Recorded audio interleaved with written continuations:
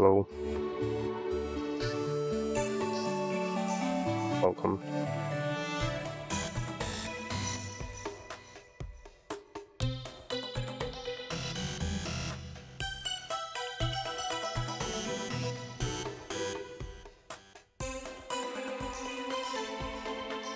My camera may be actually desaturated.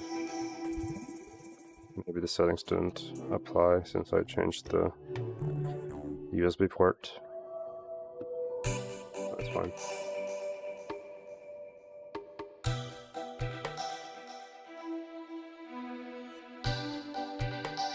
Anyway, I just realized the display capture isn't showing anything. There we go.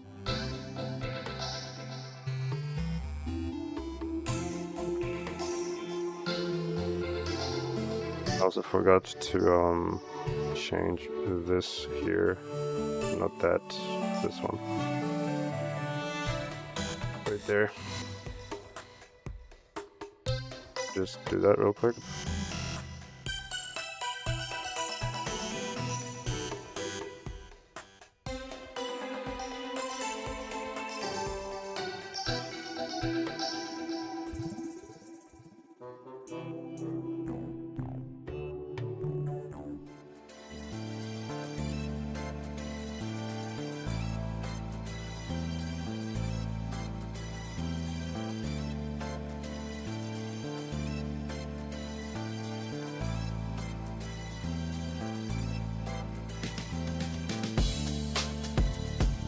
Right, that just disappeared.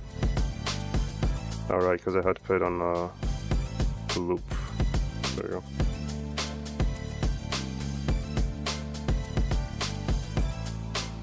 That works.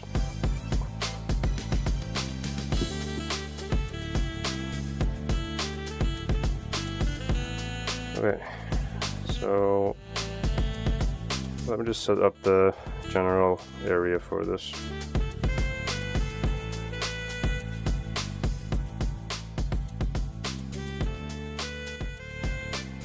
Down a little bit. Okay, so I'll just start with a plane this time. Okay.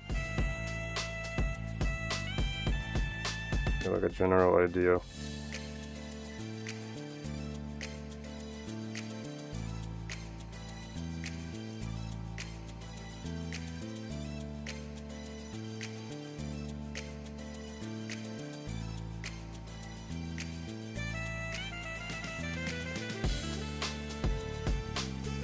All of this.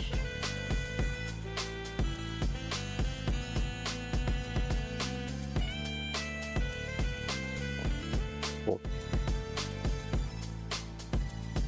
Although I will need some guidelines here, the grid, so I can see how big the scene is. So in the middle, we want to have a tree. Okay. I'll just check what we have here first. See if I can maybe modify some of these.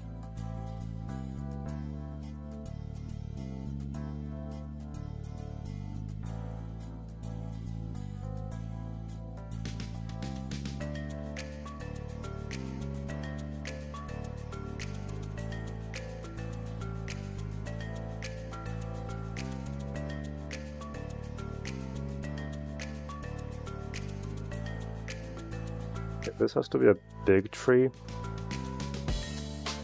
Let's maybe do that first. Trunk height. Okay, that's not good. That doesn't change anything either. Inch radius.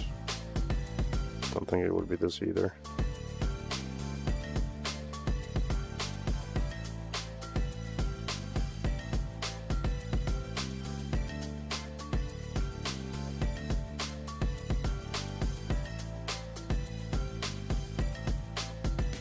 I keep forgetting which one it is from this section.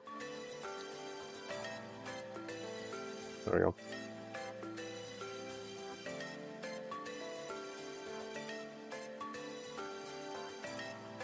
This is a very thin, so I will also have to change this.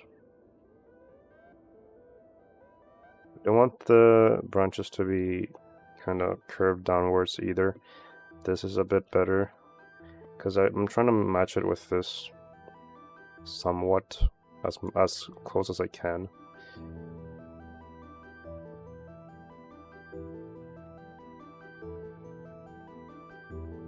I think we will need more branches, it seems. So like this maybe.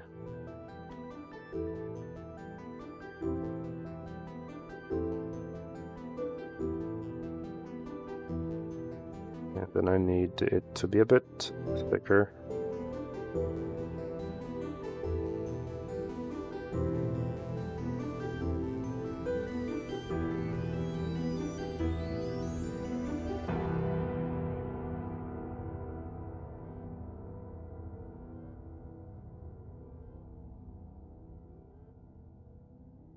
Could I add a bit more splitting to this? Let's see.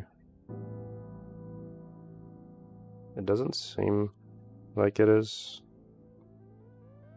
Okay, maybe I needed to turn up the base splits. Or maybe the base splits are actually like from here. Yeah, probably. Yeah, okay. But yeah, I don't think I can go any higher than level 4. I mean, I can see something changing here, but I don't... I feel like that's like an overlap, maybe.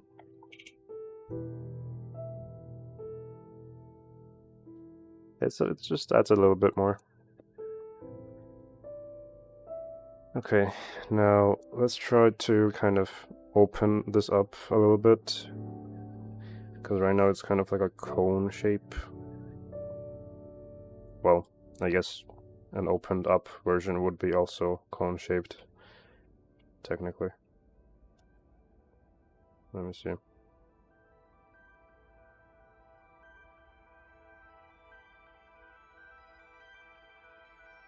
Just trying to find which property it is.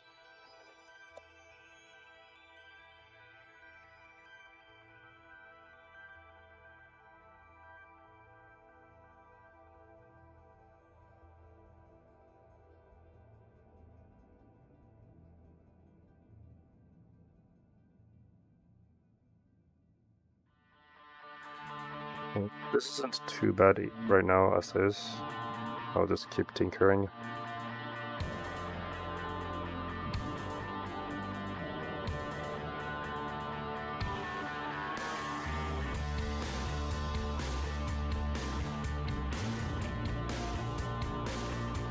Perhaps I should turn down the levels for now, just so that I can work a bit better, so it doesn't lag as much.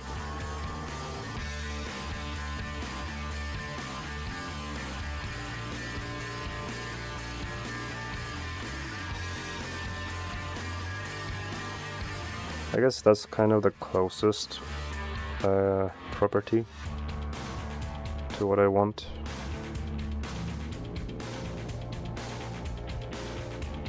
Okay, where was the curvature again? Let me see.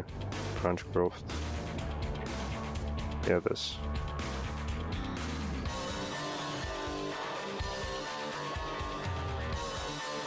That's kind of about there, but I can see the roots of this, like the base of it, isn't exactly here, it's down here. So let me try and find where that is here.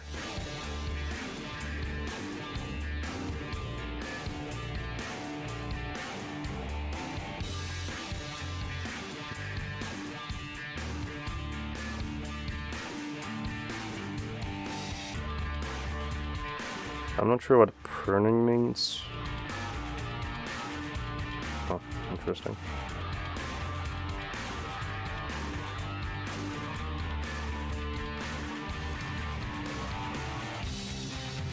Okay.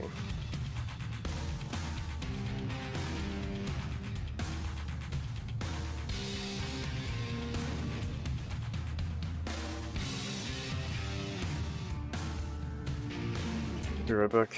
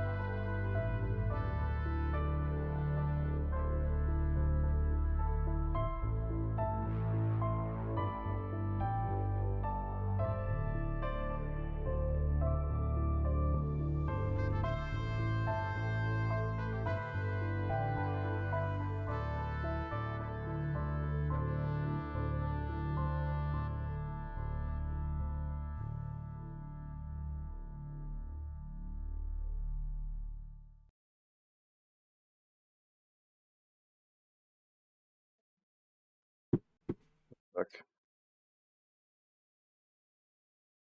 Is the music not playing?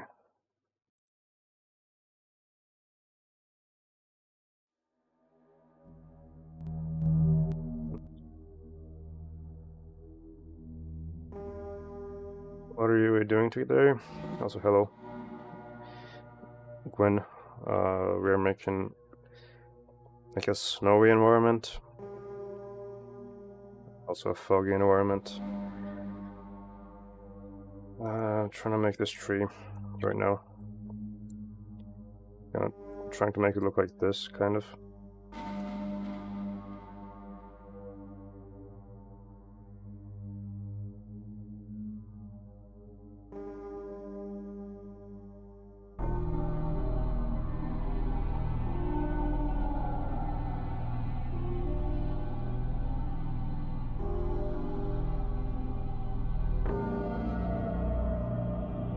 Apparently I'm just trying to find where the setting is for these, so I can bring them down to the ground rather than having them like here.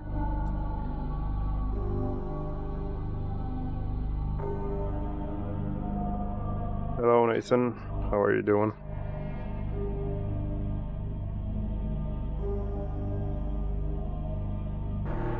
Okay, so now sounds fun. Yeah. I also upgraded my GPU to 4070, so I am excited to see how well that does with volumetrics as well. Hopefully it's gonna be fine. But also, this isn't gonna be complex in terms of animation. It's probably just gonna be a single frame, and then I will add some snow later on, like maybe in DaVinci or maybe just in Blender too. It shouldn't be too hard to render separately. So that story, yeah, it runs really well. Like the temperature maximum it got was 51 Celsius, which is nothing at all. And it's a really good GPU. It runs basically anything I want. I'll probably upgrade too, but I don't need to right now. Yeah, like I wasn't gonna, but like my old GPU, one of the fans broke, so I ordered the fans to then replace them, but I just I was gonna upgrade anyway in the future, and now that I needed to upgrade because I couldn't use my GPU, I was like, might as well. So I just bought the 4070 yesterday, but I am still waiting for the fans to arrive for my old one, so I can fix it and then maybe sell it. The 4070 heard your GPU fan gave out, yeah. That's just the universe telling you to upgrade. Probably, yeah. But yeah, very satisfied with the purchase.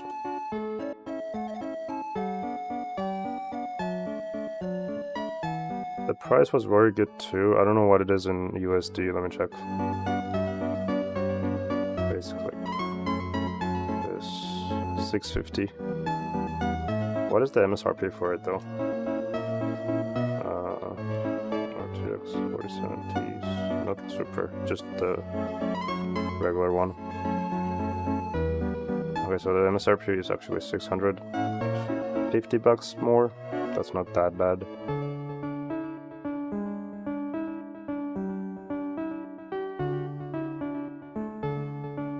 But yeah, I mean, it does everything I need it to do, so I would say that's a good deal. My other option initially was a 4080 Super, which is like triple the price. So I was like, I probably don't need that much. This has like 12 gigs of VRAM, which is way more than enough for me, since I optimize my projects. So surprising given the crazy price raise due to new bot farms popping up lately. I mean, this is like a local price here in my country, so I don't know what it is like elsewhere.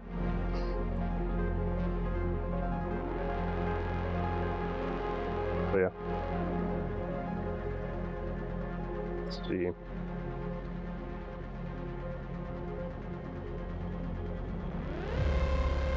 Resolution, no, that's not it.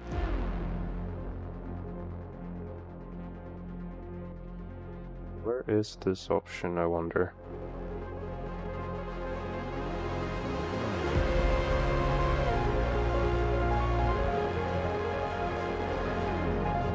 I know this is like the thickness of the root of it, which isn't what we need. The taper.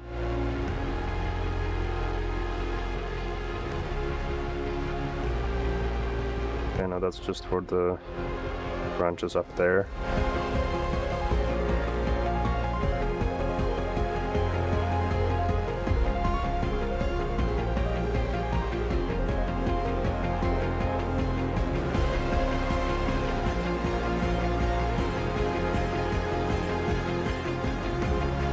Well, you know what, I can also just go to edit mode, and then instead we could move that down. Okay, maybe let's do that, and then make this a bit thicker maybe.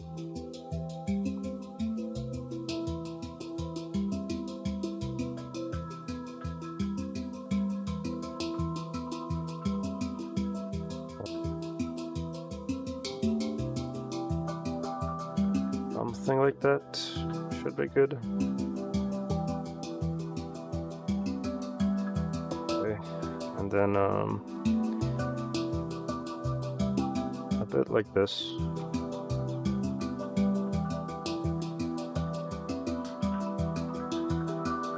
Okay, that's not bad.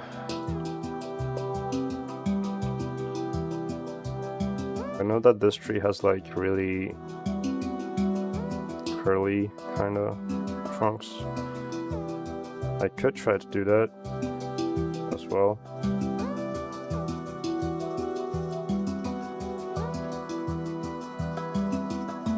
But I don't know if there's like a modifier for it. Though I could probably use geometry nodes for this. Let's see.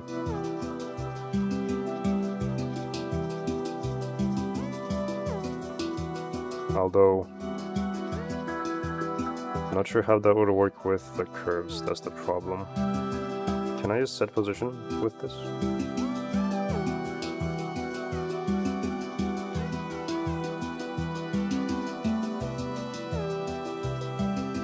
It's not affecting the curves, it's affecting the mesh. Okay.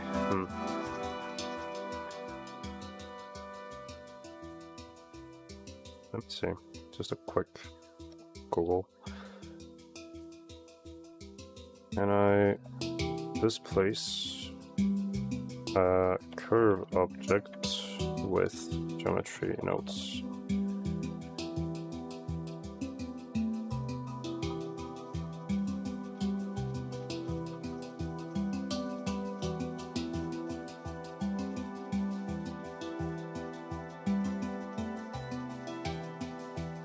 As they exist in 3D space, and let's have a look at them. I want to take my x-axis, so I'm going to separate x, y, z. If we draw this on the curve, well, that's on the, hold on, creating a curve space main axis. I'll do a little bit of organization. Let's press C to add a new collection. Put my cube into my items collection. I'll add a new collection as well for curves, and I'll drop that. Good old Blender Bible. And then I'll just hide them both. Yeah. Fantastic. So if I select my geometry nodes object now, The internet. have a look in the 3D viewport, you can see that it just looks like the curve.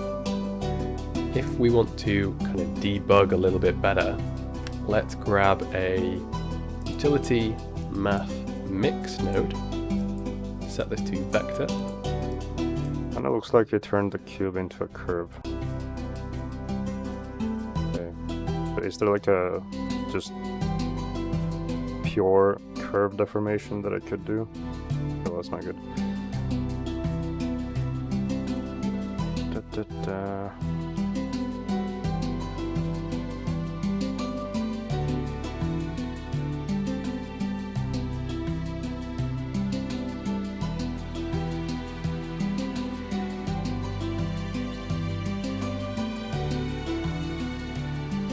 Okay, well, if I turn this into a mesh, curve to mesh, most likely I'll just get this, like, whatever we see here, rather than the lines, which is what I need. I'm not sure if I can do that here. Let's see.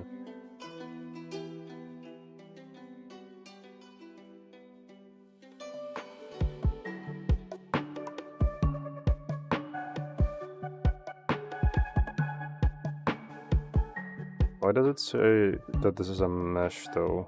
Because it's not, it's a curve right here. That's interesting. Mesh to curve then? I don't know.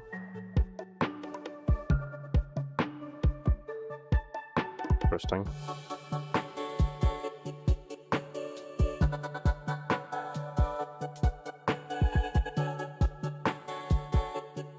Yeah, I don't think that's gonna work. But I mean, since the tree is going to be a dark color, I don't think it's gonna matter that much if, like, there's some parts of it intersecting with one another. Just because, like, it's not gonna be visible, since it's gonna be dark.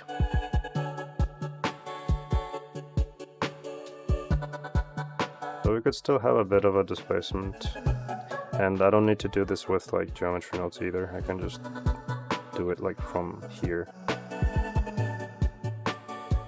like just displace. But after I like turn this into a mesh, that is. So I guess until then I can have this instead. And if I want to adjust it, we can just do a math node with a multiply.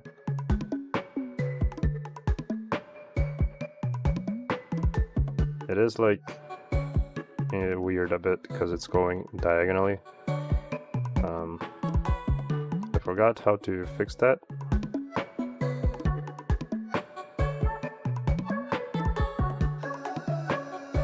But I don't think it matters that much, so that's fine. Just to like a little bit, not too much, like this maybe.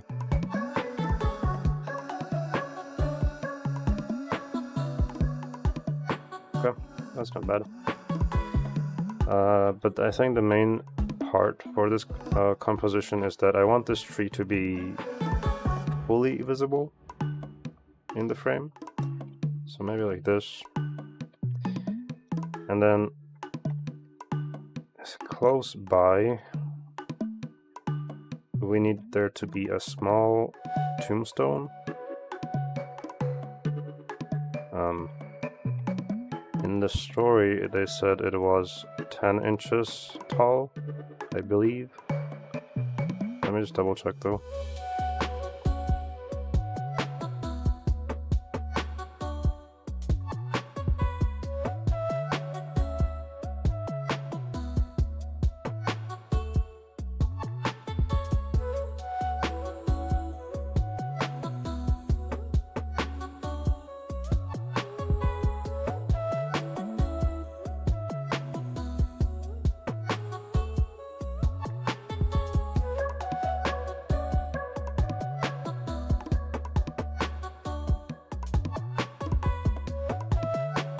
Stone was perhaps only 10 inches in height, so what is that in centimeters? 25, basically. Okay, so then 25.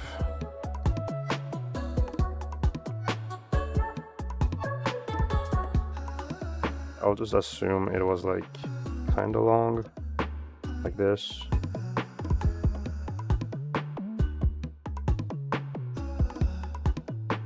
Basically. And then we can just bevel these parts. Wait, what? Oh, let me just apply this. There we go. Something like this, I would assume. I don't think I should bother with details on this because it's not gonna be visible from this angle. Let's like 4 and then this, so the shadows are correct. Okay, cool. I'll figure out the placements as I go, but this is generally the idea. Okay, and then okay, so for this one, I think I'll have to watch a tutorial because we need to have snow, which means I need to have snow like on this as well. And I don't think I should be doing that with a hand, like manually. So let me just watch the tutorial real quick.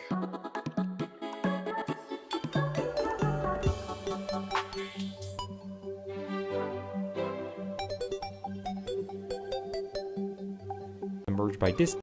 I'm going to hit Ctrl+2 to add a subdivision surface modifier, and then I will just click on the drop down and apply the modifier and shape the object smooth. So we have a nice smooth monkey head. You don't have to apply the modifier, you could just add the turn down the speakers so it doesn't but I'm just going to go with catch on the microphone. Let's also really quick add a material to this. So I'll click on new, and I'm just going to make this kind of like a dark blue material. So let's now jump over to geometry nodes.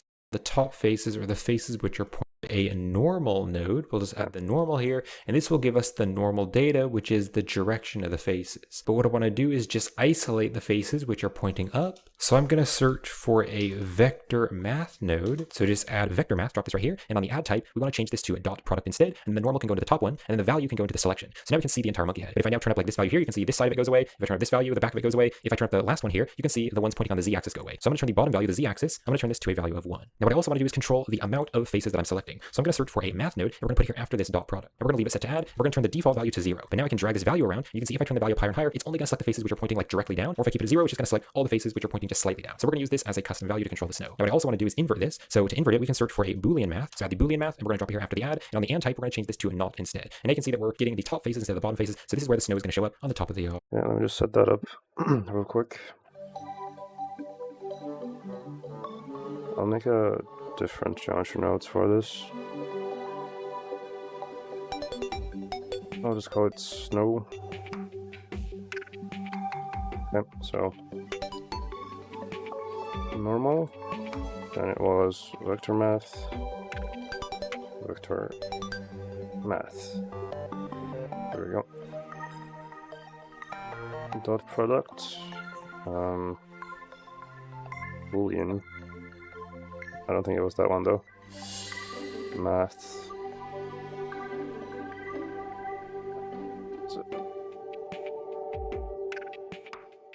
What is this? Let me check.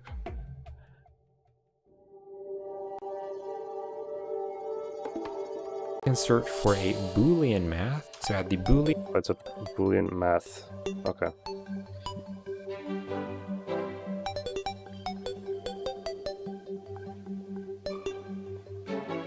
Okay.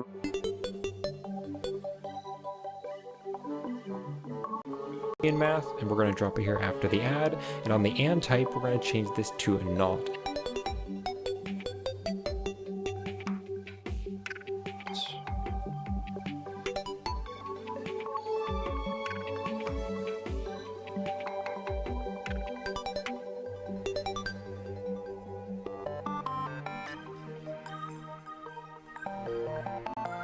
And then I have to plug that into delete geometry so that I can actually see what's going on.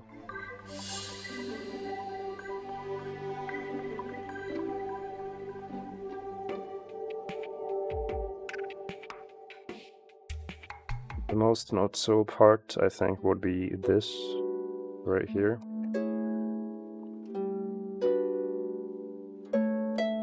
Yeah, I think that looks pretty good.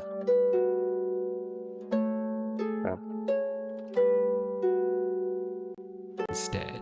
And now you can see that we're getting the top faces instead of the bottom faces. So this is where the snow is going to show up on the top of the object. And what I also want to do is control the contrast a bit, because you can see it's like selecting these faces which are kind of pointed mostly sideways. So what I'm going to do is search for a color ramp. And we'll put this here right after the add, but before the not. What I can now do is take the black value and drag it out here, and that's going to add a bit more contrast. I'll just drag the black value to about there, and that looks a lot better. So now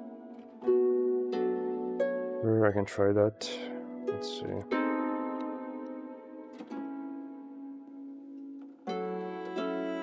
I'm not sure that I will need to do this, but I can have it be there just in case. what I'm going to do is I'm going to select all of these nodes right here, and I'm going to keep things nicely organized. So with all these nodes selected, I'll hit Control J, and that's going to join them together into a frame just to keep things nicely organized. And then with the frame selected, I'll press F2 to add a label, and I'm going to call this top faces. So this is the nodes that we're using just to create the top faces. So now we actually need to turn these top faces somehow into like lumpy snow and then mix it back with the original monkey. So to do this, we're going to search for the distribute points on faces. So I distribute points on faces, stick it there after the delete geometry, and if I turn this density, you can see it's actually starting to show us kind of the shape of the monkey if we turn the density up really high. So I'm going to go with a density of 1,500. So it's nice and dense. So now what I want to do is actually turn this into like a thick mesh. So to do this, we want to search for points to volume. So at the points to volume, and we want to drop it right here after distribute on points. So now it almost looks like a foggy monkey head made out of clouds. But what I want to do is take the amount here, and I want to change it to size instead. And then I want to take this voxel size, and I'm going to turn it to a 0.02, so it's quite a bit smaller. And so you can see the voxel size is smaller, so everything's really detailed now. And then here on the radius, I'll turn this just to a 0.1, so it's a lot smaller. So now you can see where this.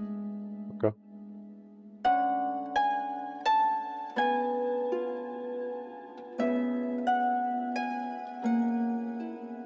Just make this just a bunch of points.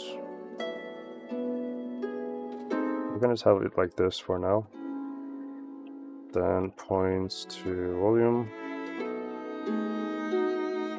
size, 0.1 I think this was, and then 0.02 or whatever. Okay, that is definitely not working. 1 second.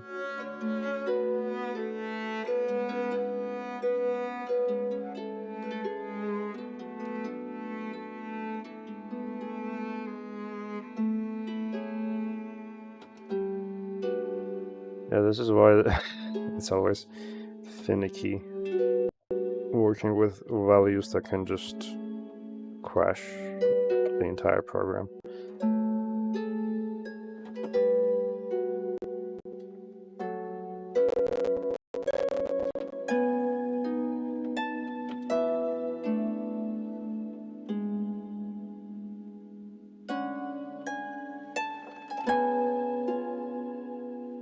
Yeah, almost all of my memory just gone, so I gotta do this like carefully.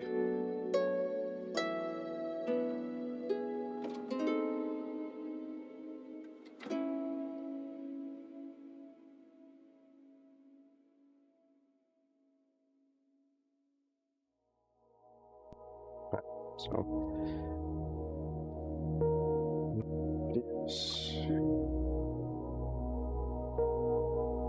size. So the bigger the voxel size, obviously, the less resolution it has.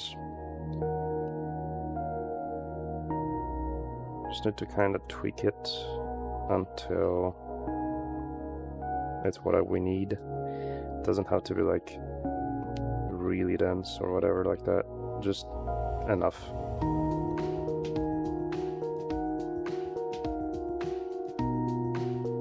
The snow is, it almost looks like a foggy cloud effect. So I just want to turn that there into a mesh. So what we're going to do is search for volume to mesh. So add a volume to mesh after the points to volume, and now you can see we're actually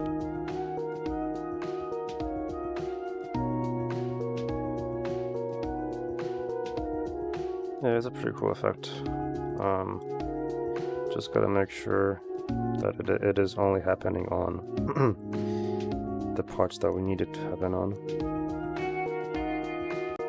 turning that into a mesh. And you can also adjust the threshold here if you want, but I'm just going to leave it how it is. Now if I zoom in closely, you can see that it looks all sharp, and if I try to shade it smooth, it's not actually shading it smooth. That's because we need to search for the Set Shade Smooth node and just stick it there after the volume to mesh. So let's just box select these 4 nodes, hit Ctrl J to add them into a frame so we can remember what they do, and let's hit F2 to add a label, and I'm going to call this Top Faces to Snow Mesh. Top faces to snow mesh so we can remember what it's doing. Now you can see that it's like really lumpy and that really doesn't look good. You can also see there's kind of like these rings here, and so what I want to do is smooth that out. So let's drag the output back here, and I want to search for the set position node. I'm going to use this to smooth everything out. So we'll drop the set position right here, and then what I want to do is search for the blur attribute, drop this down here, and then finally we're going to search for the position node, drop this here. Now we want to put the position into the blur attribute, so we need that is a pretty interesting one. So it's going to be a vector input and output, so we'll put the position into the value, and then the blur attribute, this can go into the position. So we're going to kind of blur and smooth that out. Now I can turn up the iterations here, and that's going to smooth it out more and more, and that's definitely Because it smooths out everything.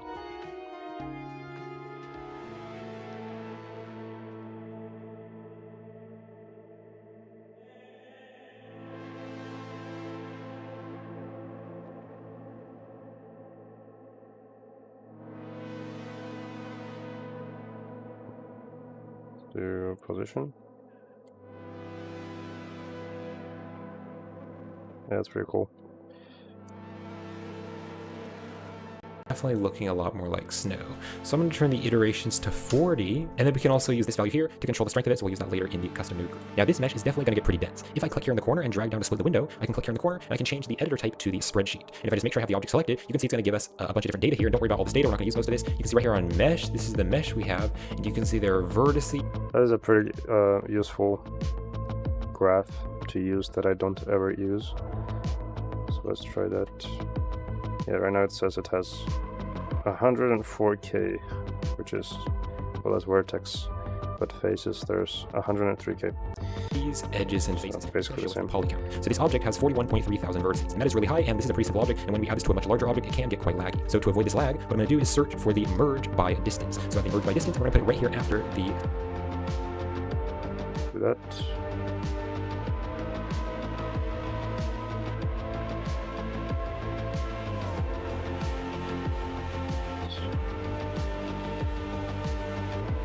Just kind of merge it until it looks the same-ish, but also way less dense.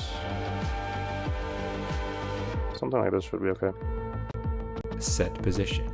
So now what I can do is change this and take a look at the vertex count as we do this. So I'm going to turn the distance to a larger value. So if it's a larger value, it's going to merge vertices which are closer together. So I'm going to turn this to a 0.02. And now you can see the vertices here are only 12,000 instead of like 41,000. That's going to get rid of way more of the mesh. It's going to get rid of extra topology. But if you turn this up too high, it might start to look kind of chunky. So I'm going to go with a distance of just 0.02. So now I can just click here and drag over and let go just to close that panel there. So now I want to add back the original monkey. So to do this, I can search for the join geometry and drop it right here. Let's drag this over. And then let's take the original okay. And then we just go back to the beginning. Join that. Maybe let's do random on this. Okay, it doesn't help.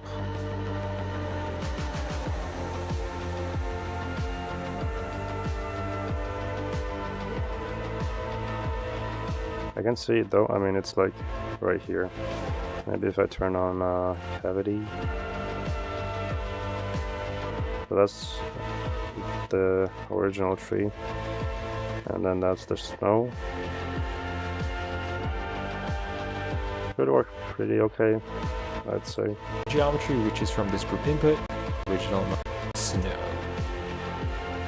Because And then we need to do it's also just a material as well. bring these together. But I think I want to turn up the resolution on it as well, maybe. We'll see. For now, it's okay. Then let's do set material. First, let's do a tree, and then we can do snow.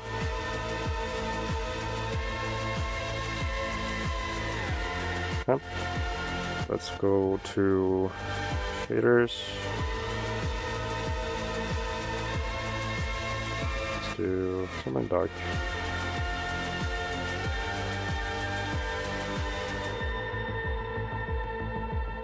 Bit laggy. But yeah, I mean, like that's pretty good. Let's see.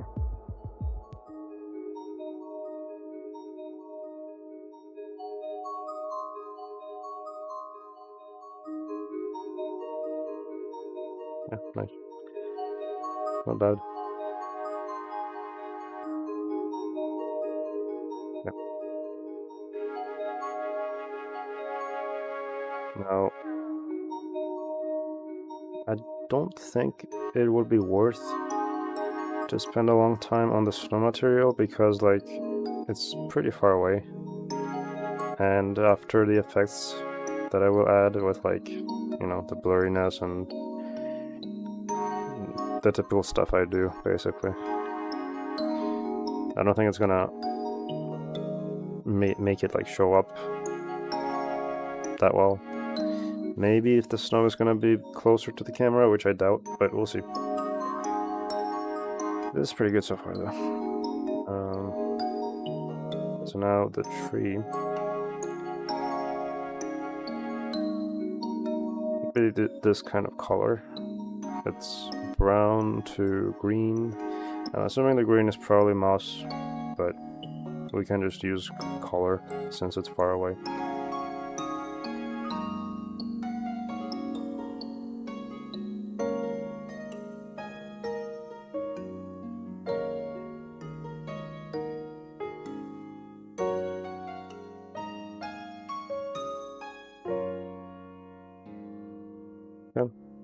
Let's do kind of a desaturated brown color. Do like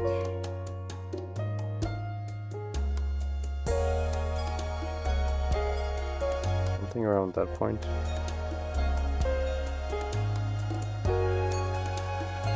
And then the other color can be green.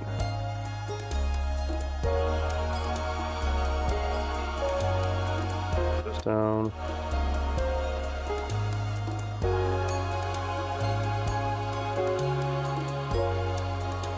More to the yellow side, I would say. Like that. Now we just kind of do this.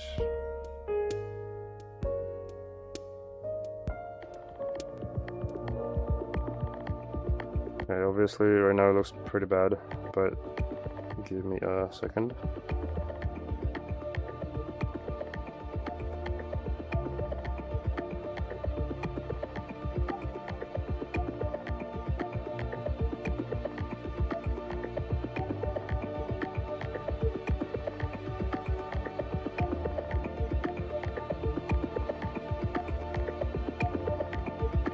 It is simply more effective to use effects and generative nodes instead of hand shaping naturally occurring objects. Is it? Yeah. Well, it's really up to you, but like, I kind of don't want to hand place snow on this many branches when I can just use geometry nodes to like make a system for that.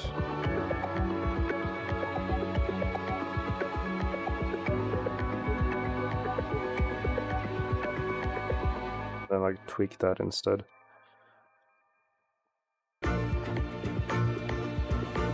But it depends on the situation. Sometimes you want to do stuff by hand, but you can also do both.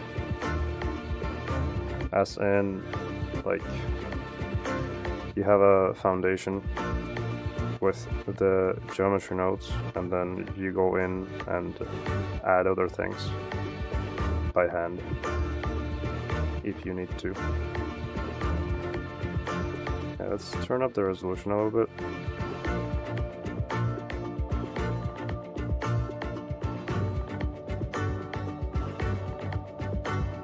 And then let's do... Let me see if I can, like, maybe separate the bottom side so I can, like, only apply distortion to this side, perhaps. Let me see.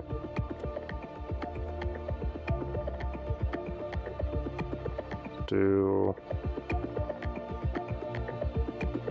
this one. Oh wait, we gotta go like to it like this right here in the modifiers tab.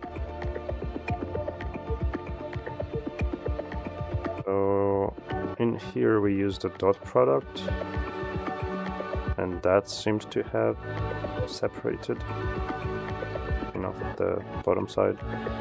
So maybe if I use that here, it could work. I'm not sure.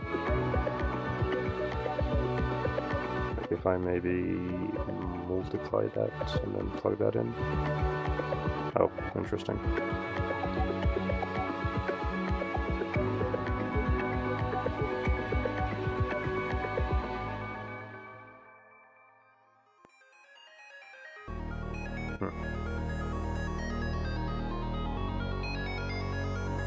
Really expect that to happen.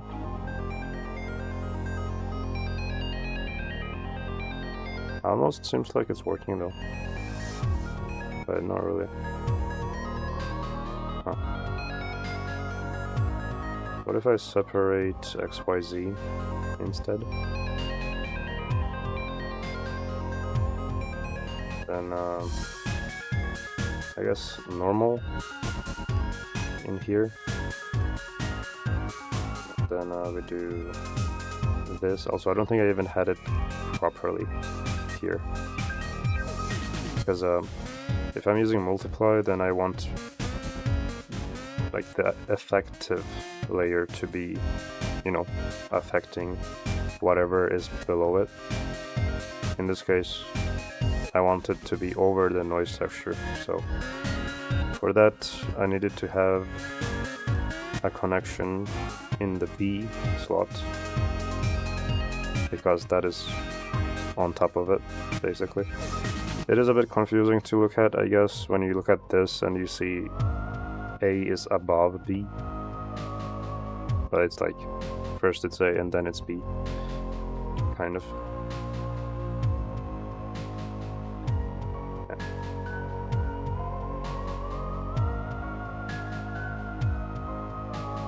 I mean, something is happening.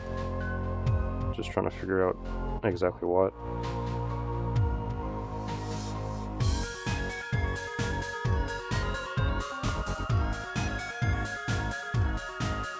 Okay, what happens if I compare? Oh wait, what the hell?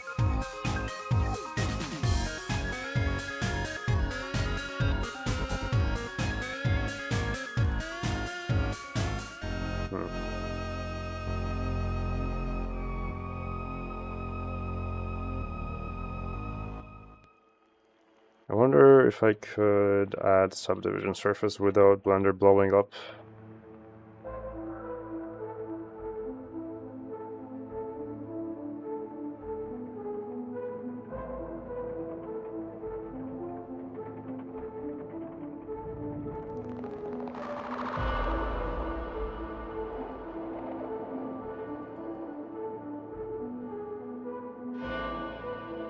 Okay.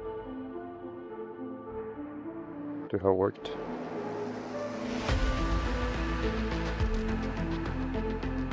Honestly, yeah, this is fine. I like it.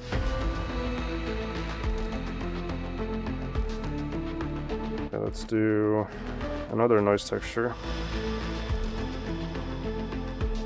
I can just reuse this. There we go. Let's do a bit like this maybe.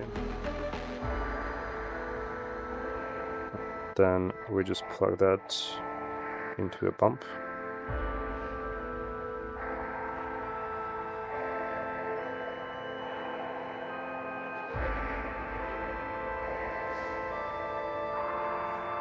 Five.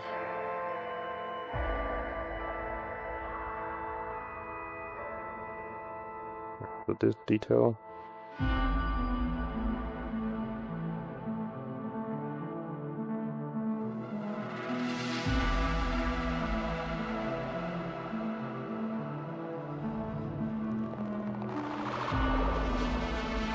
That's a tree. Okay, cool. So now, I need the snow also to be on the ground, obviously.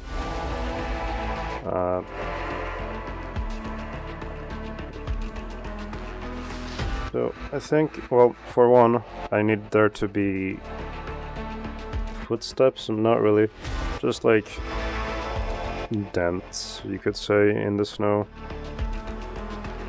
Because I want there to be signs of people being there, and also I want there to be some dirt, like shoveled up dirt, just on the side, like a pile.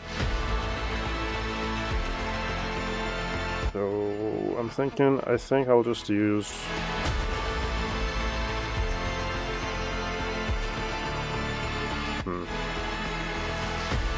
maybe just a plane, honestly, like a plane, and then a noise texture as a base, and then I could either use texture paint or vertex colors to then paint over the snow, which is gonna be like marks of where I want the snow to kind of dent or like go down, to then make areas of like people being there before.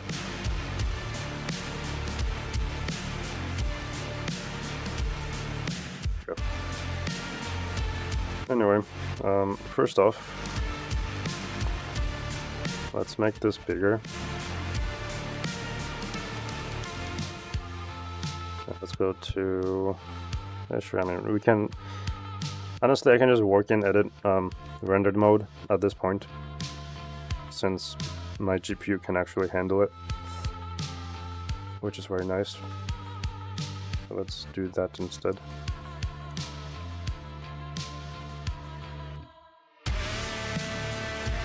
Okay, if I'm gonna do displacement, I'll have to have a lot of geometric detail.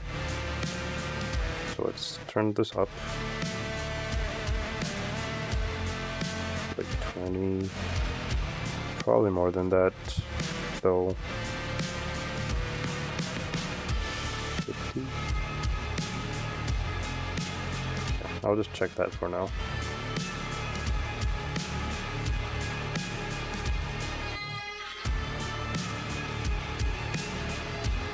Settings, displacement, height, and then I'm gonna check how this looks first. Okay.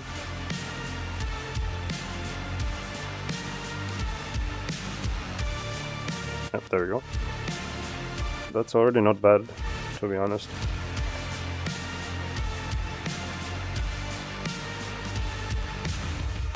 And scale this up. Okay, probably gonna need a bit more.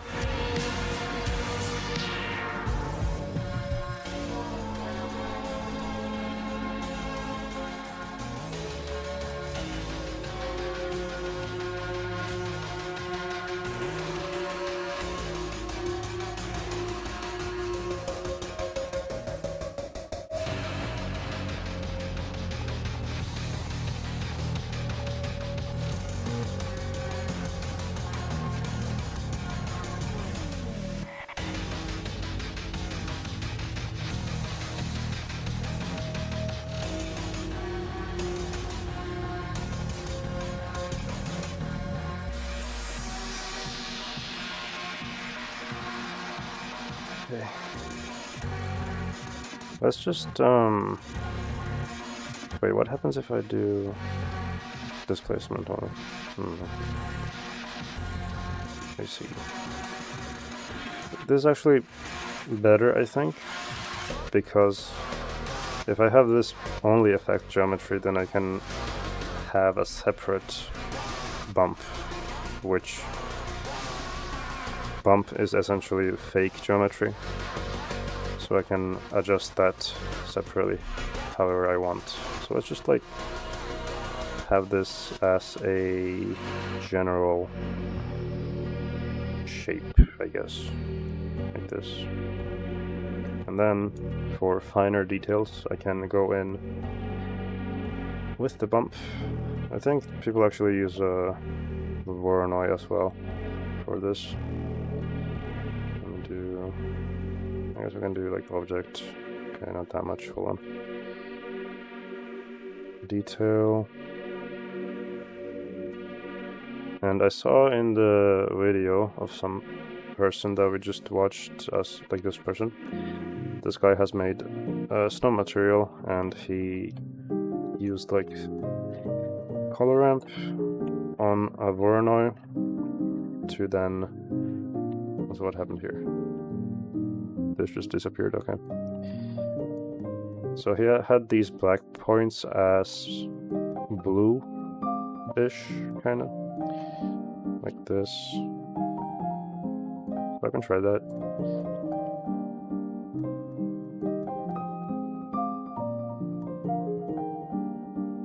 Yeah, that's a base color. And then on top of that,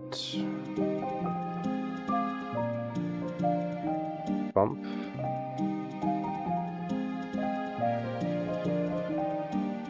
Let's use the same vector for this. I see a lot of landscaping seems to work on a similar basis, which I guess makes sense. Yeah, I would assume so.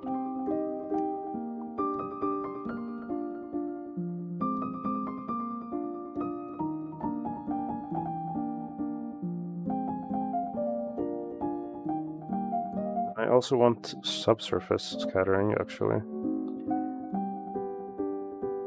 But since this is snow, I don't know if it's gonna adjust the color of it automatically. I may need to go in and make it look blue. Let me check with the light source. A really strong one. If this can work.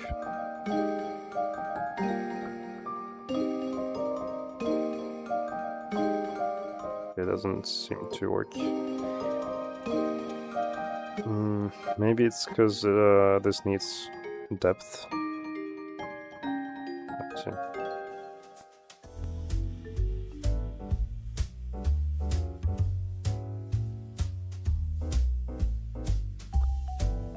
Or perhaps it would be easier if I applied this. Oh god, okay, let's turn that down. If I applied this material to like a sphere, maybe. Let's see.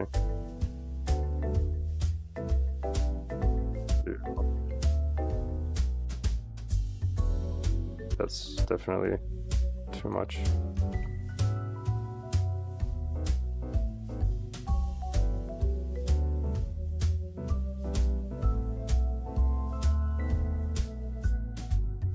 Just a copy of it to test it out.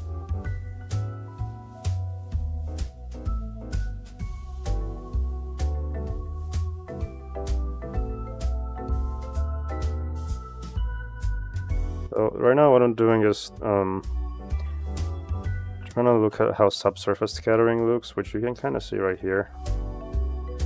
Right there. It's essentially the transition between a bright spot to not as much of a bright spot.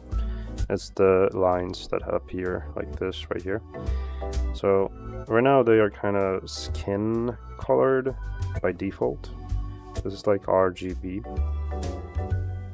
So since we want more blue, obviously I could probably like swap this and this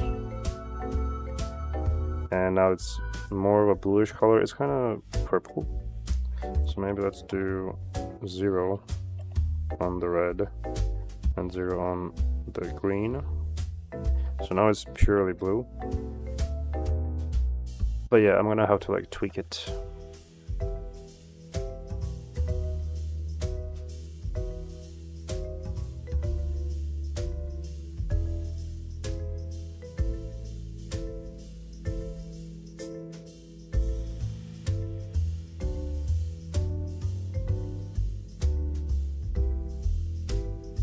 Alright, we can also change the scale of it. So it's more of a coverage. So now we can kind of see it a bit more right here, which is good. You can only really like see how it actually looks once the rendering is done. So we can't really work on it in the middle of that.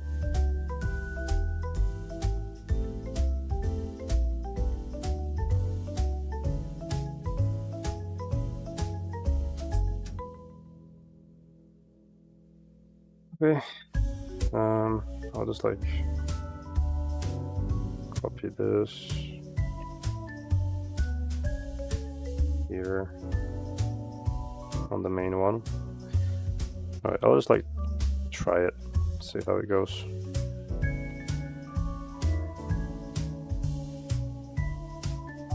Okay, so now to get the kind of like the sparkly look that snow has, this person also had Voronoi separately,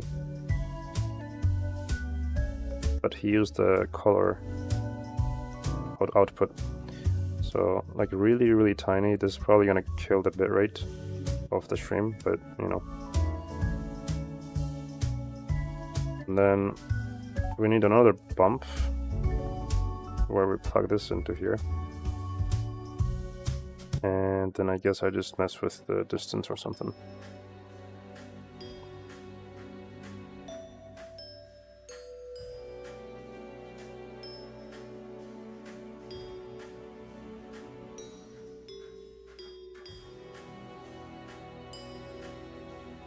Let's maybe have another point light just to check.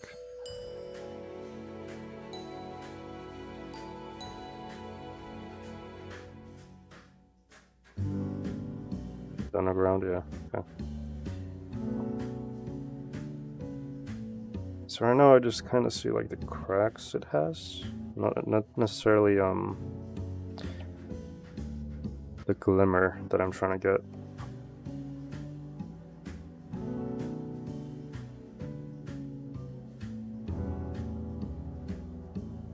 Let's make it a bit bigger, perhaps. Let me see.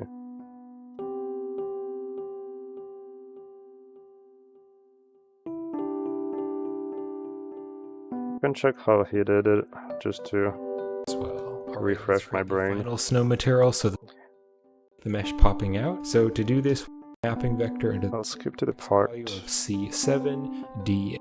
The subsurface weight to like a 0.5. Now the surface looks very smooth, it doesn't really have any bump, so let's go to the add menu and we need to search for a bump node, and we'll put it down here, and we can take the Voronoi distance value, and we're going to put that into the height value to convert it to bump data. And then we can take the bump normal, and we can put that into the normal of the principled shader. So now you can see the surface looks really bumpy, but I'm going to turn the bump strength down to just like a 0.1, so now we just have a bit of subtle bump over the surface. Let's also add another texture, so I'll go to the add menu, we'll add a noise texture, and we'll drop this underneath the Voronoi, and then I want to use the same object coordinates, so we'll put the mapping vector into the vector of the noise, and let's control shift select the noise texture to preview it, and I'll turn the scale up to 6, so it's a little bit smaller, and I'll turn the detail to 10, so it's pretty detailed. And I want to put this into the bump as well, so I'll select this bump node, I'll press shift D to duplicate, we can stick it here after the first one, so it connects into the wire, so that normal can go through the normal, but we now have an extra height value that we can add data into. So we can take the noise texture factor and we'll put that into the height value of this bump, and I can control shift select the principled shader, and you can see that second one just adds a bit more bump and detail to the material. And then I want to add another Voronoi texture, which is going to be used to add those ice cracks. So let's search for another Voronoi texture, we'll drop it down here, and again we're going to use the same object coordinates, so we'll put the mapping vector into the vector of this Voronoi. Let's hold down the control and shift key and select the Voronoi texture twice, and you can see the color one is going to have these little chunks of color. And if I turn up the scale, you can see this is how we're going to get those little chunks of ice. So I'm going to turn the scale to a really big value of 1400. So 1400, if I zoom in there, you can see there's little bits of detail. So now we'll duplicate the bump node again, and we're going to drop it here after the first one, and the Voronoi color, we can put that into the height value, and then I can control shift select the principled shader, and it's a little bit hard to see right now, so I'm going to turn up the bump strength to like a 0.4, so it's a bit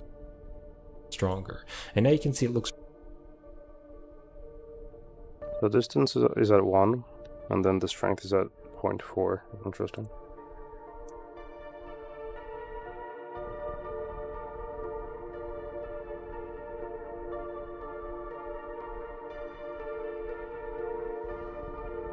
Maybe it's supposed to be really tiny.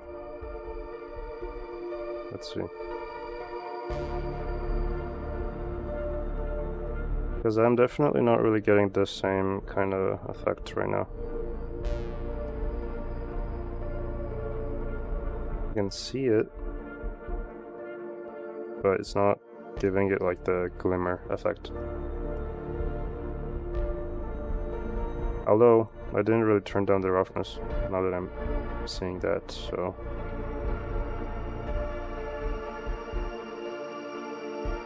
That's way too... tiny.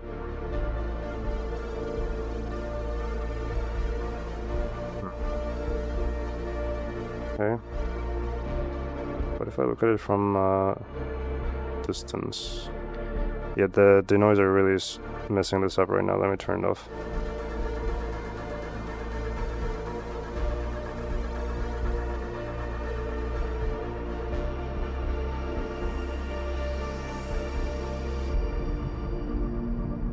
We actually had this at 0.5 as well, the subsurface scattering,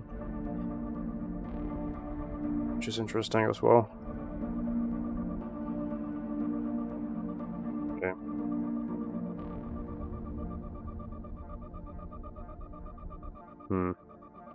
Yeah, it's actually pretty hard to do. The specific effect of like the glimmer from the snow.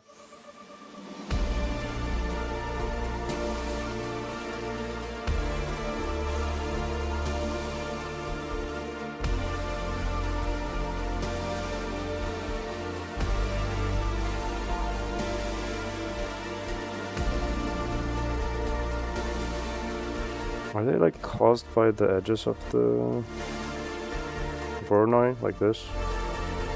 Because right now I only see the edge highlights from this point light, as you can see. Or hopefully you can see.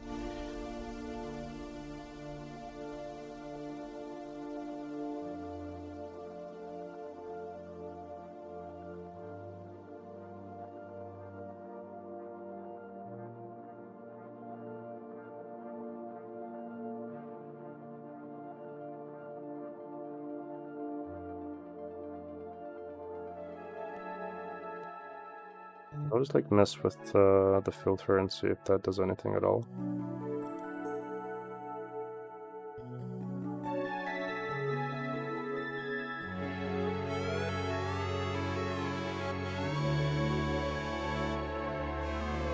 This looks...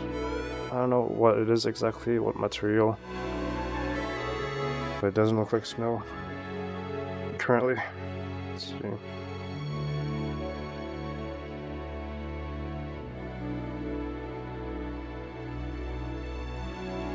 Let's also turn up the noise a little bit, maybe. This one, where the colors are.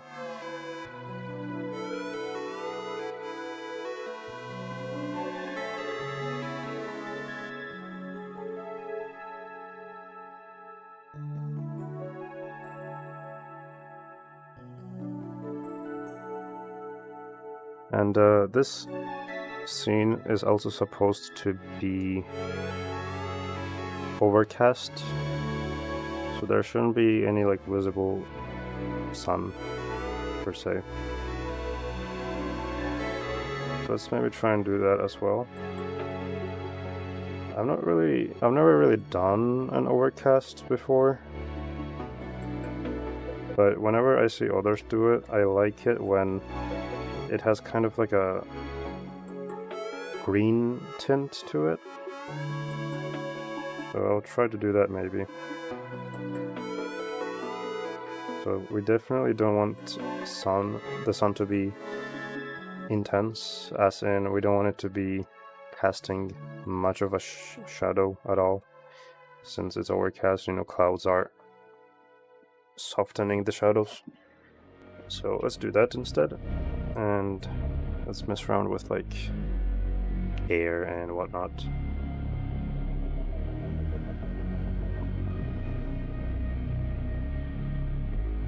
Just like whatever gets us to desired look. So it has to be pretty grayish in color, I would say. Pretty desaturated. I could also maybe look at the preview here and see how that looks. Damn.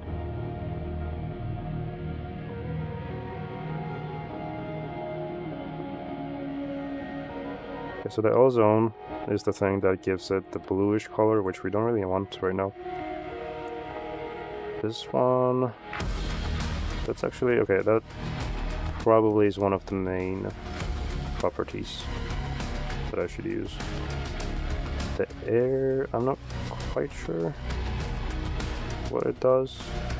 I mean, it tells you density of air molecules. 0 means no air, 1 means urban city air. So I guess maybe like 1 to 2, something like that.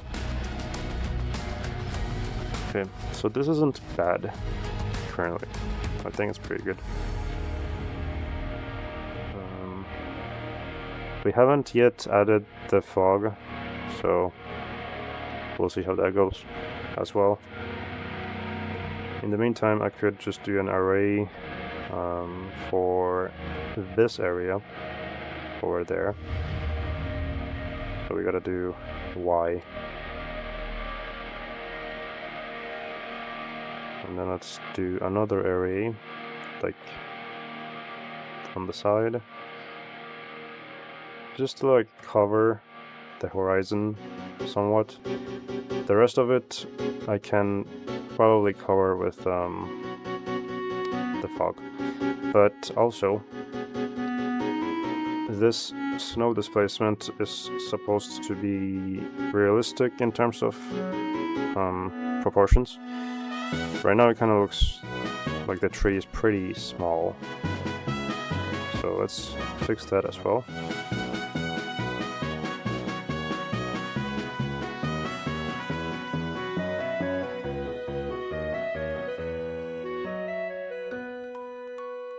Yeah, that's a bit more like it, I think.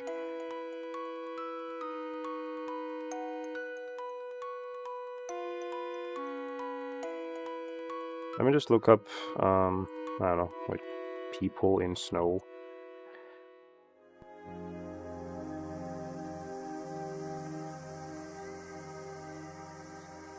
The wide shot.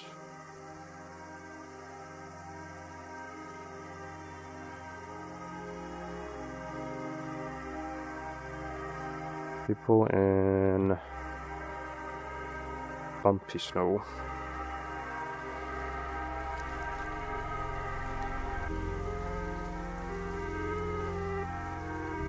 Okay.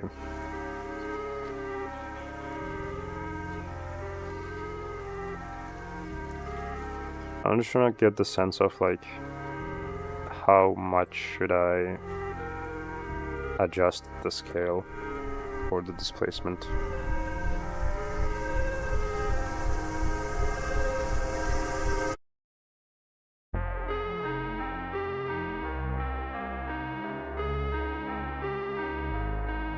Okay, well this needs a bit more geometry now, which, you know, a bit going to the, you know, too much territory, but maybe I could use, instead of using like a typical subdivision, I could use a modifier, and maybe that will help a bit, because it has adaptive subdivision, which means if something is further away from camera, then it's gonna be less detailed. So let's maybe do unsubdivide on this.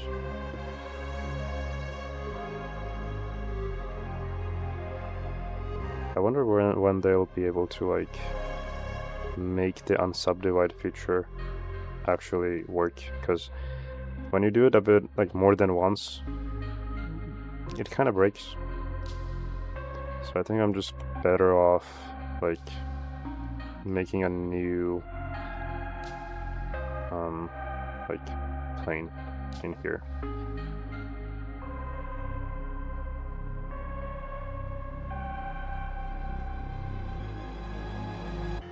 same size as this one. Delete this. Okay, there we go. Then after that we can do, just make sure this is like merged. Okay, and then let's do subdivision. Put this on simple. Turn on adaptive subdivision. Let's see, wireframe. Turn this up. Okay, I can see it changing on here, on the stats, but I can't really see it on here. So I'll have to check it in the rendered view. So right now it is pretty, you know, bumpy. So let's turn that down.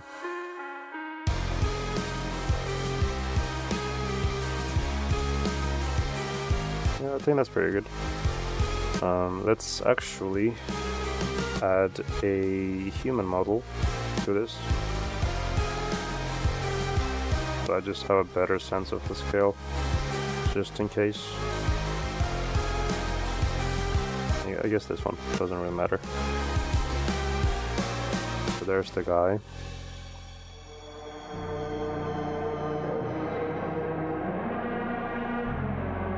Right there.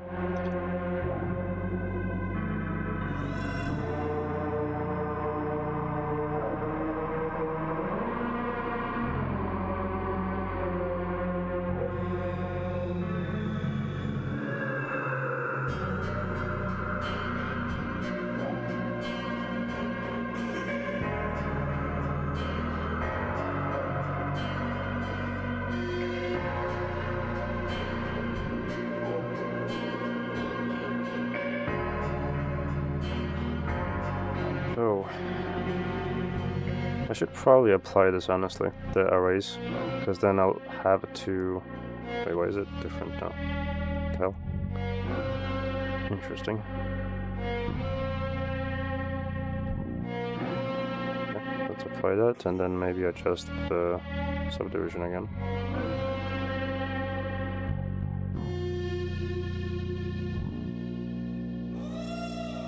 Doesn't really change. Okay. That's interesting. Is it really separate? It isn't, which is good. It's supposed to be merged.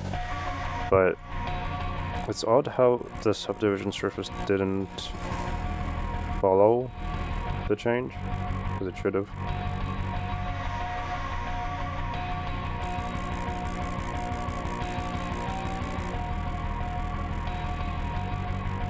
Or maybe actually it might have been...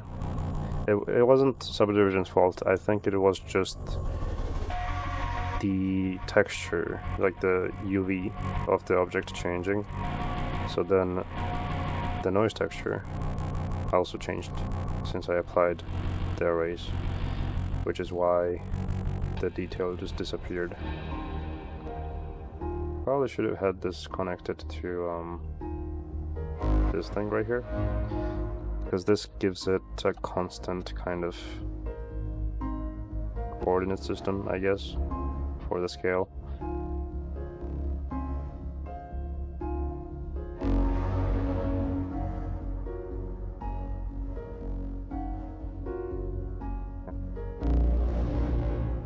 Something like this. Maybe it's a bit much though. I think I could mix another noise texture with this, but that one would have less bumps, like at certain spots. So we can try that.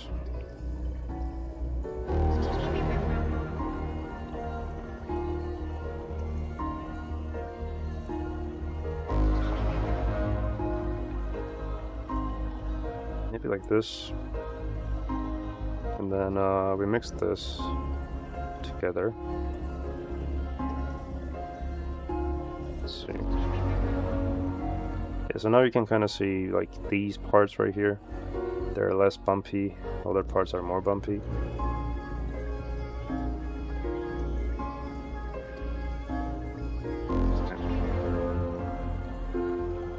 Let's actually also make a simple empty object like this, and this is gonna be like a focus, or the camera will track this object right here. So if I go to camera, then not a modifier, I need a constraint. Then we do track to, then we select the empty. So now this is the point where the camera is looking at all times. And the reason why this is good is because if I want to move the camera, but I want it to maintain looking at the same spot, I can now do that like this. I kind of like that now, for example. The lowered kind of look to this. Not too much, but like in the middle ground somewhere like that. It's pretty good. And honestly, the way the horizon is right now from the background, as you can see, it kind of looks foggy as is. Like, I feel like I may not need to add, you know, actual fog, maybe. And also, let me just try another thing. Like this here, and then I'm gonna reduce it just to see how it looks. I do enjoy the silhouette that it has, actually. That's pretty good. I like it. Okay, what else do we have?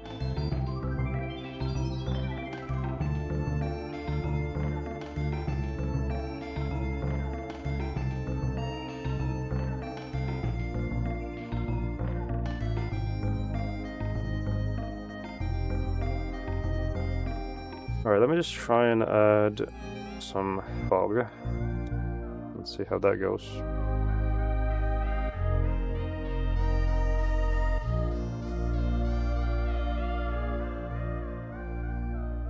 It's up. There we go.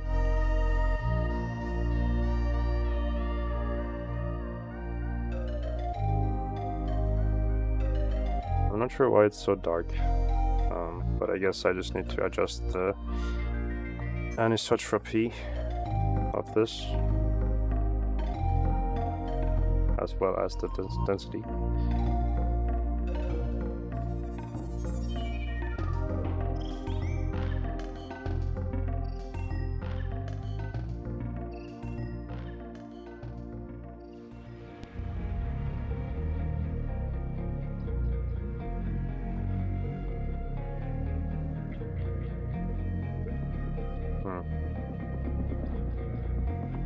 Interesting. Alright, well, definitely shouldn't be this dark.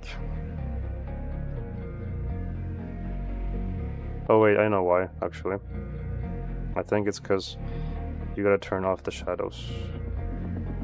I mean, that kind of helped, but not necessarily all that much.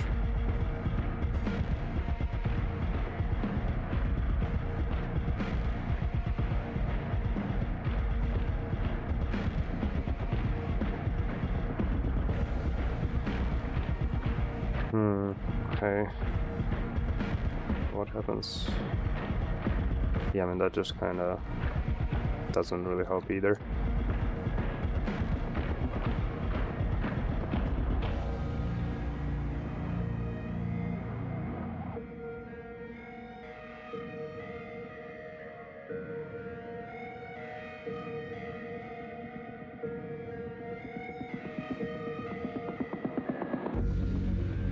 Down.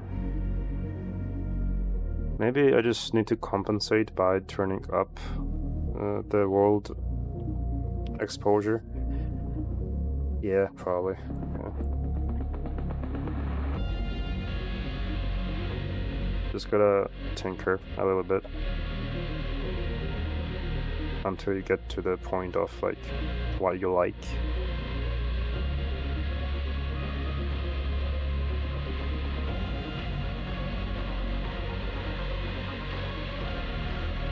Let's maybe turn on the denoiser as well.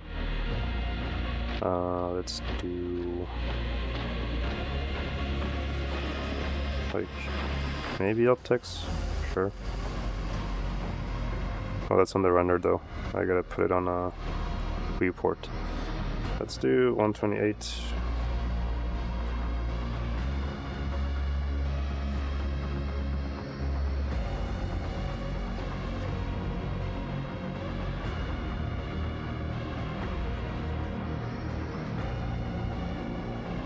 I mean, we're getting somewhere, so that's good.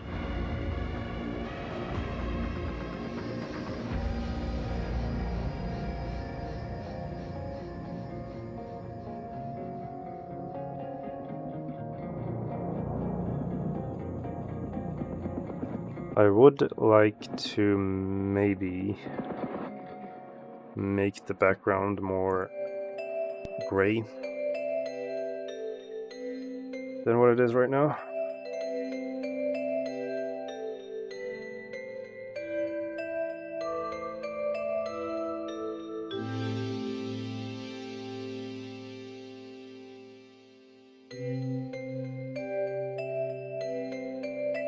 Yeah, I mean, I like this, actually. It's pretty good.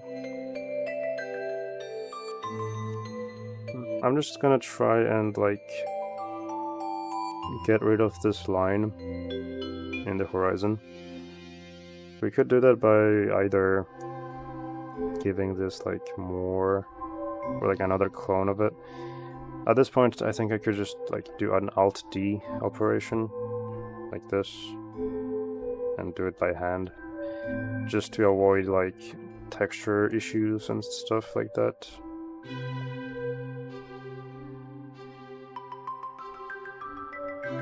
Yeah, that's pretty good. Okay. And what else do we got? Let's see.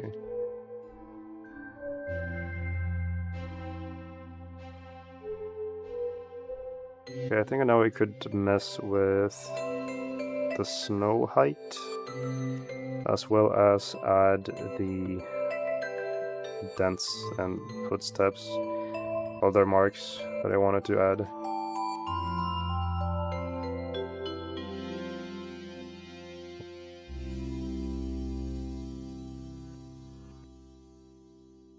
The bump, we need displacement here.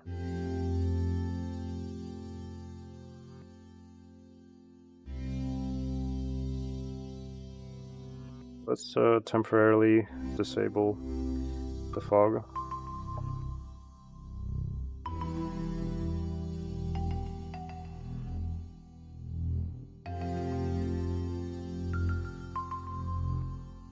I could also add the snow texture on, you know, the tree, so it's more consistent.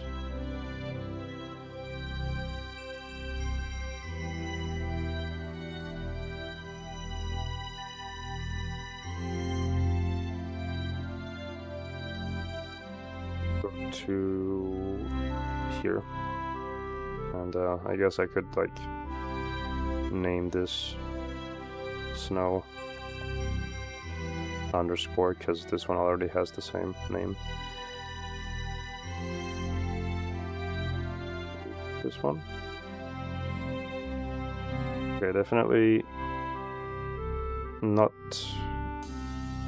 how I wanted it to be, but I can make a copy of it, so that's fine.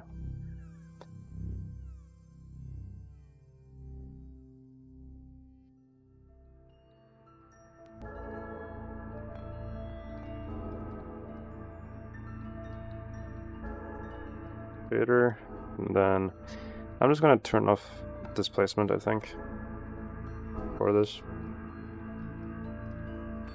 Also,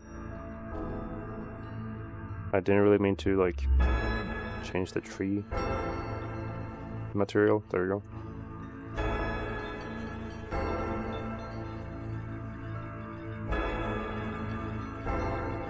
And then I guess I could adjust like the size, the scale of the textures that I have on here. Let me see. so that they match the ground. Set it like right here, just so that I can mess with it from the side. So let's do... I could just kind of scale everything at the same time.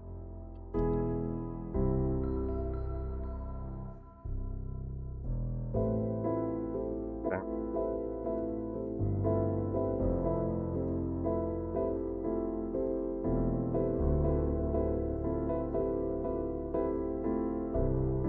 Yeah, I guess that's about right, I would say.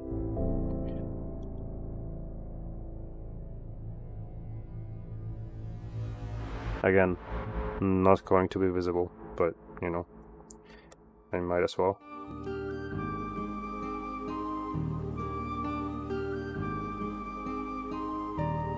Yeah, let's also do maybe like an array for this one.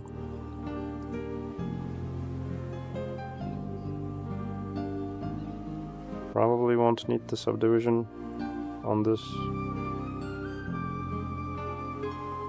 Yeah, definitely not. I'm just trying to cover the horizon right there. There we go.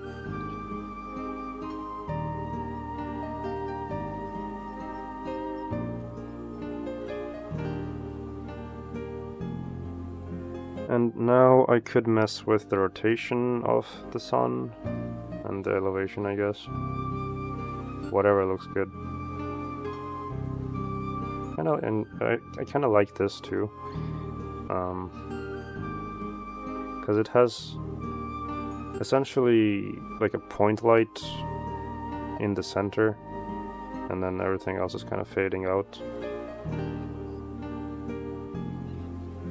Could maybe add more contrast, so just maybe like do this or something. Or wait, let's do brightness. That's pretty cool too. Nah, that's not gonna work. Hold on. Maybe color ramp, perhaps? No, that just basically removes everything.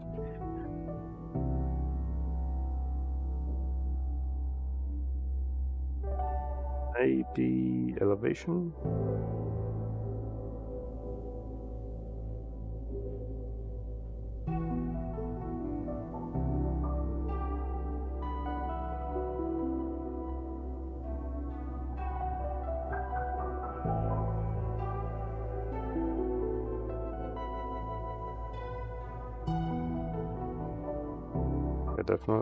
Definitely not like that. I don't know, I'm kind of like torn on what to do here.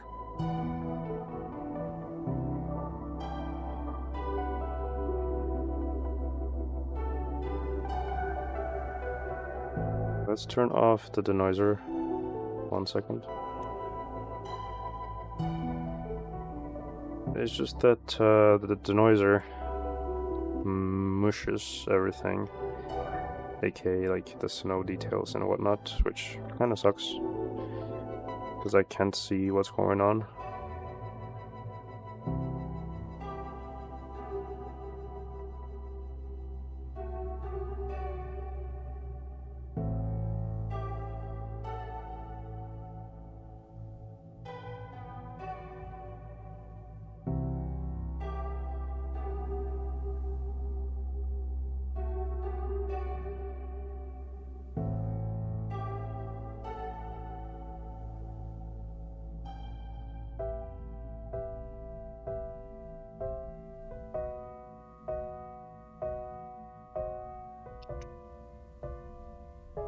Okay.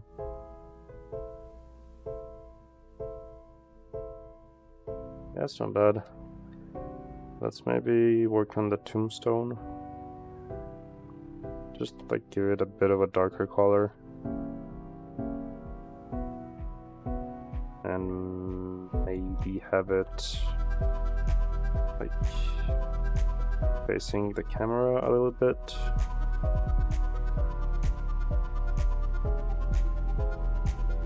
This also won't really be visible, but I'll try.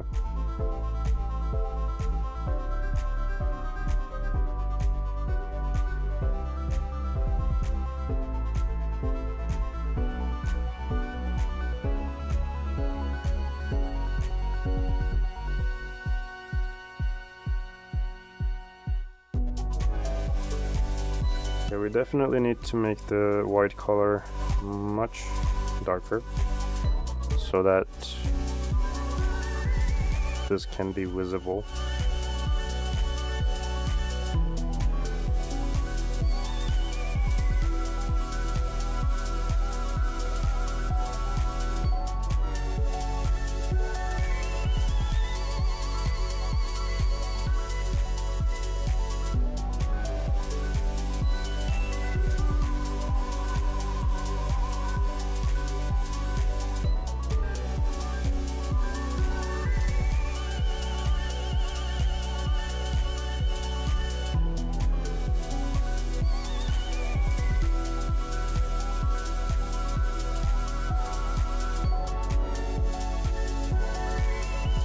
Okay, I think I'm not able to apply this without the textures messing up again, but that's okay.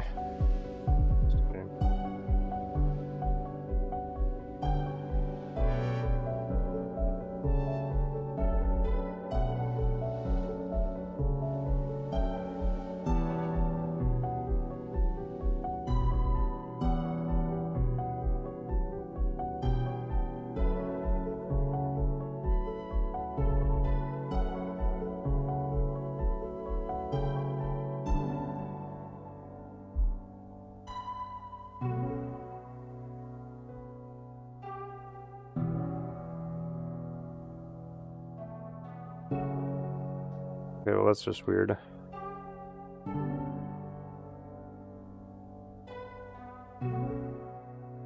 Why would it not? I guess maybe it's because I use adaptive subdivision, perhaps? Yeah, probably.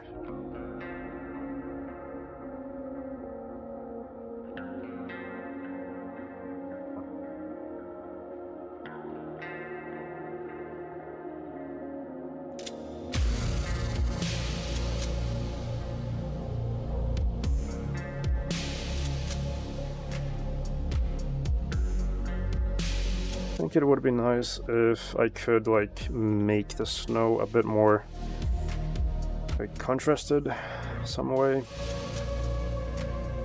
Typically, if you want the shadows to be dark, then the ambient light is usually the reason why they are not dark. So like this.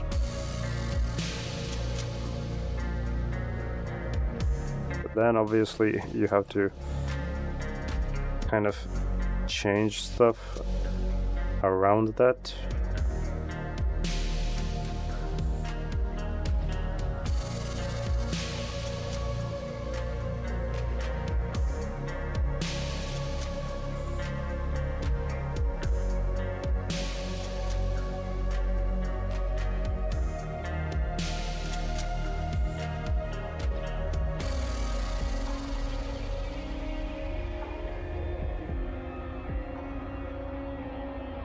I could try and add like contrast in the compositor to see how that looks as well.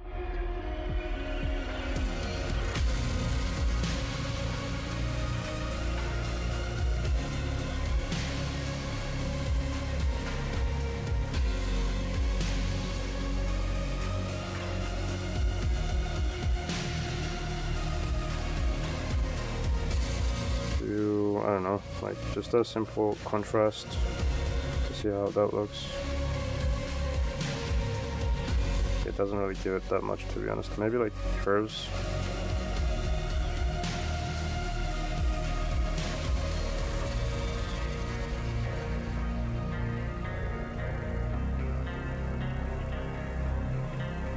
Yeah, I mean, there's just not much to work with, that's why.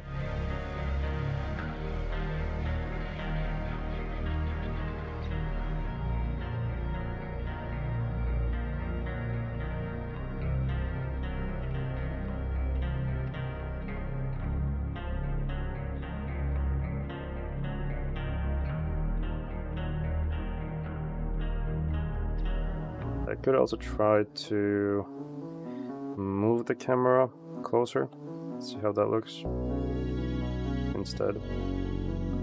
And I think I will have to move this tracking here downwards maybe.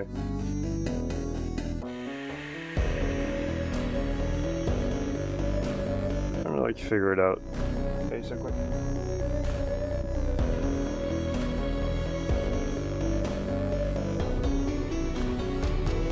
Could do a close-up as well. But in that case, maybe I could have the tombstone be the focal point.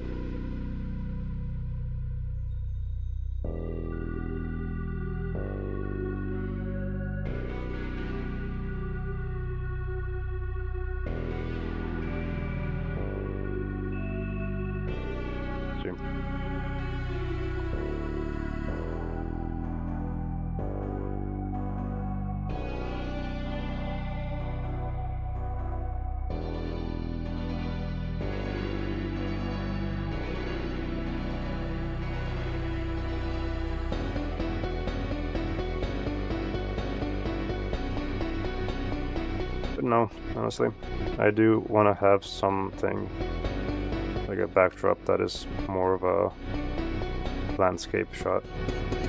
What kind of software do you tend to use for music production side of things? Typically, I just use FL Studio. I use Nexus for all the instruments.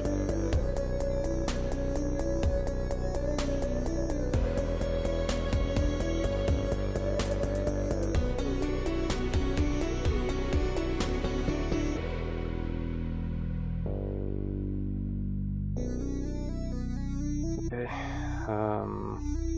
let me just try something here as well.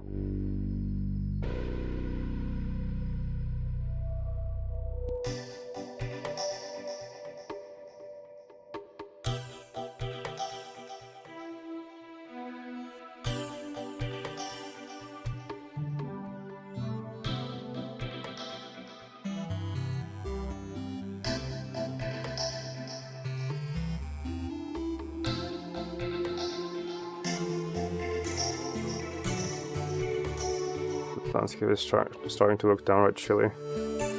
Well, that's good.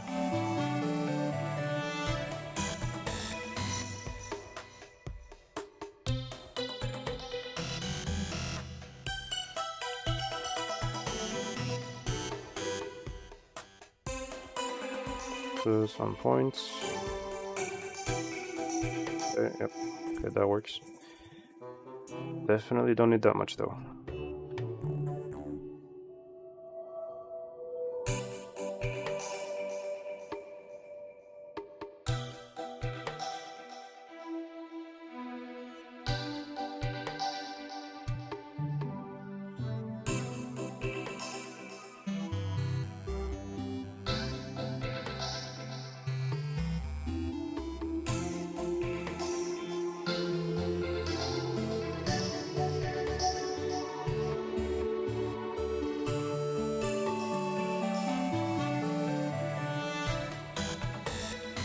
Okay.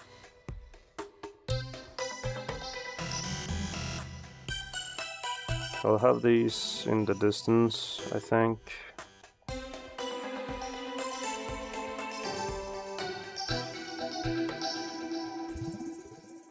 Something like that. I don't know, just trying to give it some flair.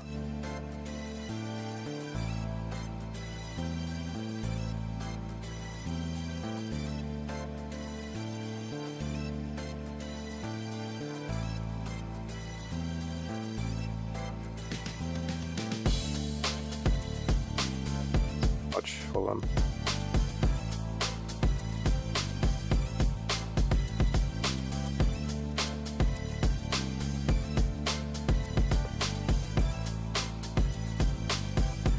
Like on the side or something.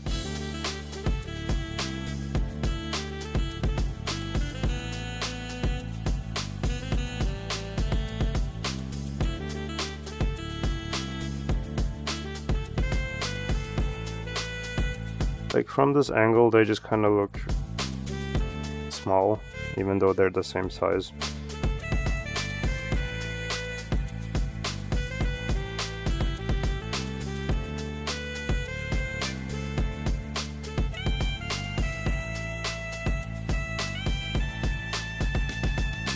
Just trying to figure out what to do.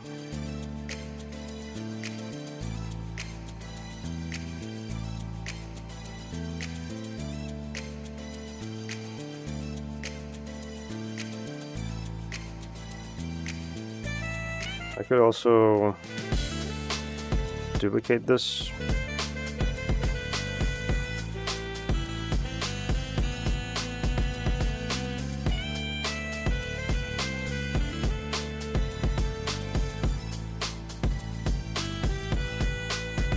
Gotta wait.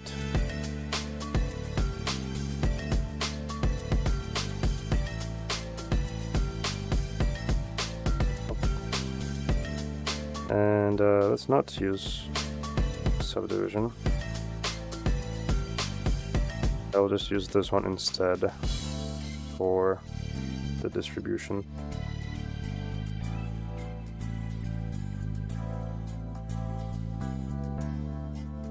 Just for like less detail, and hopefully it doesn't crash Blender as much.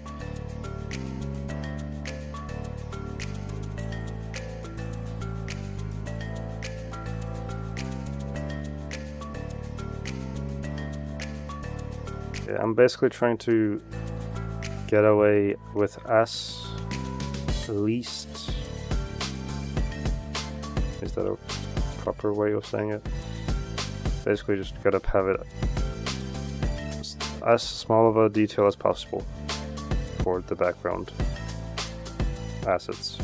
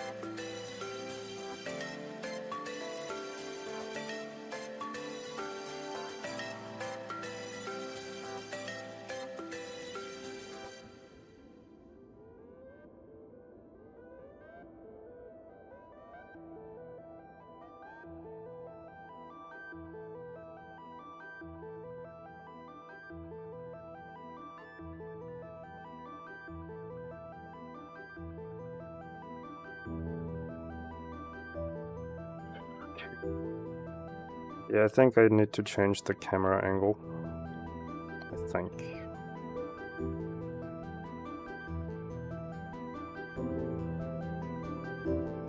I want the trees to look like really tall, you know? So I don't think having my camera be up in the air is doing much of justice to that.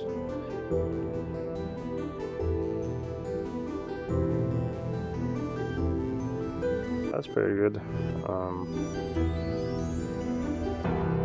Just gotta figure out a way to separate this tree from other trees so it doesn't like blend in too much.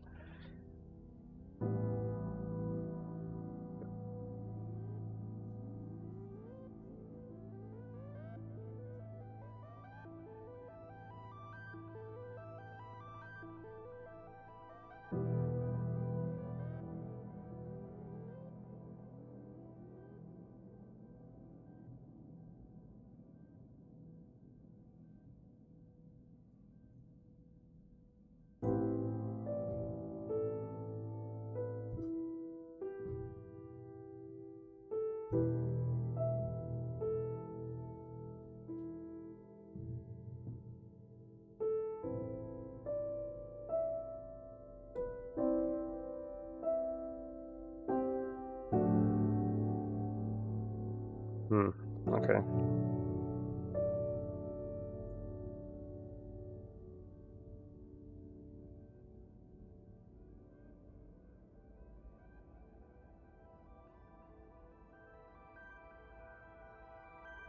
I mean, it is interesting. I do like the dim kind of look for like overcast visuals in general, so I like this. I think I may need to actually turn off the subsurface scattering so that the blue tint is less of a thing here. Something like that, maybe. And I also have blue here. Let's maybe turn that down.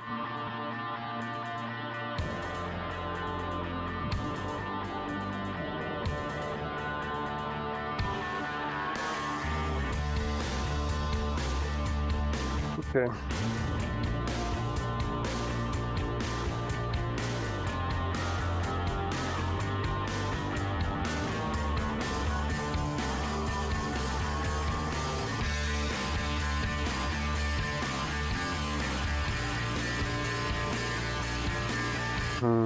Alright, well, let's try a depth of field as well.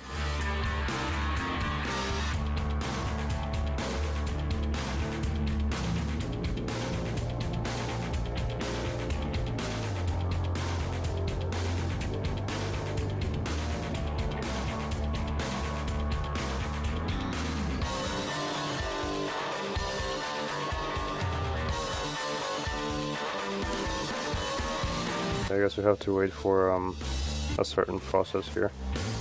And my memory is kind of climbing right now.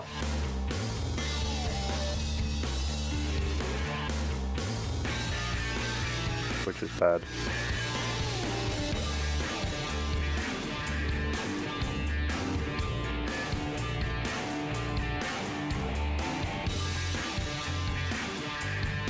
You know what, let me just okay, doesn't even let me go out of it, unfortunately. Okay, well. I'm just looking at my memory right now. If it goes over 90, then I'll just Alt F4. I'll just wait. There we go.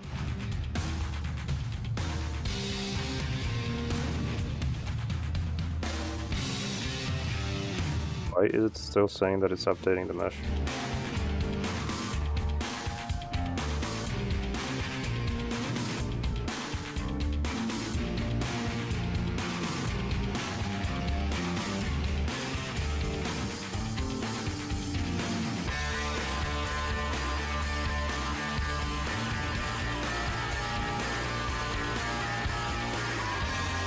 May needs to reload the whole project actually. Oh, it says it's done, but is it still gonna do the same thing every time I? Yep, it is. Okay, that is definitely not good. Reload it.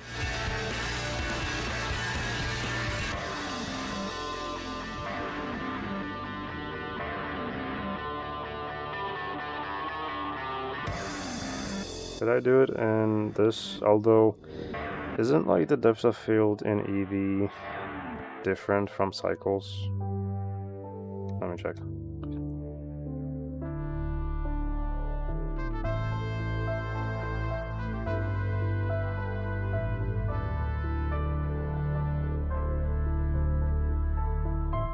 I wonder if this is a problem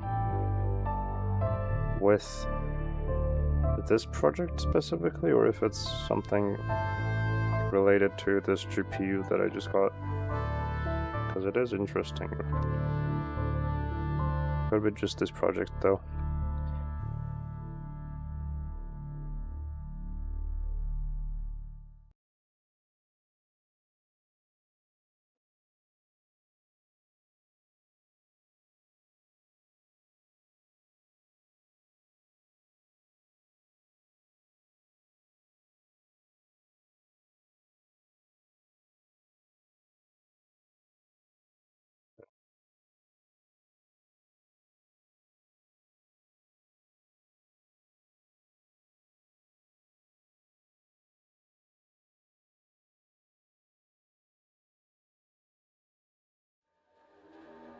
Yeah, that's not a good amount of memory to have right now. Okay, let me just figure this out. See what's going on.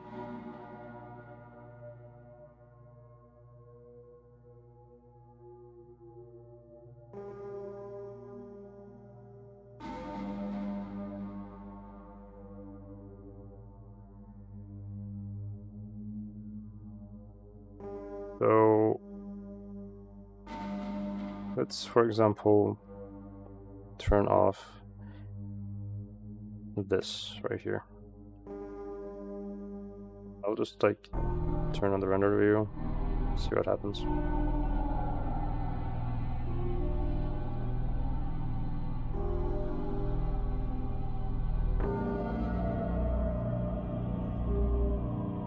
Okay.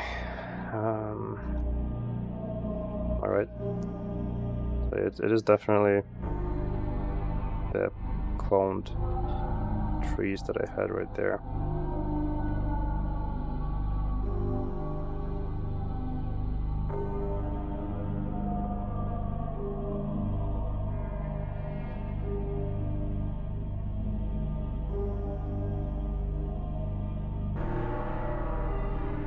Pretty good. Let's see. Let me look at it from like this side.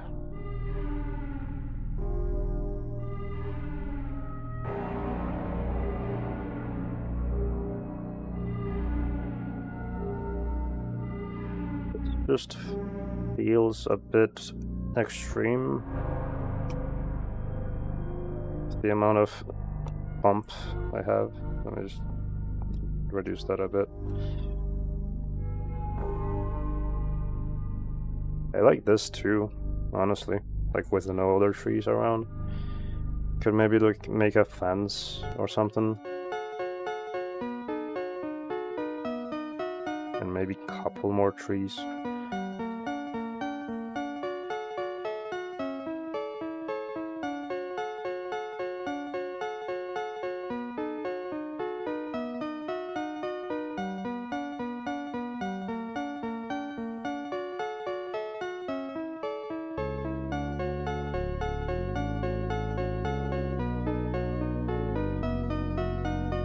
Alright, this is I gotta change this separately.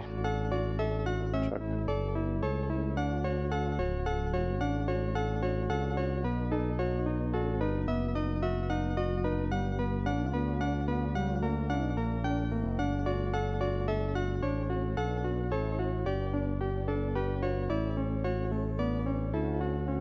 It's funny how effective it is to just have something in the foreground that is blurred out.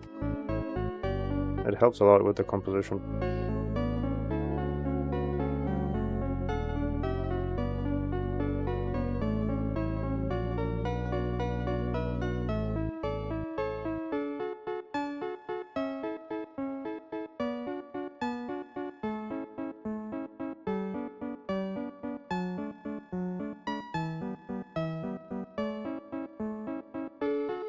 Okay, so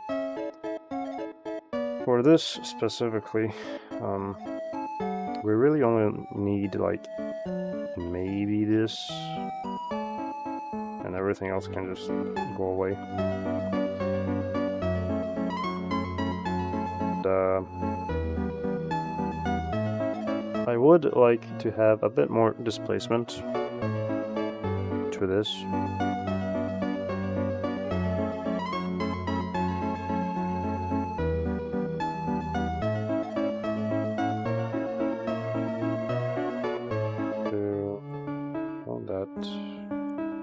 Well, actually, yeah, let's just clone it. Let me just check something.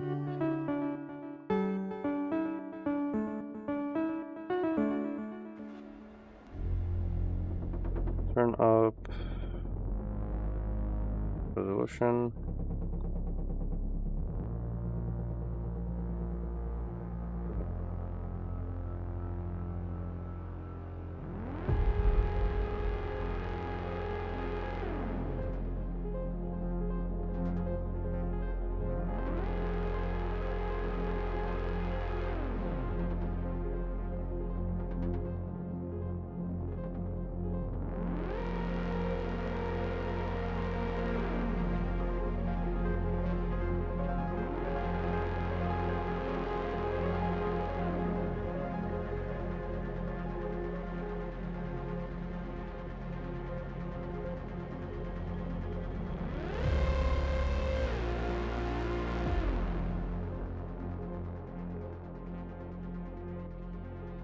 I like that.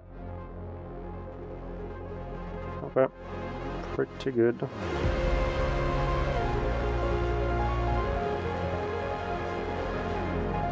And then I'm actually thinking, like,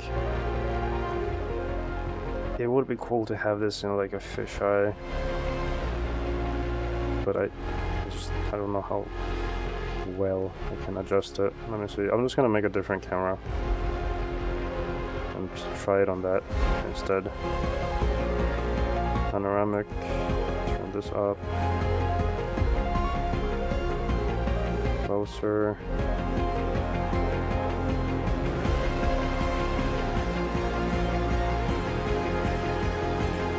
Thick though.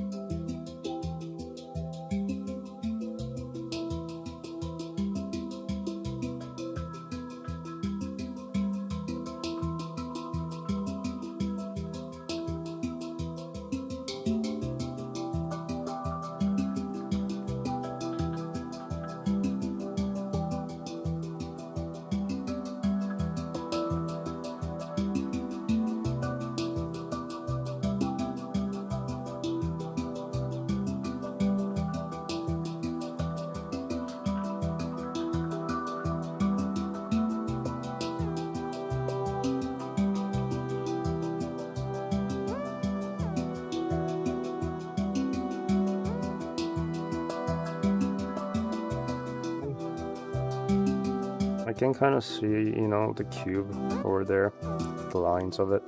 So maybe I can make that a bit less obvious.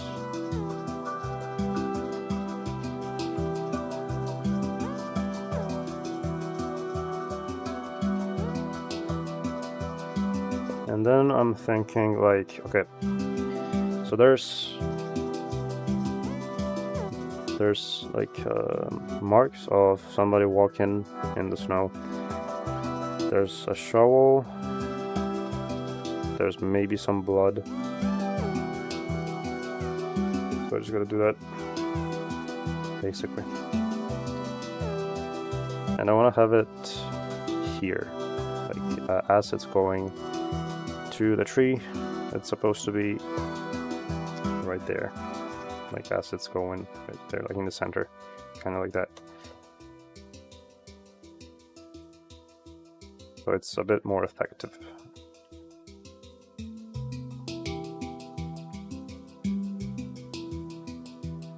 I also want to make some wooden fences.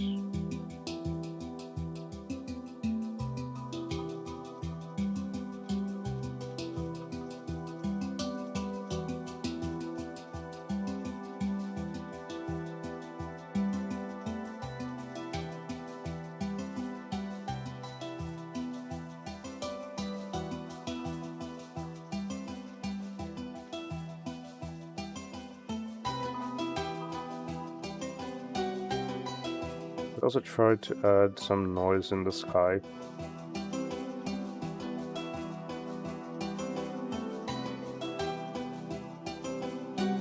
To make them look kind of like clouds, I guess. If I can show it with the volumetrics and all going on here and there. Doesn't really look like I can see anything here.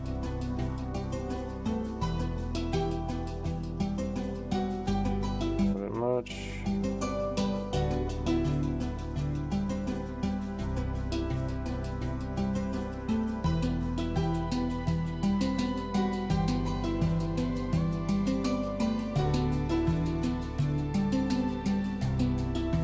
Yeah, maybe not.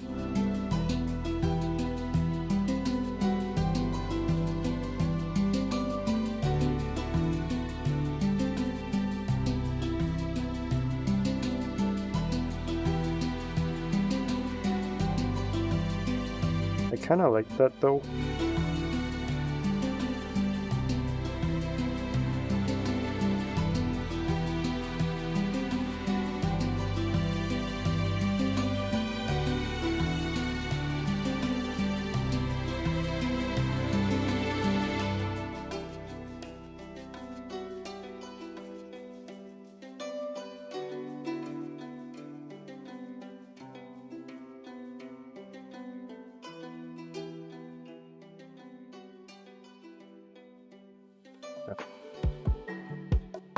Maybe 1.5 should be nice.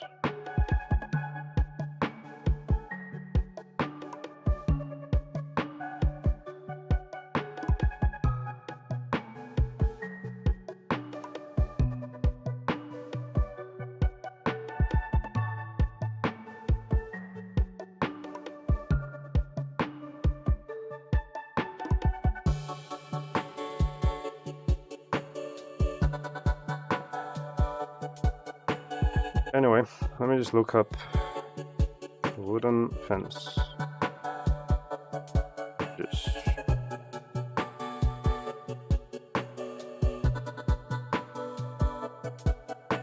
do old wooden fence. Something like this, I guess.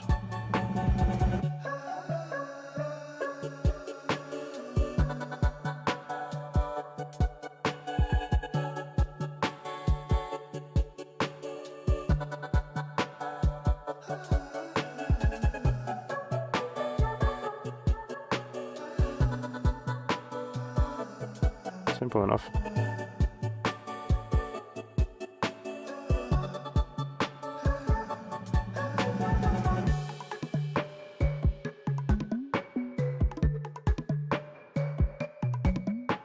Alright, so let's do like just cubes for now.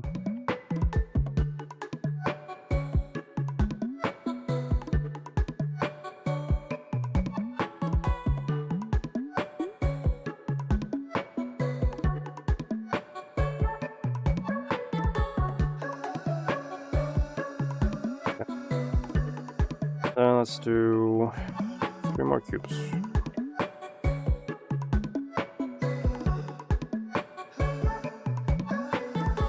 Right.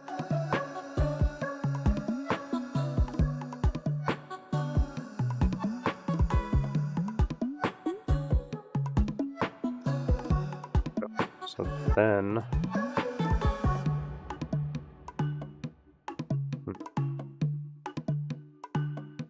I mean, I could do an array of it, or not. We'll see. I'll have to check.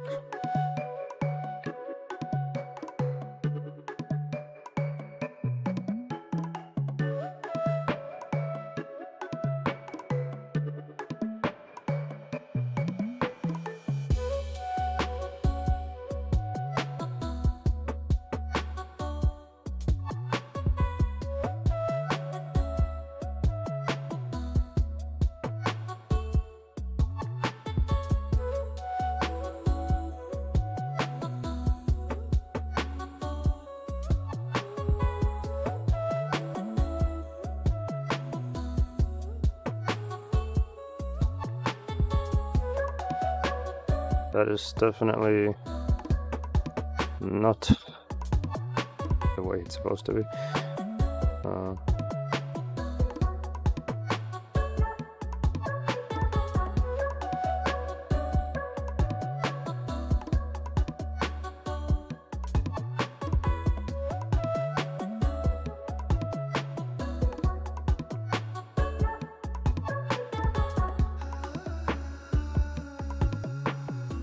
Maybe.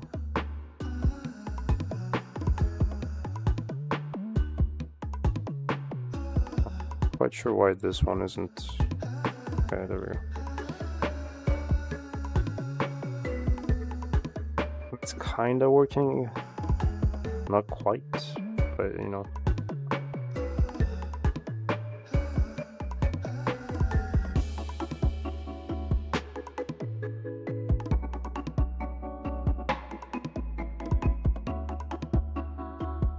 Just gotta make sure to not rotate it too much. Okay, the one thing I wish Blender had right now is the ability to view the fisheye lens, the panoramic lens, in viewport shading mode. Right now you can't really do that unless you are in cycles, which is the you know, the whole render. So that sucks.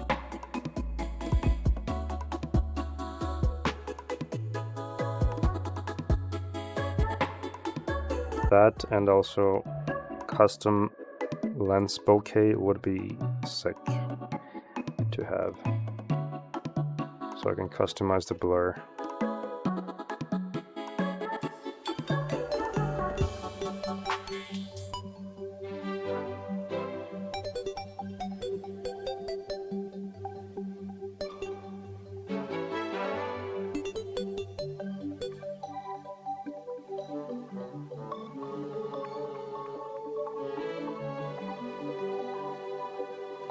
Like this.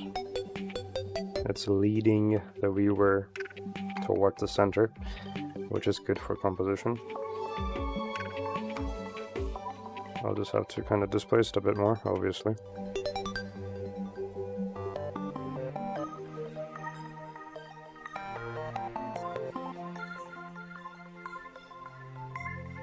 Let's do simple, and let's do a bit more cuts, I guess.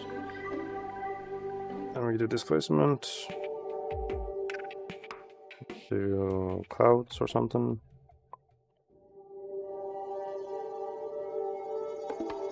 Then we could do another subdivision.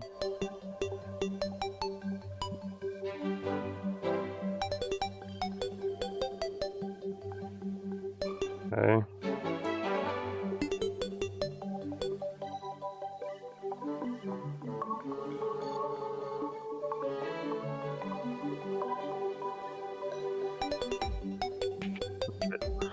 By the way, after I'm done with this, if I can do it, I gotta make 3 animations, but they're gonna be stylized, which should make it easier to do, like comparably.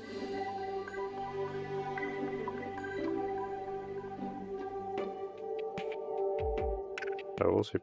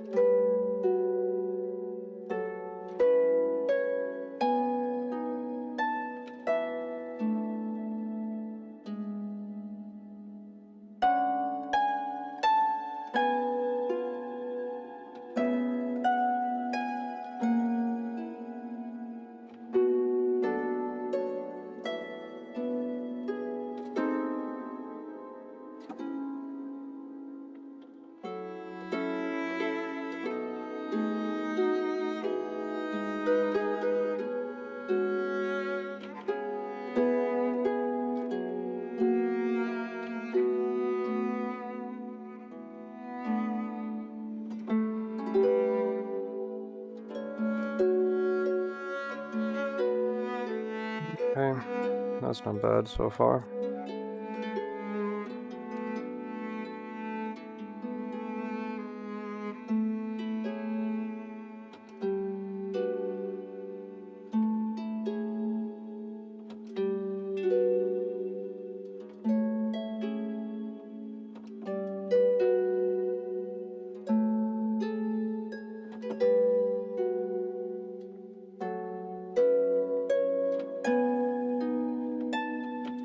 I would like to have some of them be a bit tilted, you know, just a little bit, so it's not like all the same.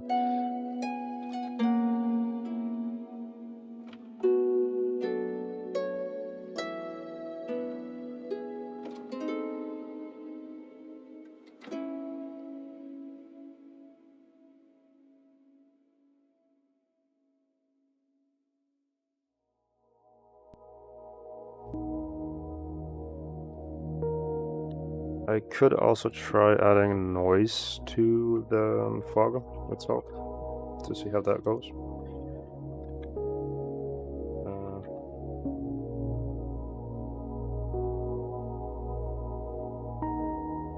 Definitely need to use this here. Interesting.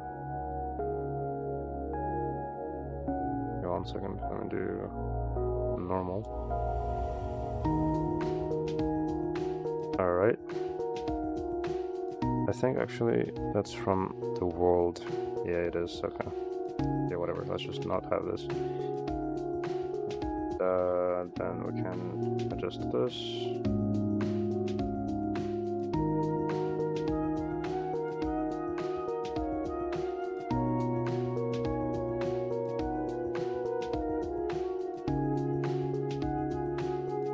It's pretty hard to determine where exactly the noise is in a like a volumetric type thing here. But I'll figure it out. Yeah. So now I can kind of see it.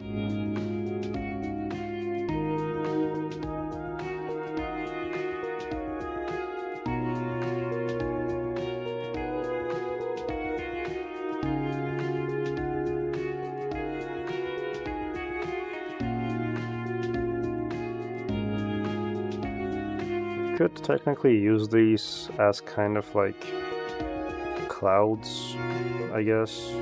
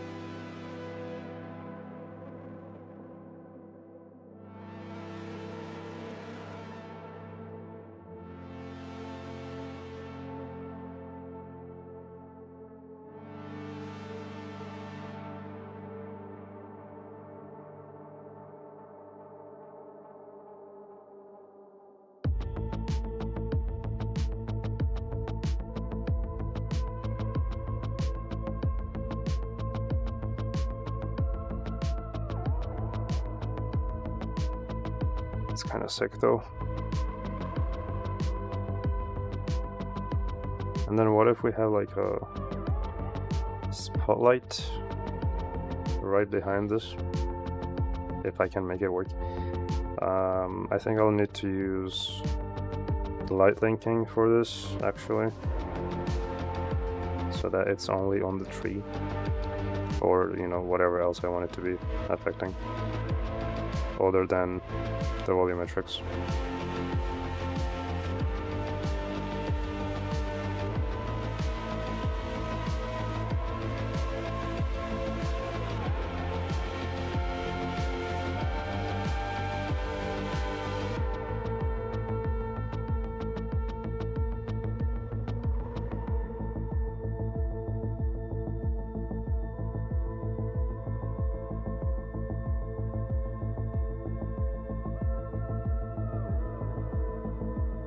Just essentially making a rim light for this from behind.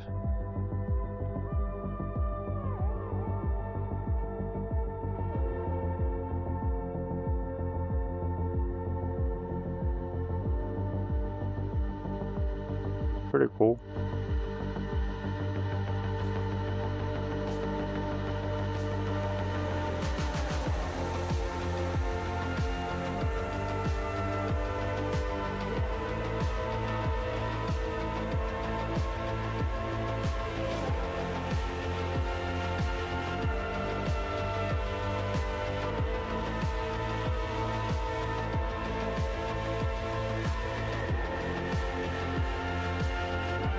Maybe let's make the fence less dark, perhaps.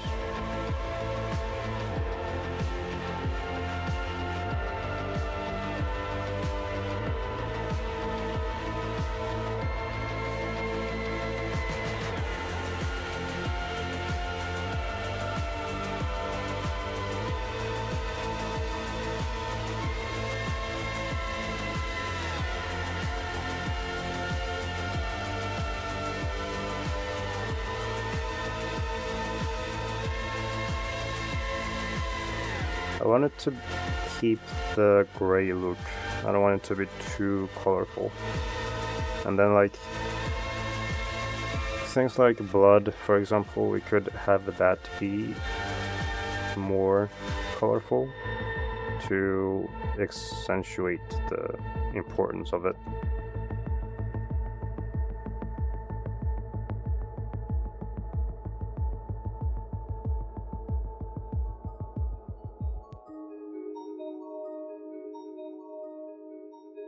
Same thing with the tree, I guess.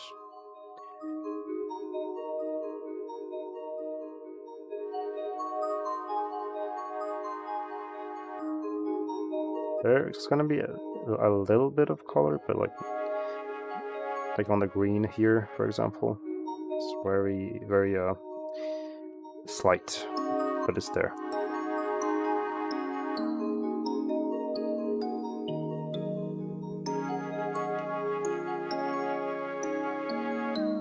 I'll just be right back real quick, 1 second.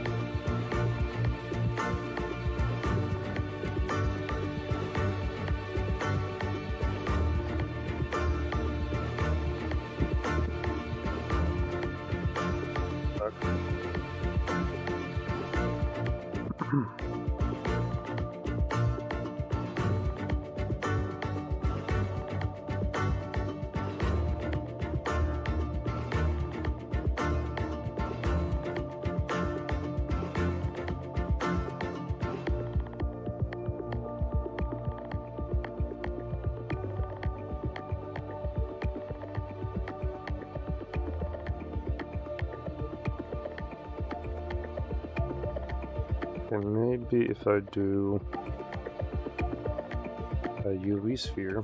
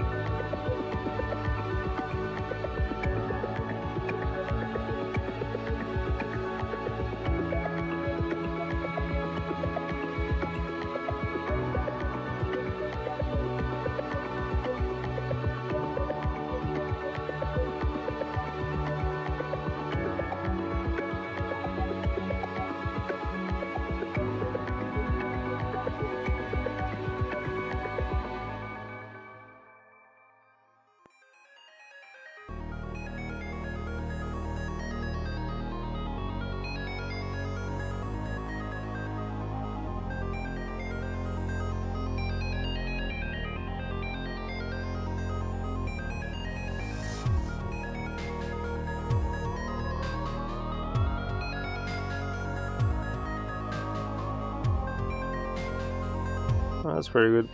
Good for some vignette, like natural vignette. You can see it especially down here.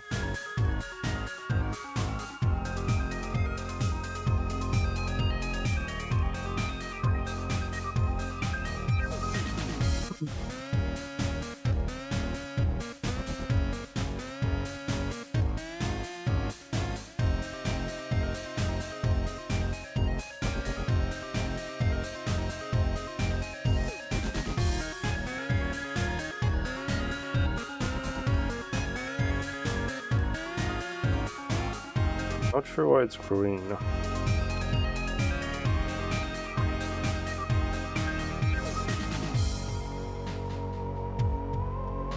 I guess we'll just not use that. Or perhaps just adjust it maybe.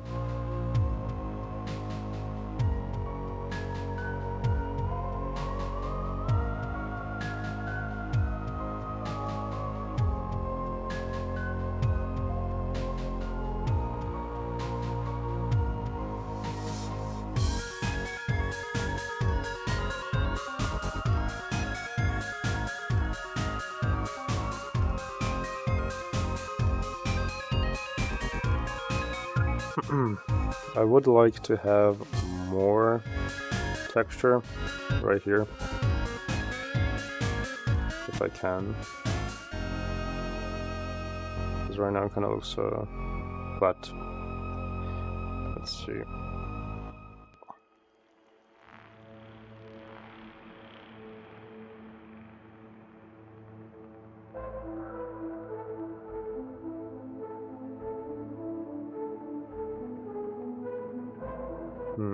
Okay. Let's try maybe mess with the anisotropy of this.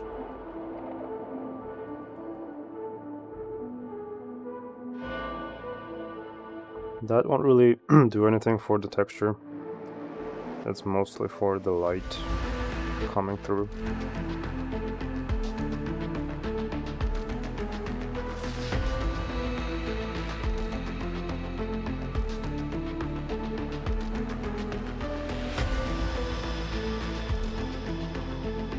This definitely makes it look more dramatic, which I like for this.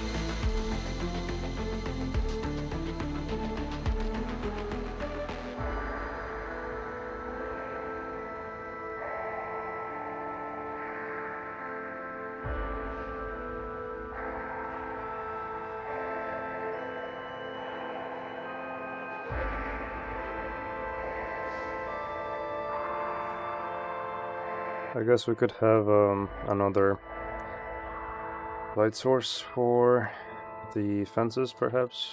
Like, let me see.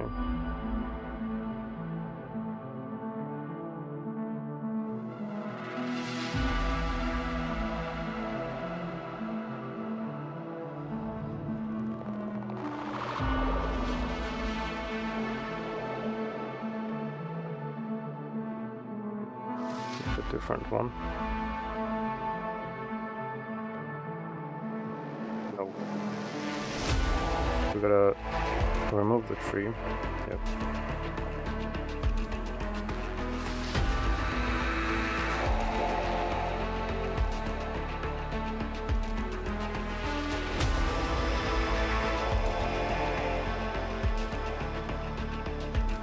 Alright, we also need the snow for the fences, because, you know, it doesn't make sense if the tree has it and then the fences don't.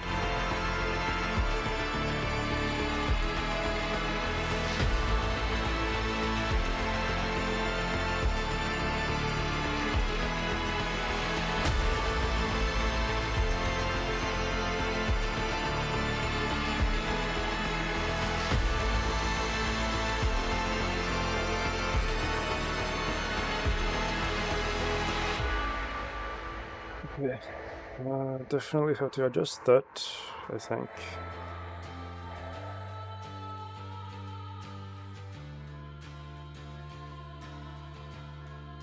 See, so let's make a different one. There's this one, I think, the one that is using this side right here.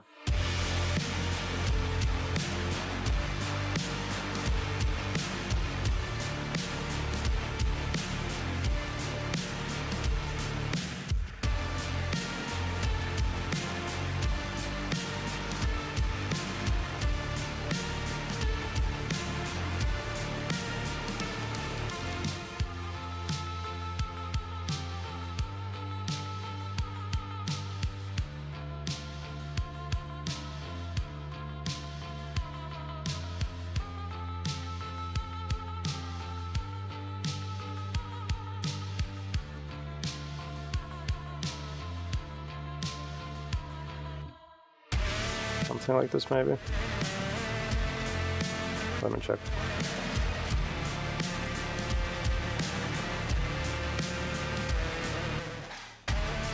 Something looks odd about it.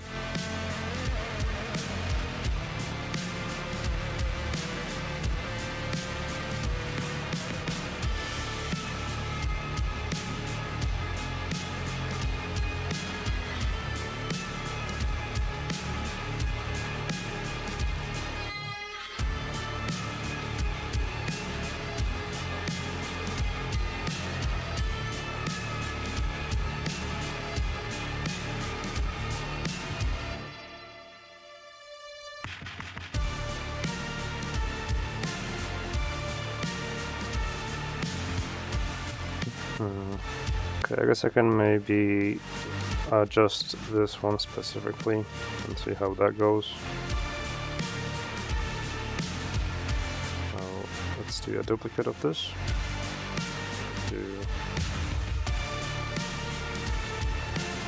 I mean, not quite, but I mean, it is better, I think.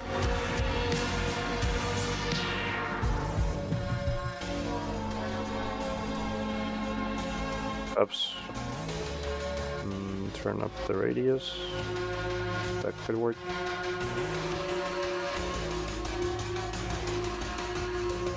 This one's very sensitive.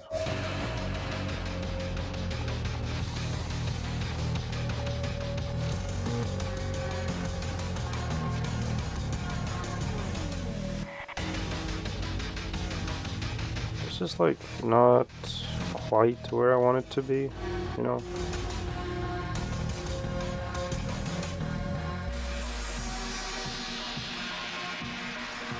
Because like I'm trying to have it only on like the top side, right?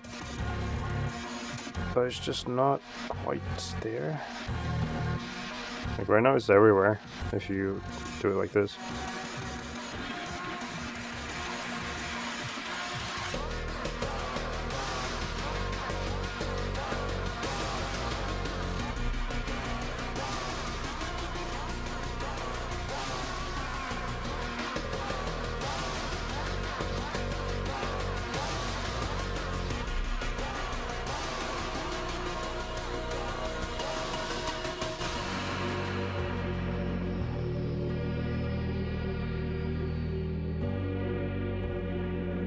That could work too, I suppose.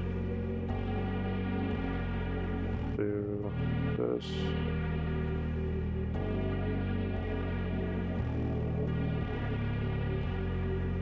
It's more of a frosty kind of snow, I guess, on the fence itself. Feels like it.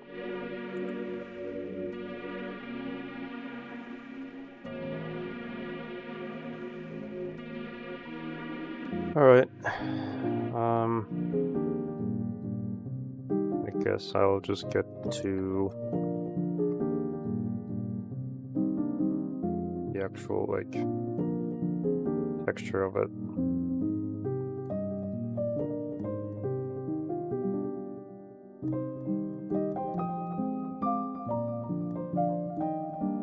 Did I just do this, maybe? Okay. Honestly, I could probably even do, like, just this block separate. Yeah. So that I can mess with this alone.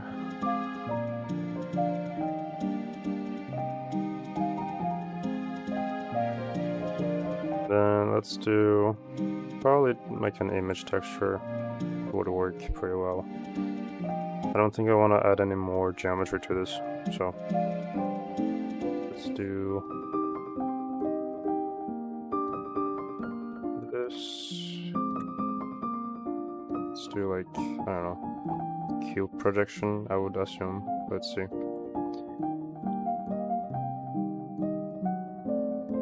It's already kind of done, actually.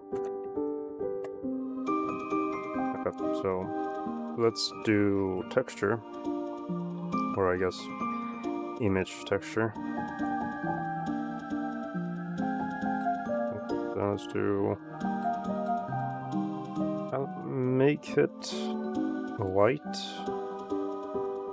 Let's make it probably 4K.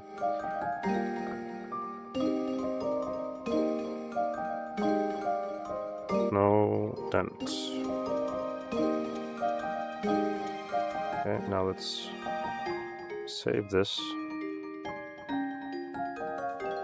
Sure, it is a non-color. Save that.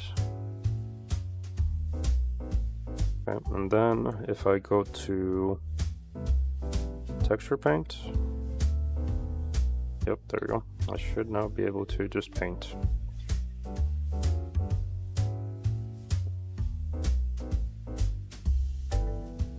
But I think before I do that,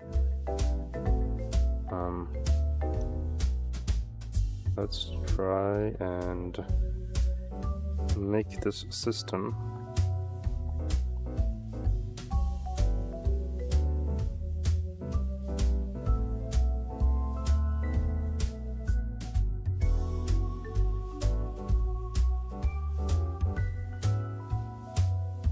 primarily on the displacement right here. So if I now take this and I mix it with this one, make sure it's on the B side. Let's do multiply. There we go.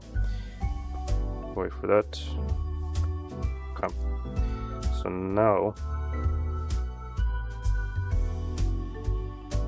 I should be able to just paint.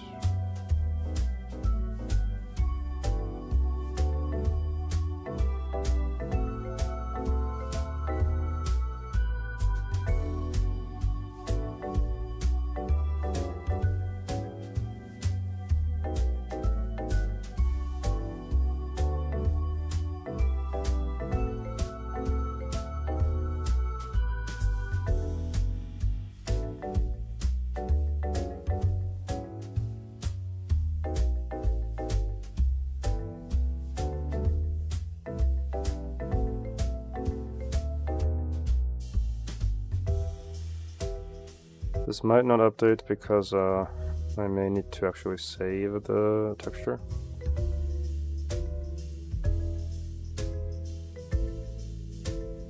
And then reopen this.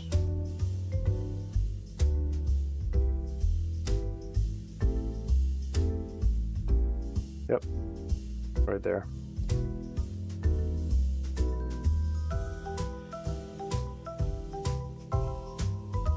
Also, I could have sworn that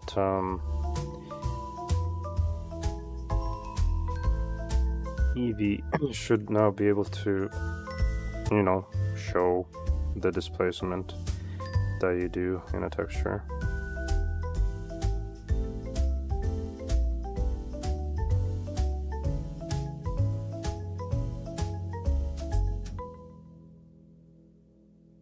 I don't know what's up with that. Let me check. Maybe I can turn on ray tracing or something. I doubt that's the thing that fixes it, but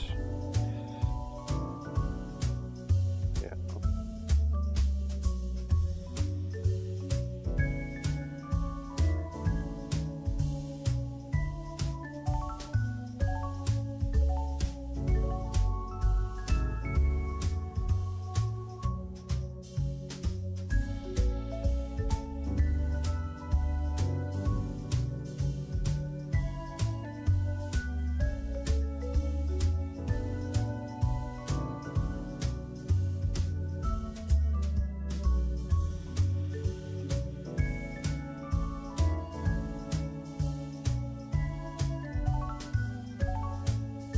Displacement is a very cool feature in 3D graphics. With just a texture, you can add detail to a mesh without necessarily having to model it in. And unlike normal and bump maps, displacement, or height maps, actually add geometry. It's also much more performant since you can disable this detail until you render. Like most 3D packages, Blender supports displacement, but in a couple very different ways. The most commonly used is pretty easy. Turn on displacement for your shader, add a displacement node, plug in your height map, and boom, detail. Unfortunately, this method only works in cycles and usually requires enabling experimental features. If you're going for a more stylized look in your work, you're likely using Eevee, which does not support this type of displacement. Luckily, Eevee has its own method, and while it does take a bit to set up, it works just about the same. First, you need an unwrapped model. I'll be using Suzanne here, which I've already unwrapped manually. Assign a material and a base color texture. I'm using textures from this blocky cliffs material I got at texture. I think it's gonna use a displacement modifier, These and then use the texture on the displacement modifier. On the height map scale. I could have sworn I literally used texture displacement in Eevee recently. Let me check.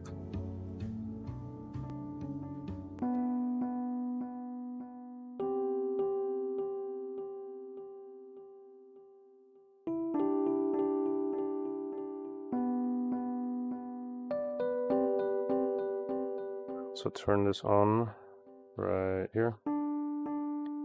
Yeah, see?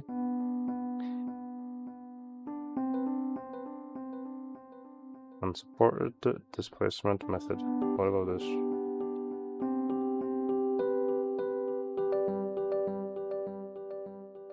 Huh? What do you mean?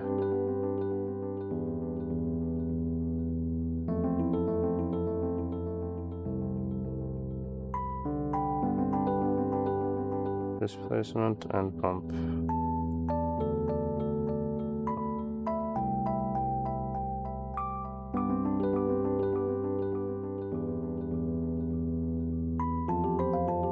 Very odd. Okay, well, it is what it is, I guess. Let's back to cycles.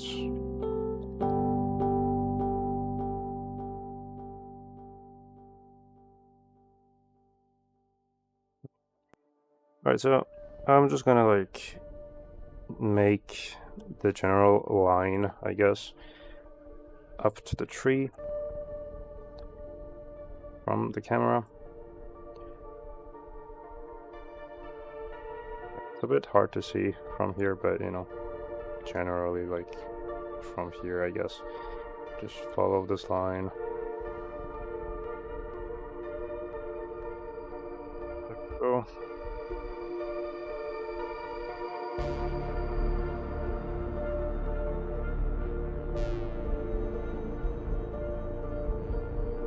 I will just adjust it as I go, but I need to have the foundation first.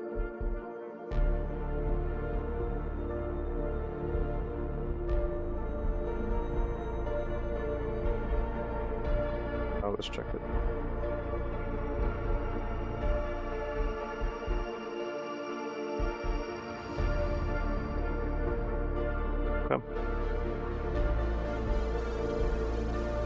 Right now, let's just blur it so it's not so harsh.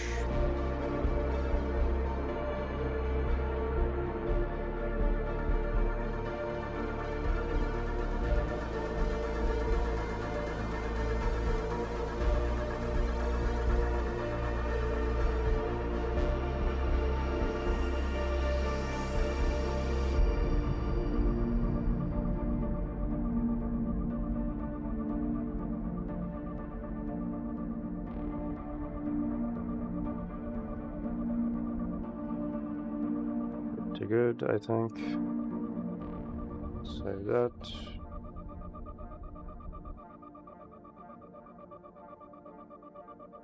Yeah, I'll be right back.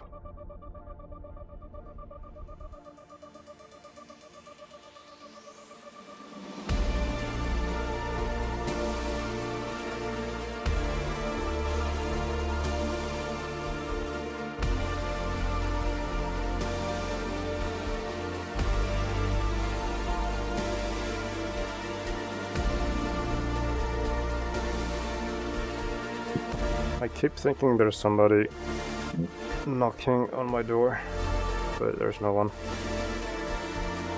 There's probably like the other person, like my neighbor, that they're knocking to.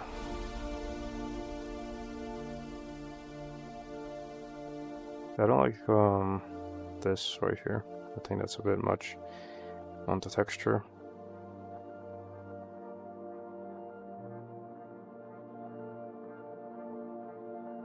I could turn up the scale so it's smaller in pieces right there. Let's see.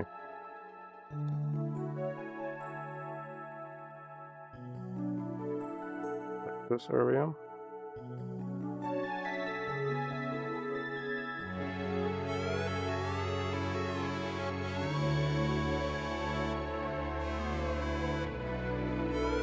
Doesn't seem like it's changing.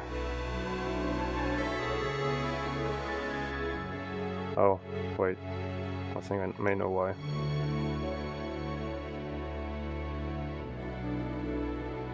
Because it's on the tree. It's a separate one.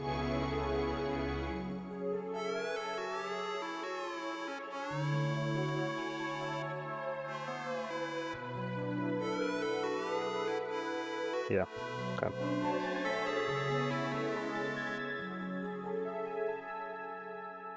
I could just make it less strong, I think.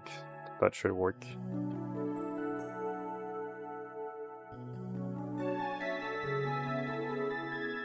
But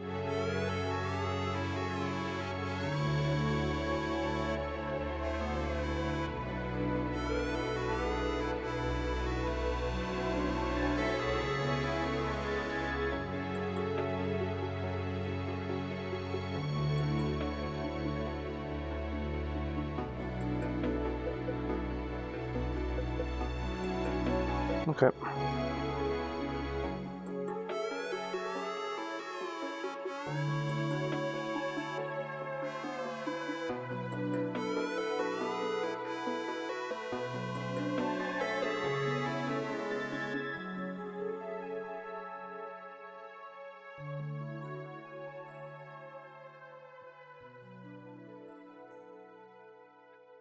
Let's maybe do like a shovel. Like a quick shovel model. I'll just have to look up some reference for that.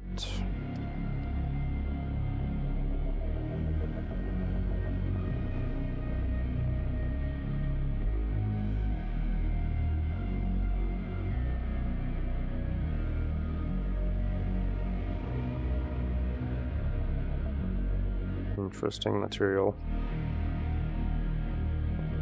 So let's do. Drop that here.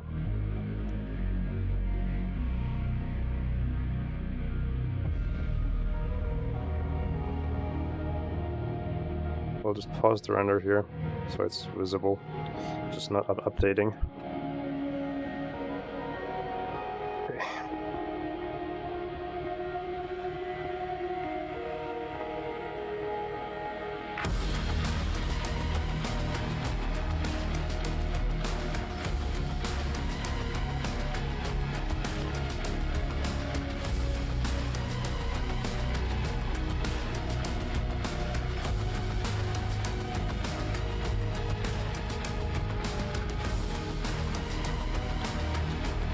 has like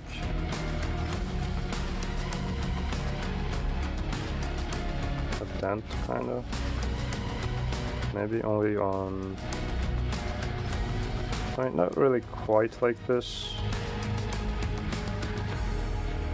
It should have something right here as well. Oh.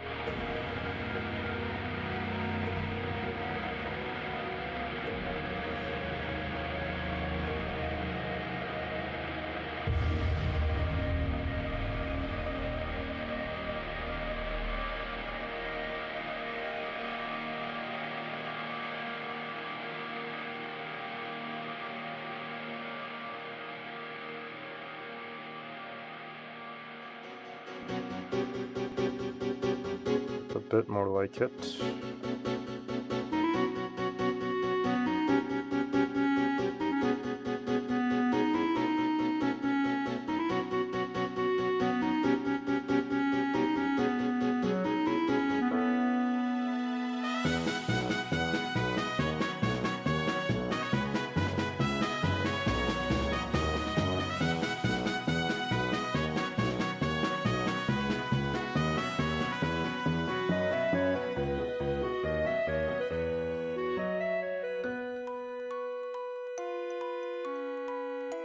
I mean, that's pretty good, I would say.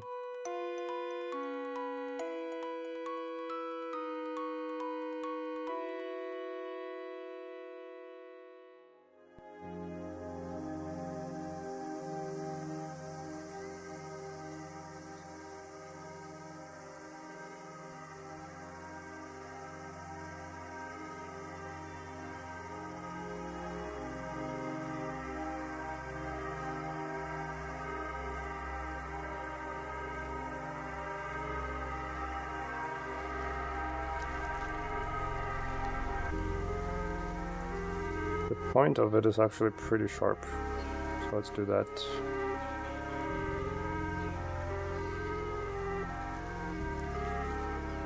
Maybe like this.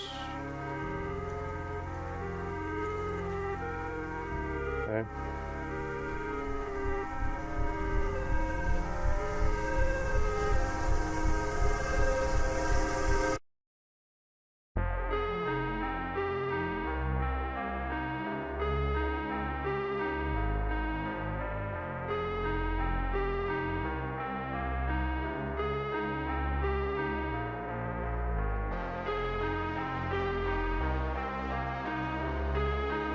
Okay. I guess next it's like a cylindrical shape for the base here, whatever it is.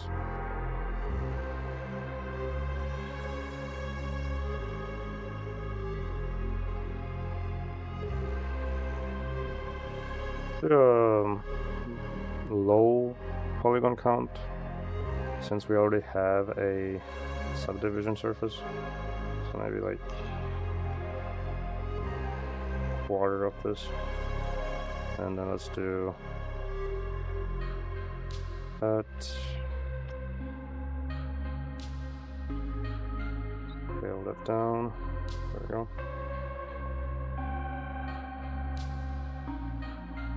Now this also has solidify. So maybe I don't really want that, in which case we have to make a group. I select the shovel head. That go here. Select that. So now only the shovel head has the solidify.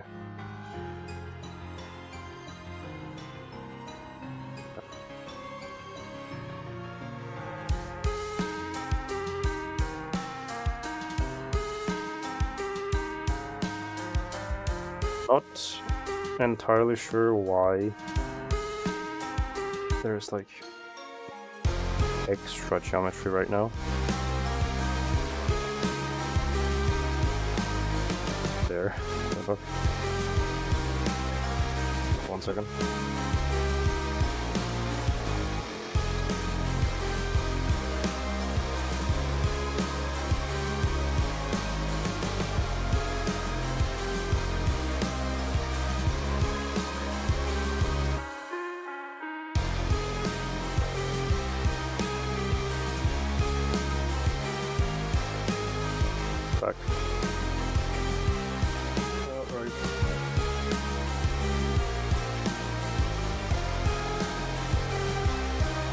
What is going on with this? Let's see.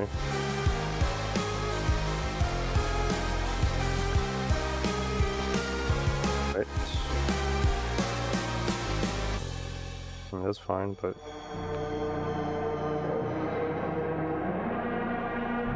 interesting. Why does that happen? I don't know. Okay, whatever, let's just like separate them for now.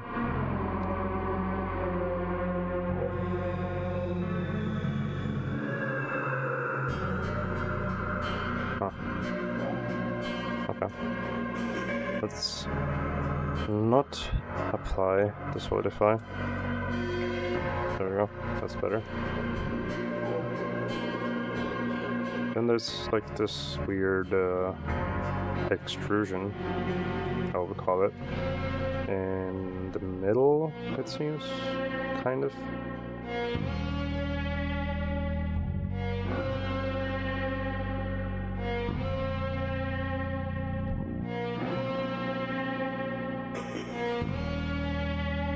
Okay, what just happened?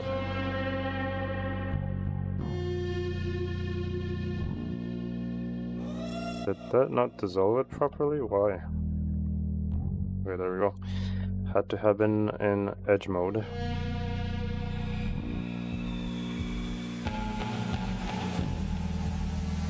Control B.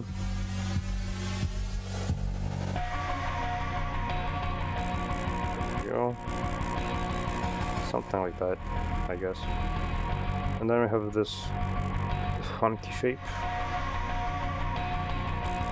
which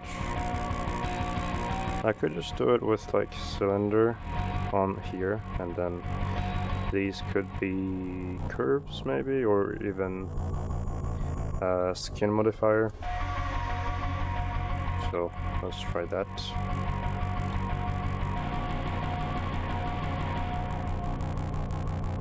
So we just like make a rough shape that is similar to that. Then I add subdivision for smoothness. Then we have skin.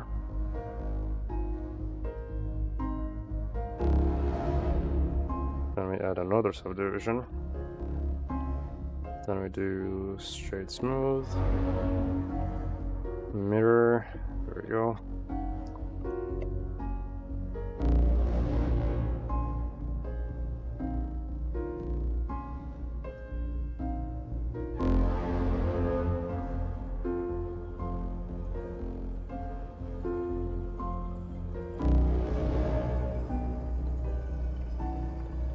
Let's maybe do like default amount.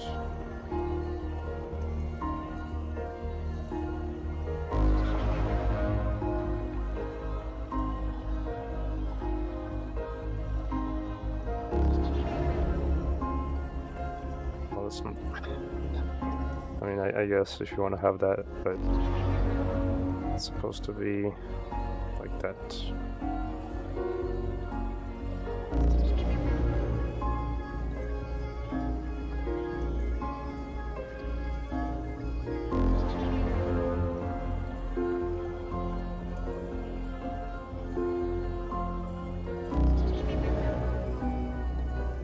Could do this as well, I think.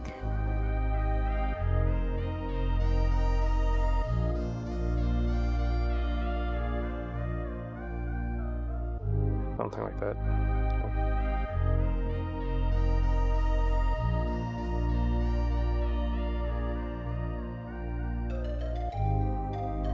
Probably gonna have to make this a bit bigger, though. So let's do that. Scale this. Apply.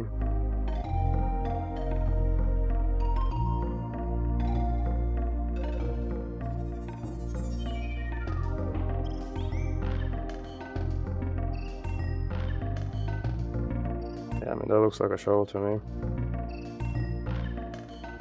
Let's do object.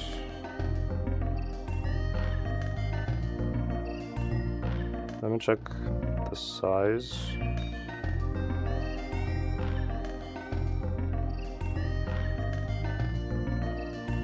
That is a big shovel. Alright, let's just do that. Right there.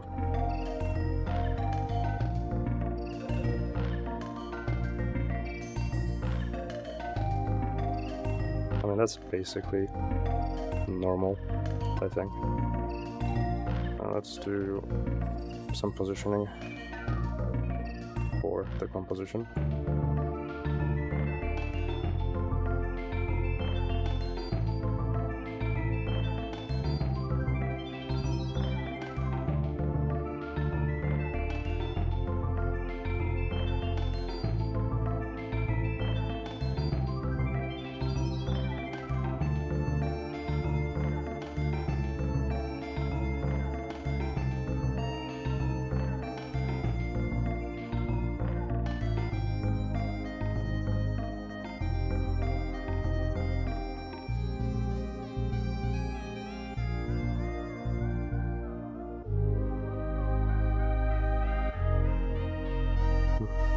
Yeah, I mean, I could maybe have it against the fence.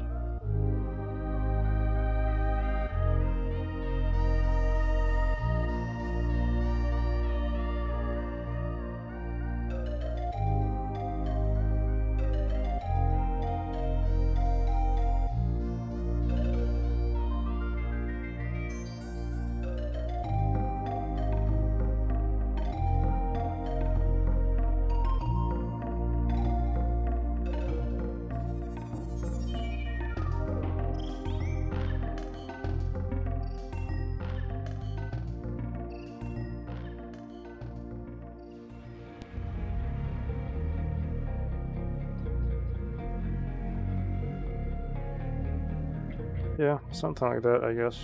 Something like that. Do this right there. And then I'll just make this look like wood, kind of.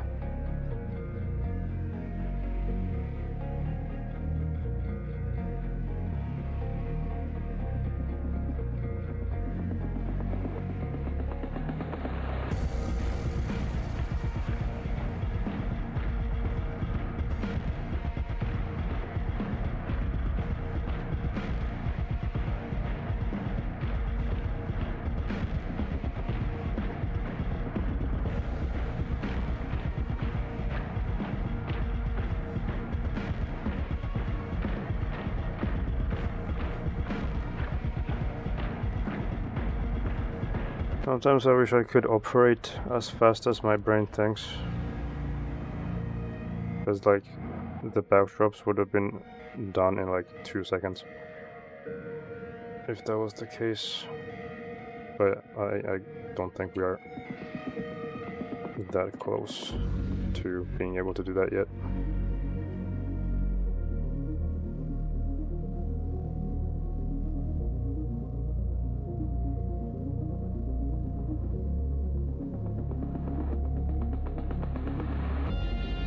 I'm not that great when it comes to practical things.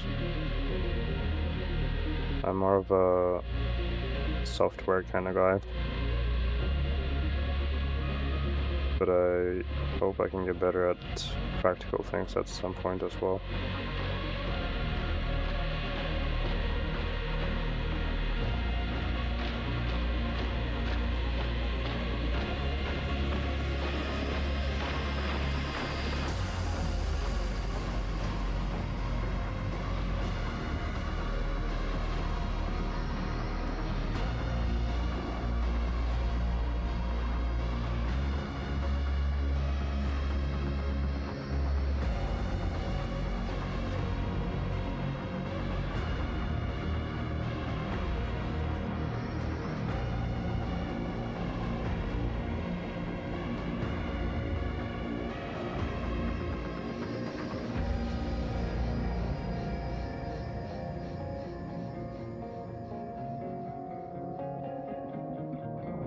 Now I need some texture for scratches and stuff. Let's see, maybe this one.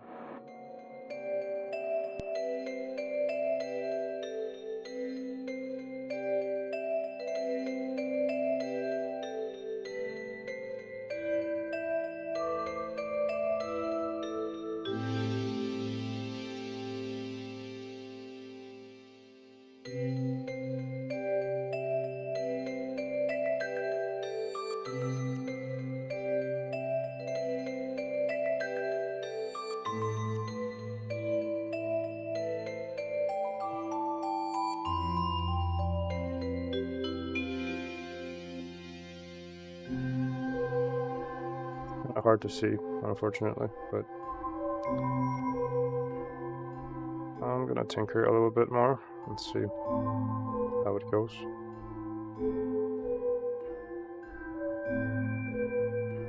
Okay, how does it look here?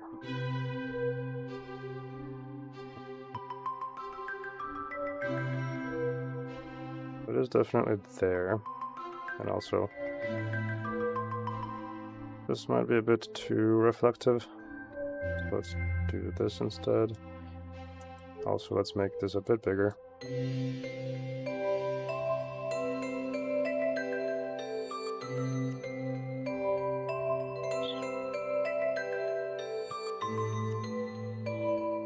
Should be good, I think. And maybe add some noise to the roughness. Just a little bit.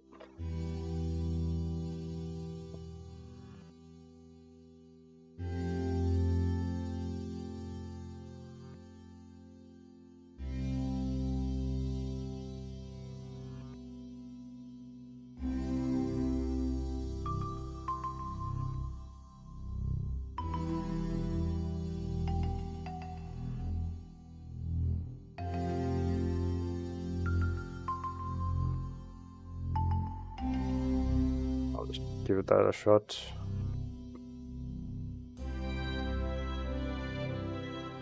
Okay, and then I'm gonna need a separate light source for this, I'm pretty sure.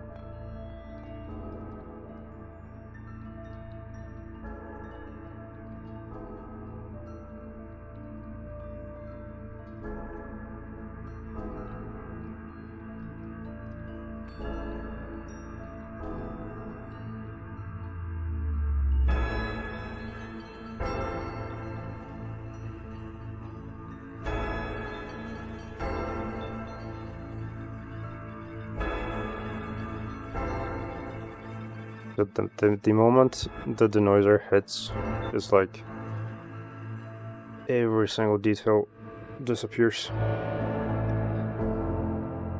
Let me just like turn up the samples, I suppose.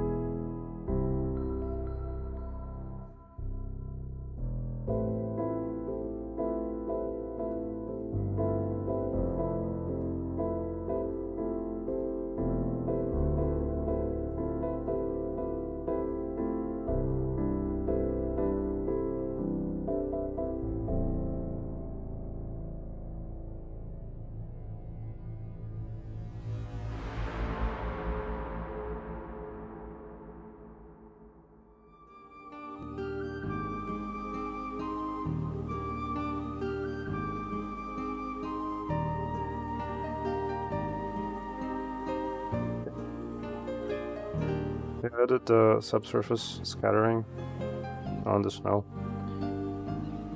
but now it looks like there's just blood.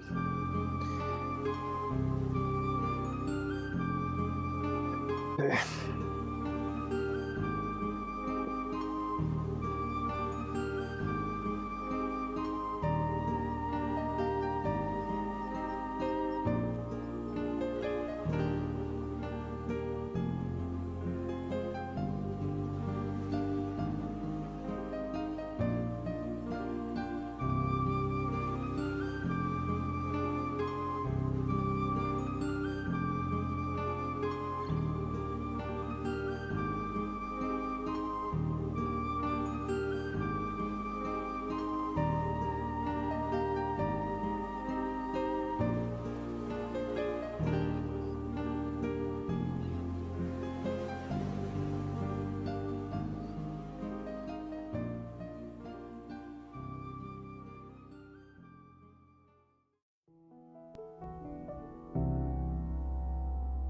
Okay, let me just try that again.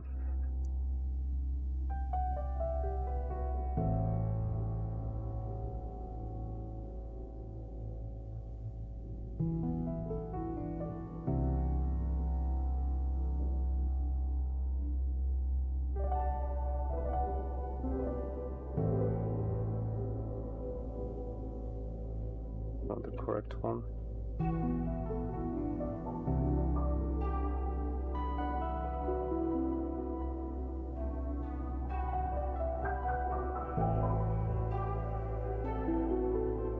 Okay.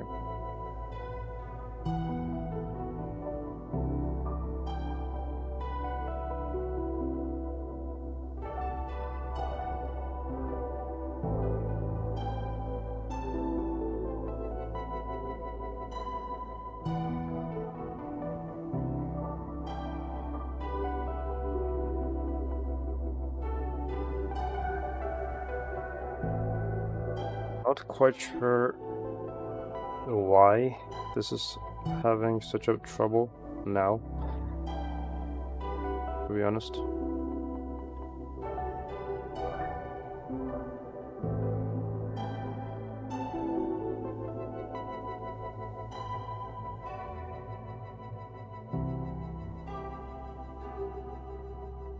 Doing this on the correct one? I mean, we have to be. I just checked.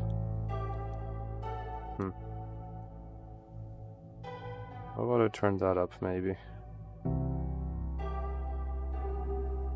Okay.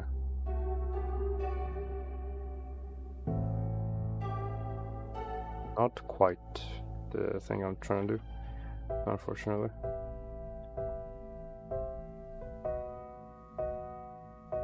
I have a feeling I need to mess with the filter though, because the filter kind of determines how blurry a texture is,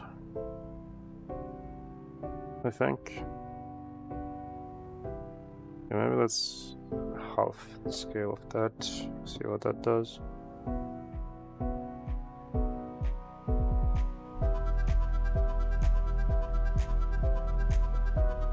Like when it's rendering, I kind of see some glistening happening here and there, but it's not that much. Rather, it kind of disappears after it's already rendered. So I'm just trying to figure out how to make it work.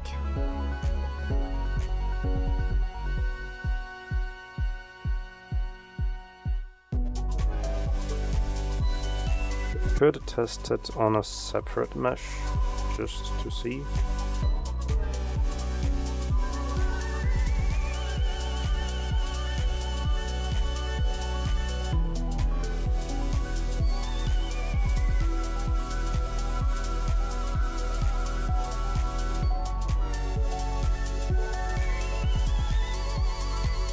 Also, we could add some like hills and whatnot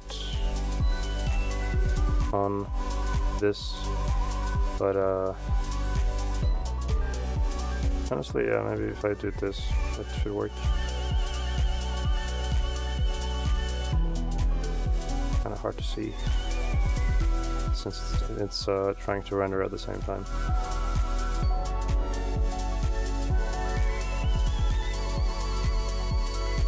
What if I apply this and then we use sculpt mode?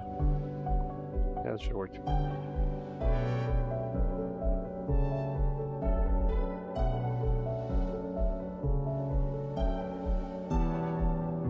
I actually don't want any hills right here. I think compositionally it works well if I have other things in frame that lead into this center. Kind of like, I guess if I had to like draw like this tree kind of going this way, and then these going that way, this one like that. Kind of all of these things lead into the focal point.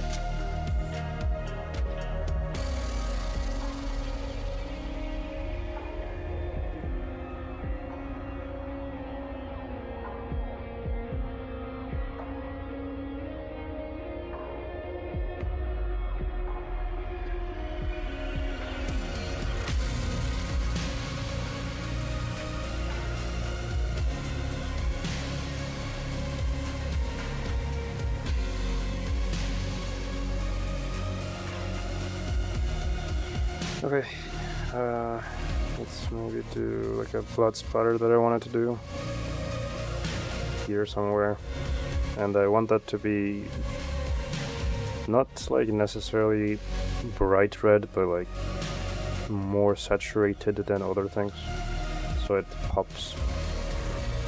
So let's do like an empty. Could be a sphere, that's fine. Blood. Let's take a texture. I usually like to take one of these, I think. Yeah, like this one. Usually works. So we take that on this.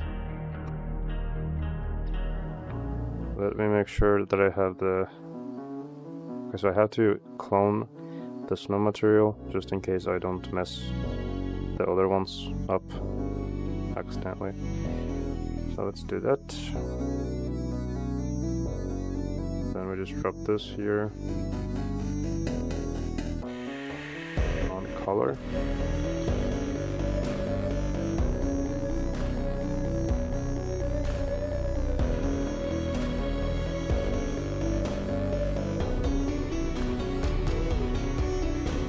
Now, I just need to select this object, or empty, right there.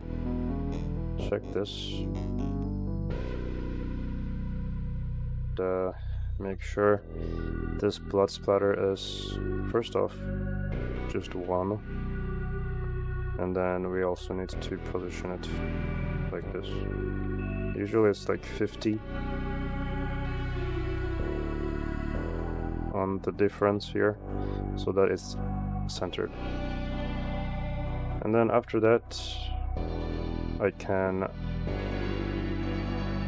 mix it with the other albedo, the base color. Use it as a factor. So now I can, like, if this is the base color right here, then everything else that is here, I can just choose what I want it to be. Just gotta pick the right spot. Suck it. There we go. And we can do, I don't know, like multiply maybe. Turn up the value. Something like that, I guess. And then we can also mess with how much is visible.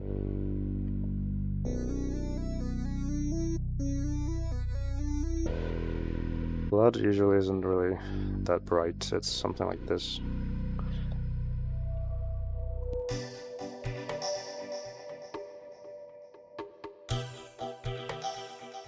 Just gonna position it where I want it to be.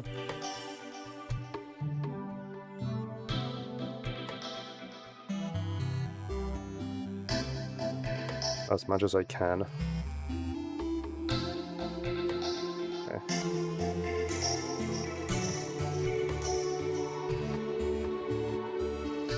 It would make sense to have it near the shovel, kind of, since the shovel was the weapon that the person used.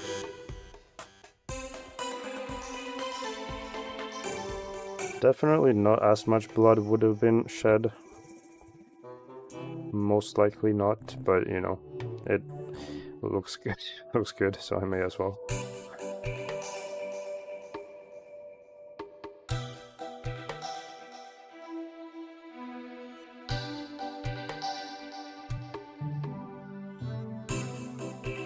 And then we also need to do the same for the shovel head. Not like the whole thing, but like some parts of it.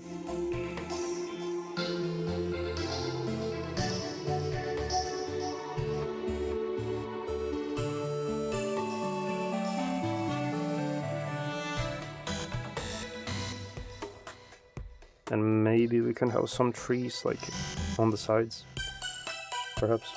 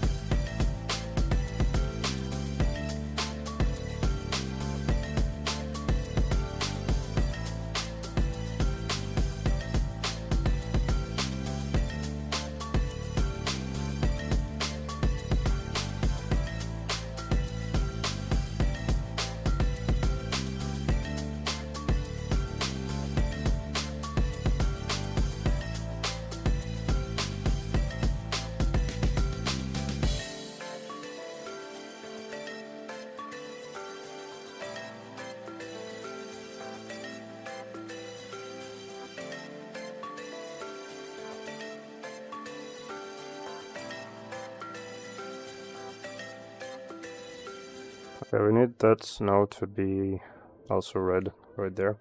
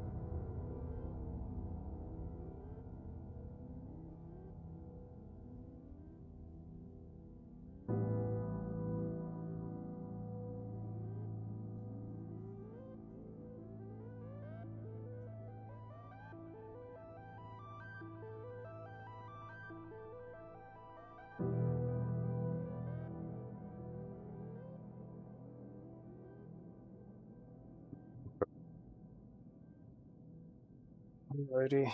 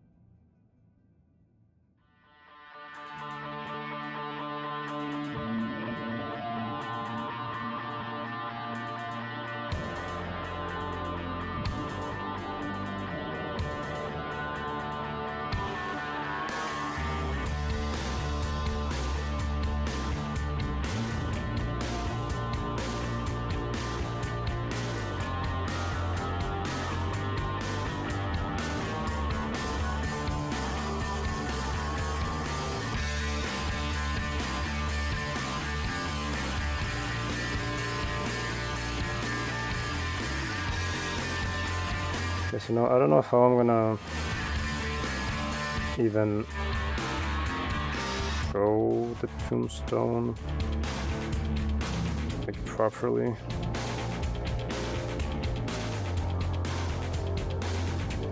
There it goes.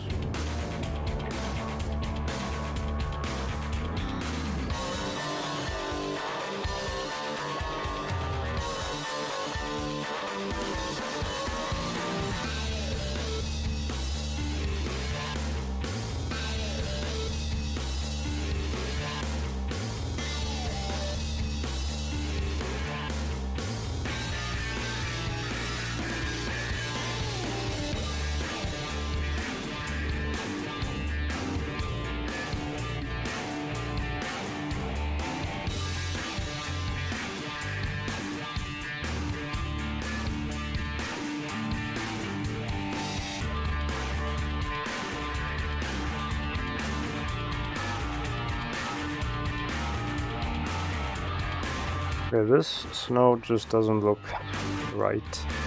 It looks wet.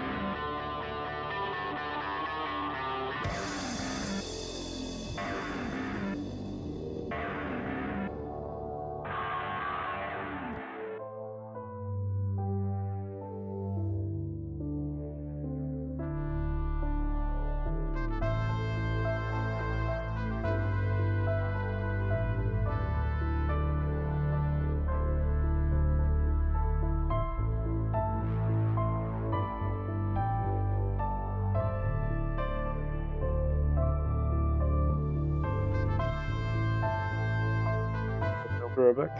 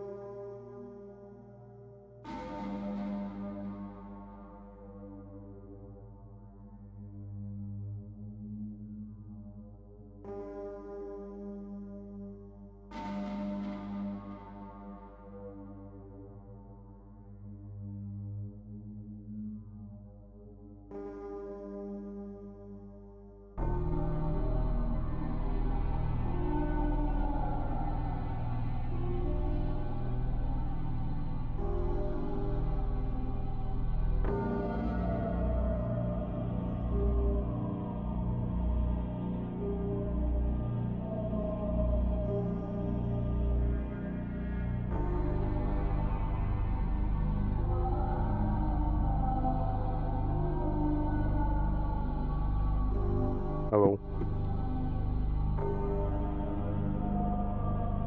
YouTube just told me my audio bitrate is 0. Let me just check that real quick.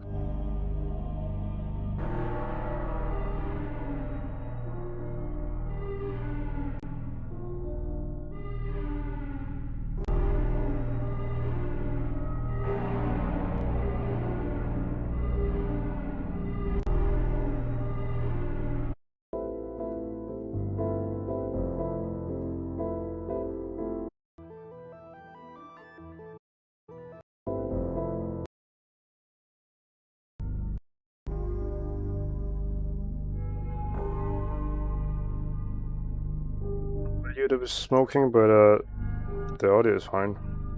I don't really hear anything bad. Yep.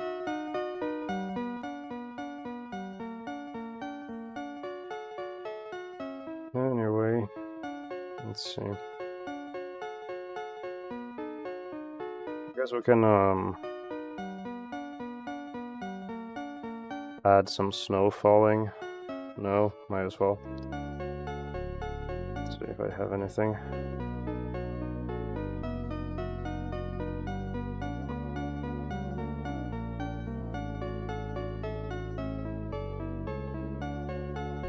I'm pretty sure I used, there was a generator for snowflakes.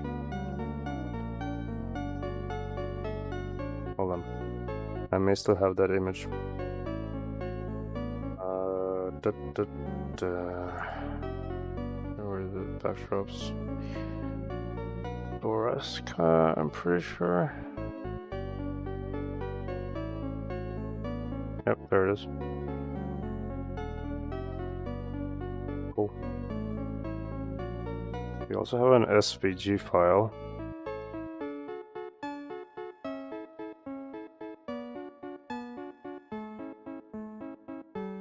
I mean, it's not that big of a difference, honestly.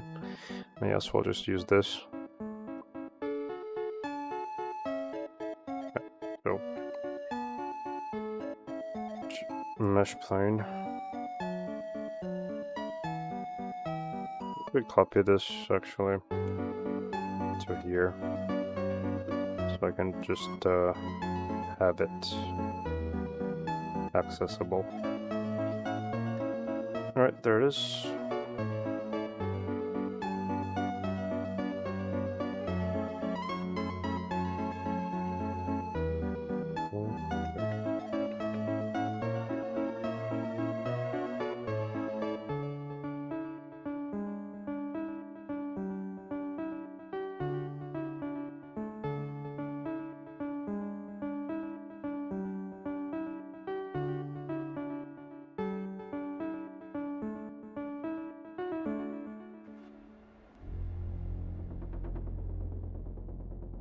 I guess I should do this first, and then this.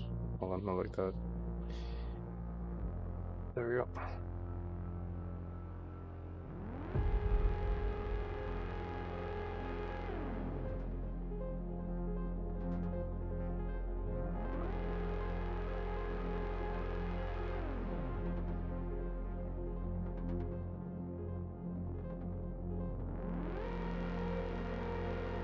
Not exactly a good way to do this, so let's just do this by hand.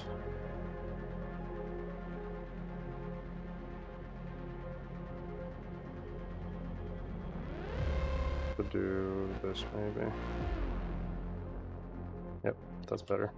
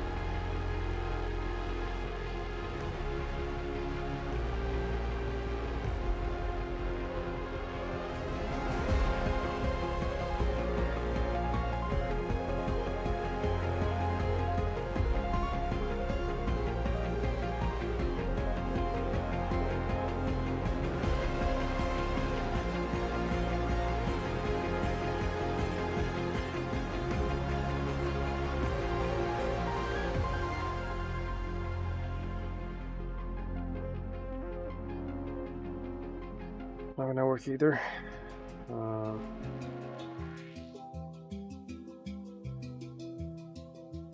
If I do select similar direction,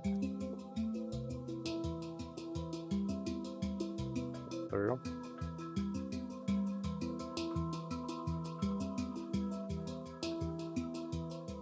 Cool.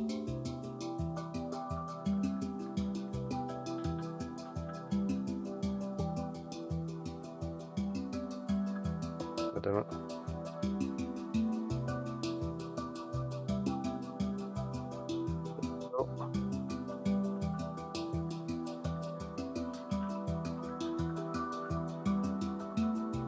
So now what I'll do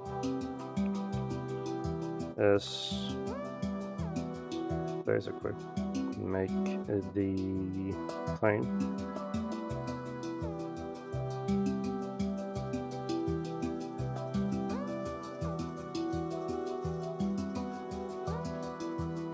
this, something like that, basically. And then I can use this as a particle emitter.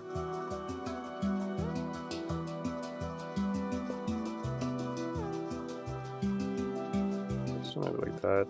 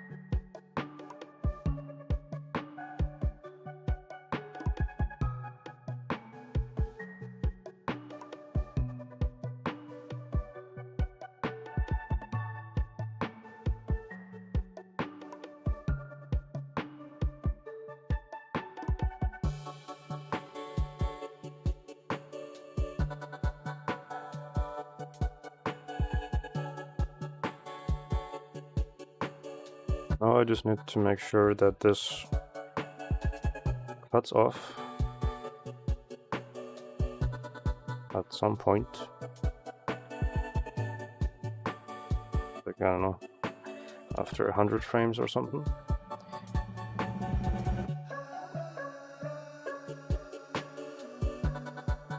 $200.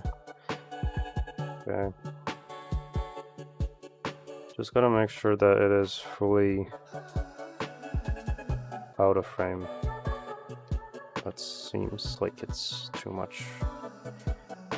Although, like, yeah, I guess that makes sense. Let's just like reduce it to where it is fully gone, like here.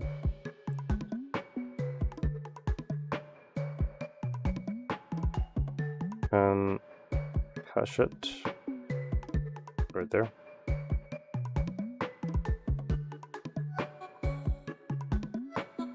We can also check how it looks.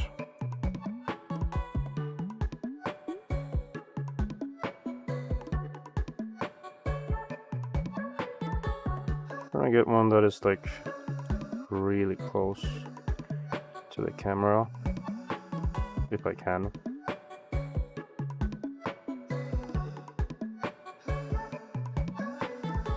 Also gonna move this somewhere else.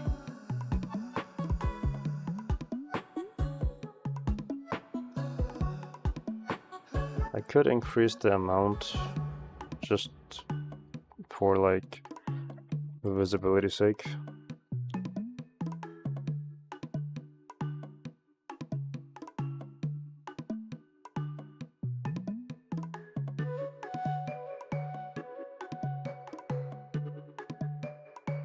I don't really see much like really close to this though, that's the problem.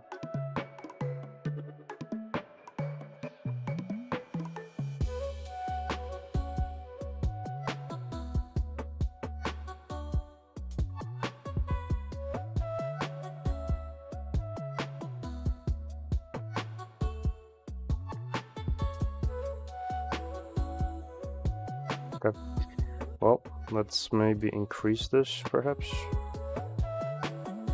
Or just move it like closer to the camera. But I think I can just increase it as well. Hey. Scale.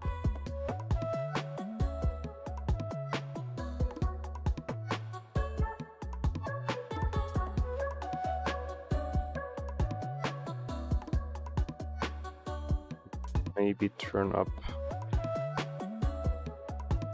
the turbulence, maybe like 4.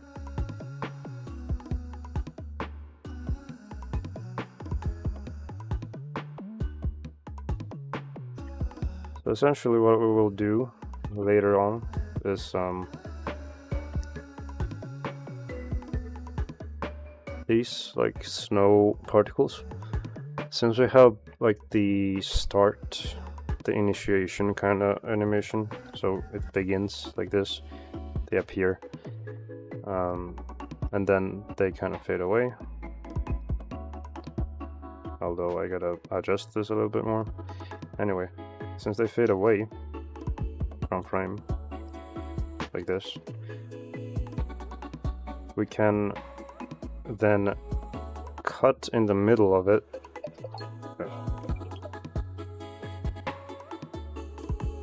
So, since we cut in the middle of this animation,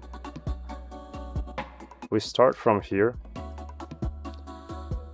So it starts from that point, and then as it's going out of screen, like that,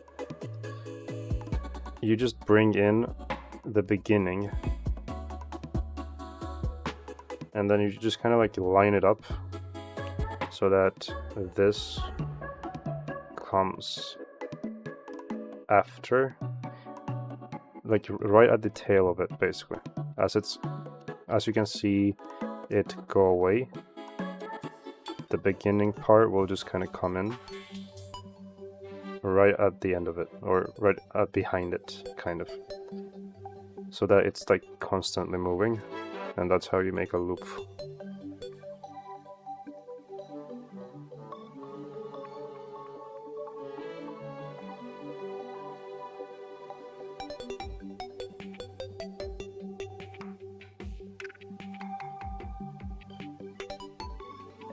Be right back once again.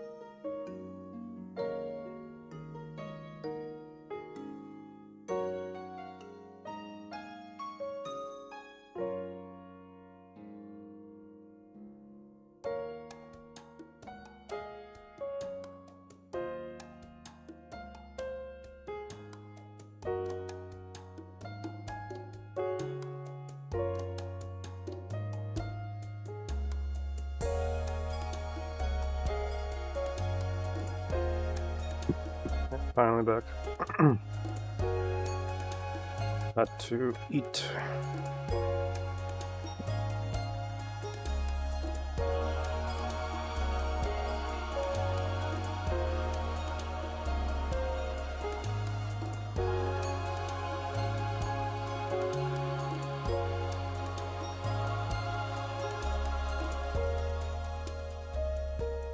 Probably gonna reduce this a bit more.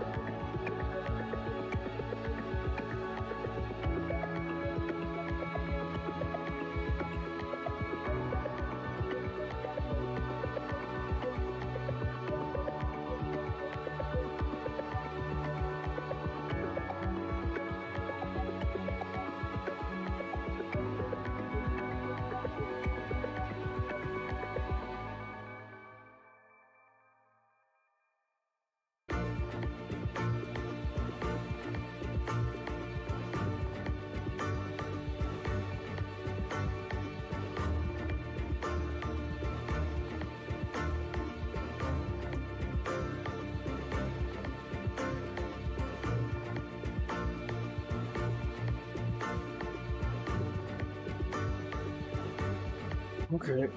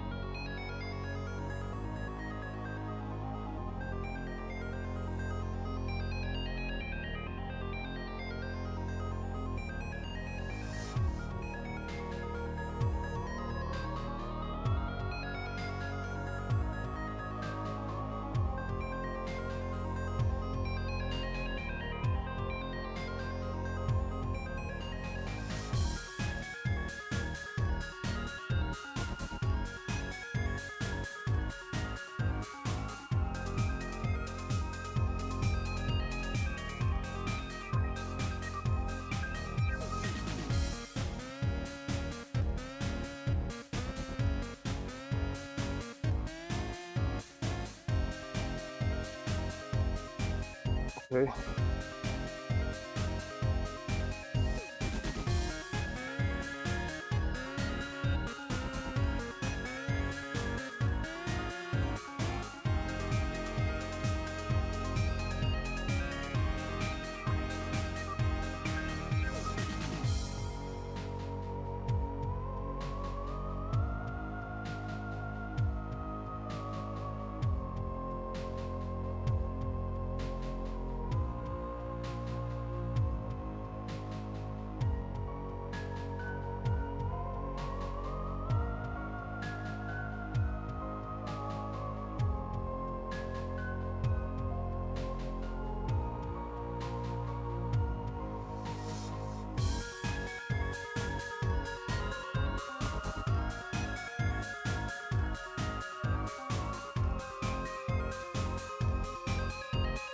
what's going on, but I'll figure it out.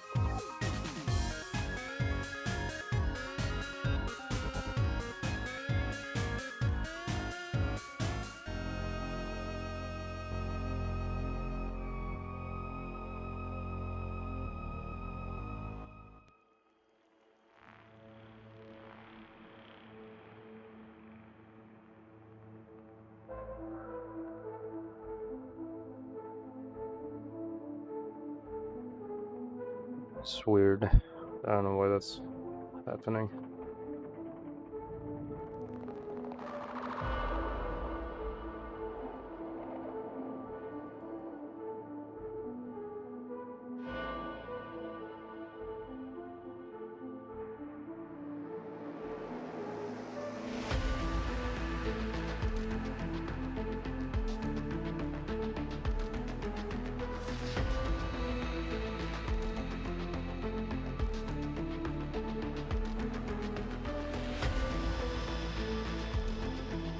Solid Zeus, nell'aggiamento.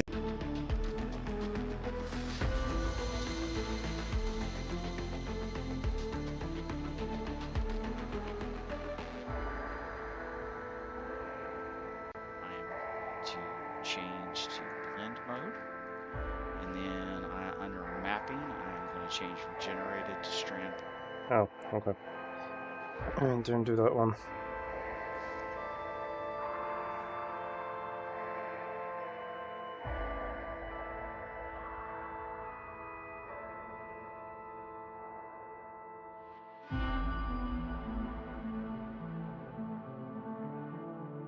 Particle. Under influence, I'm going to uncheck time, and I am going to check size, and you'll see by default it.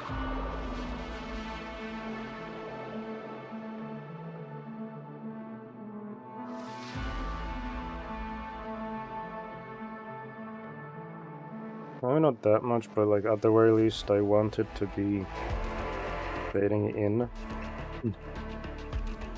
when it like starts out.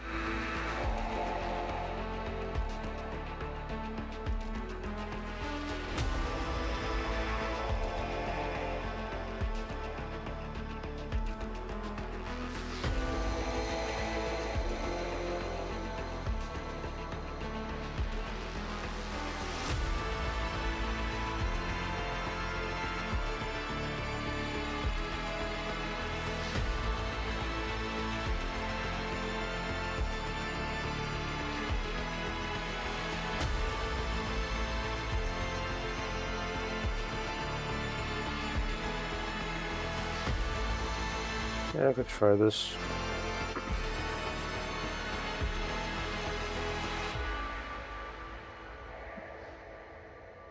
Alright. Actually, wait, I forgot to add turbulence.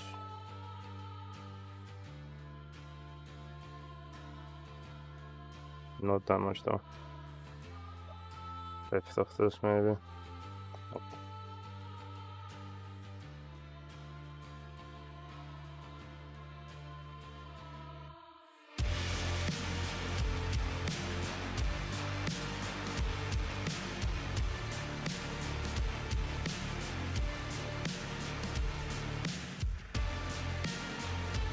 Up.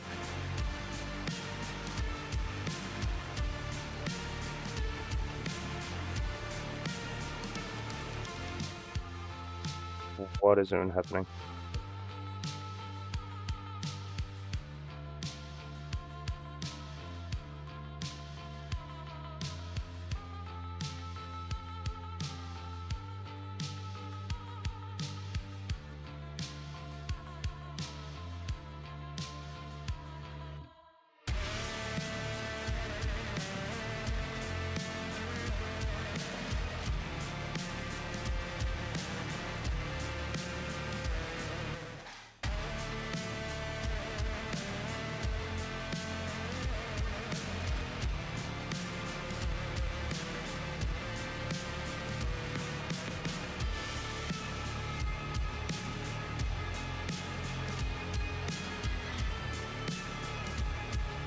It's good to bake.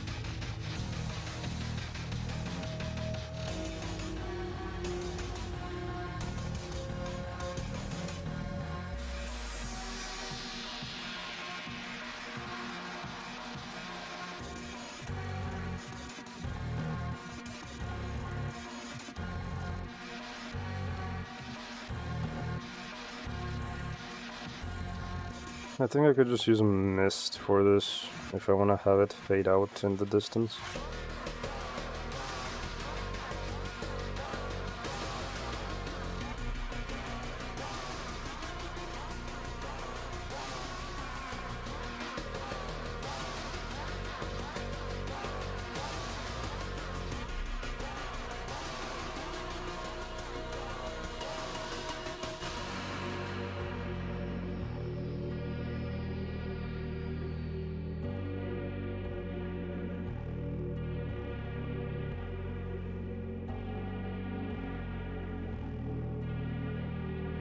I guess something like that.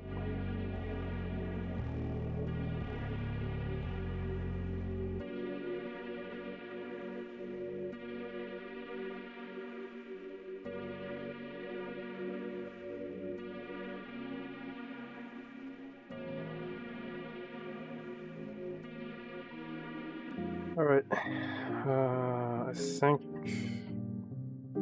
I'm ready.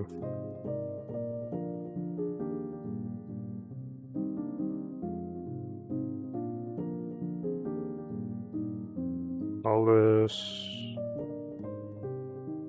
no. Still... I don't think we need to denoise this, at least... maybe not. And then let's do... data, yeah, probably. Or maybe not, I don't know. I'm just gonna have both at the same time, and in case I can, if I wanna like change it up to the raw render to it.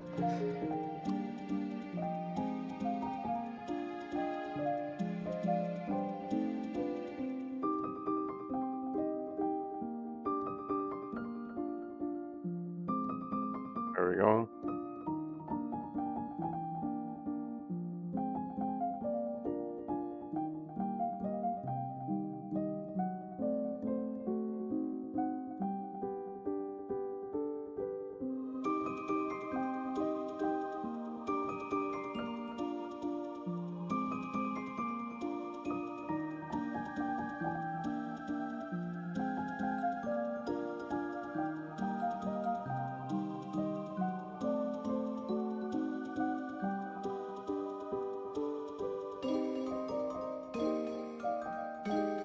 Am I crazy, or were these two not in this order back then?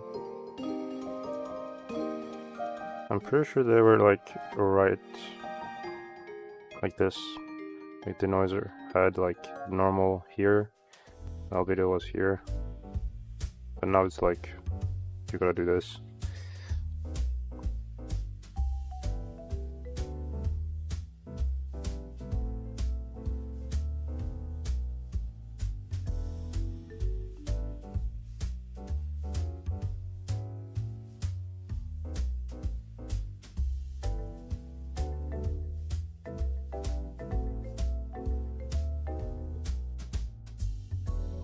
Noised.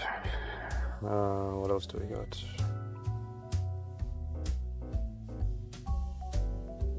Basically.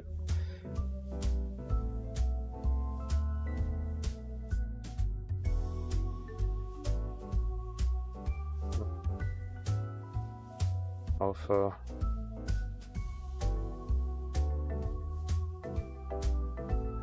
That's basically it as well. A multi-layer of DVA, override, SSCG. Okay.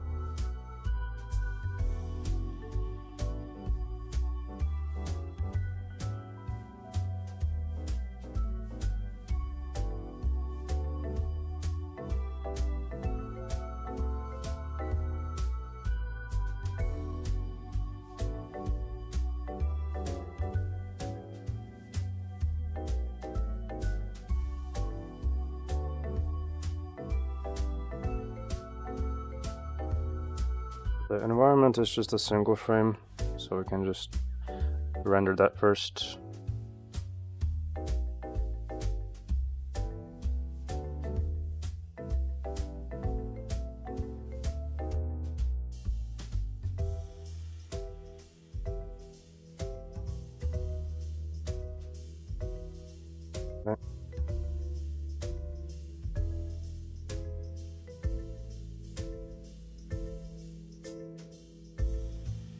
per single layer. Yep. Let's do 512, just because it's a single frame. That's, I think, basically it. So let's do a render now.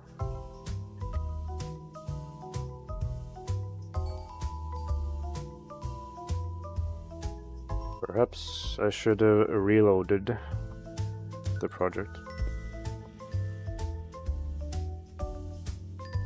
because there's a lot of excess memory.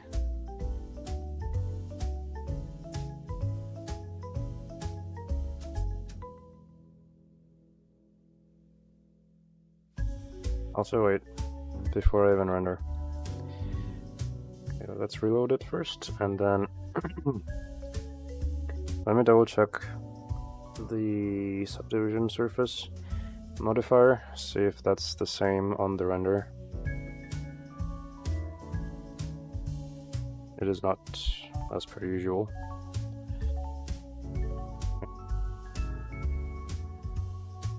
What else do we have it on?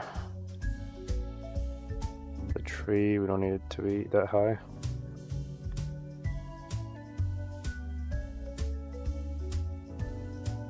Put that down. I wish, like, I hope in future when you add subdivision surface, the render and the viewport are just linked by default, and then if you want to separate them, you can do that. Is there already that time again? For the backdrops, yeah.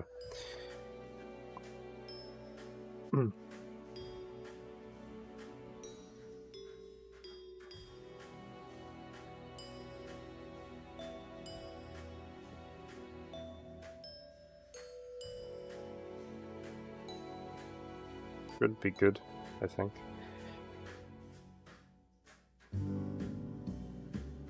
Alright, let's try to render this now.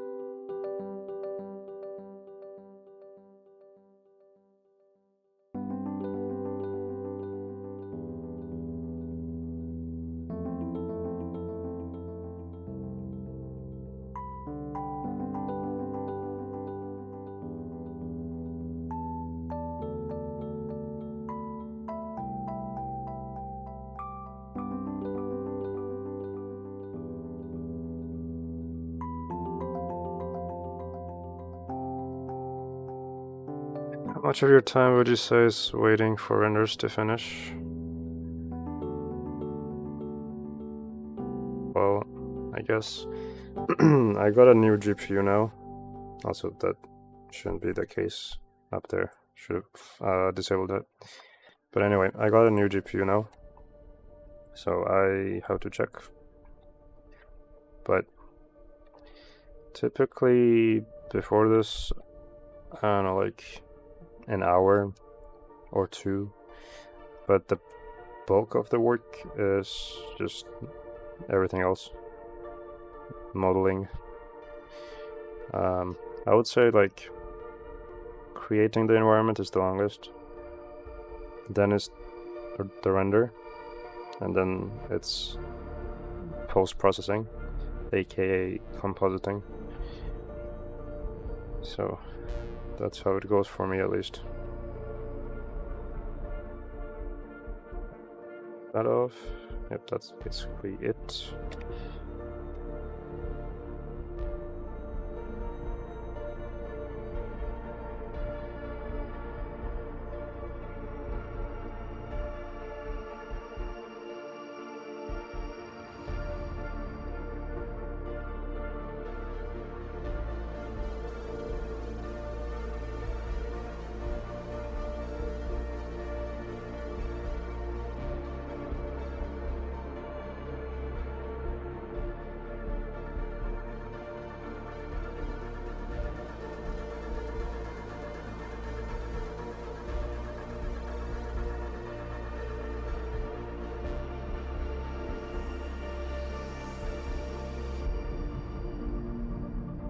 This kind of reminds me of one scene from the Stalker movie. It's like right at the end, I think.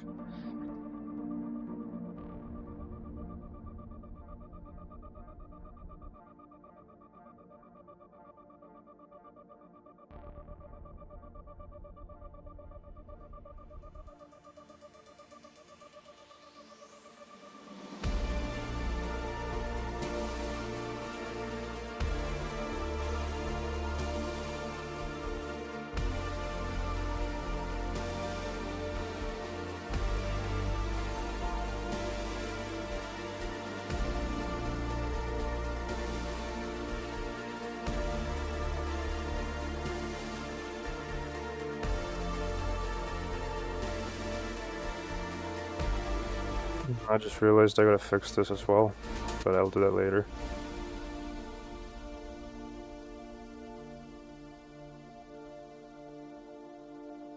Let me just make the effects first for this, then we can do the rest.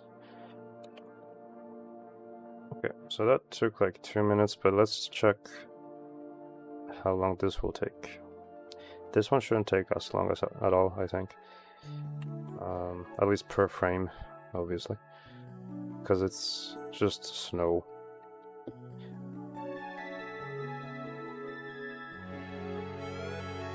Let's do 64 samples, I think, should be fine. Let's try that.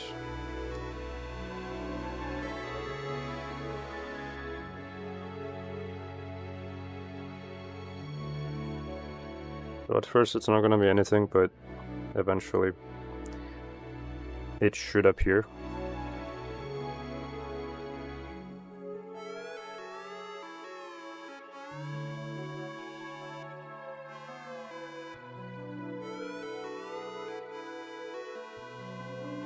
I guess in hindsight I should have probably picked the proper starting point, but whatever. Also, hello, Gariosa. Long time no see.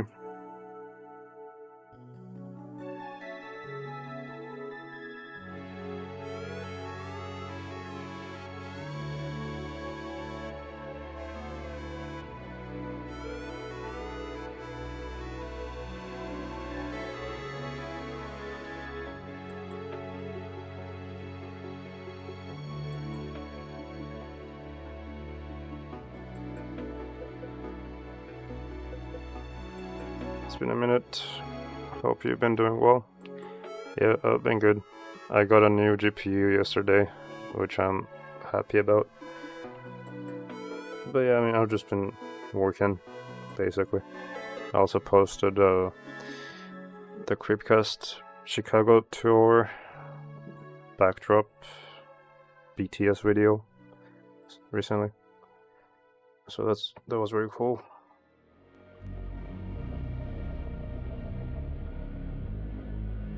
Hope you've been well as well.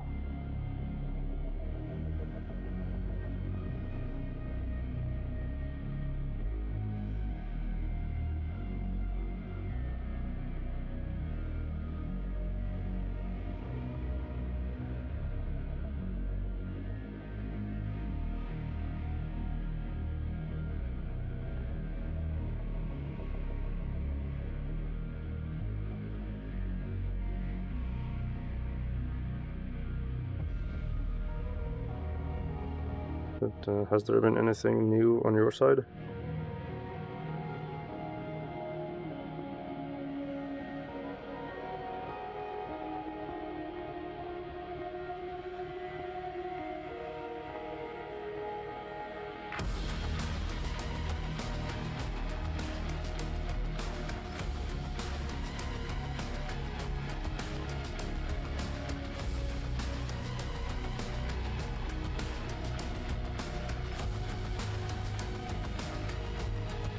Understandable.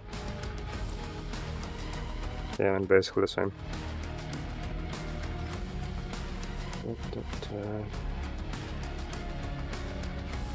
Yeah, at least I got finished with like 2 client works I have 2 more left, and then I'm just basically gonna be doing CreepCast stuff. I just want to get those done, though, the client work stuff. Because when you have a permission to do, you kind of feel, I don't know how to explain, but caged in a way. Like, I just don't feel entirely free until I'm done with them.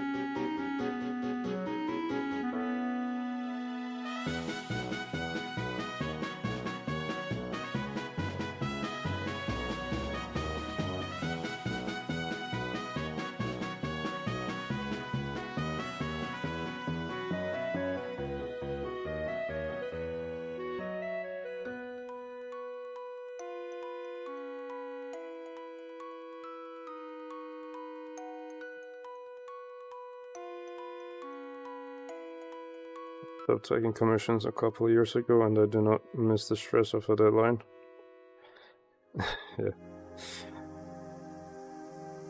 It's kind of the...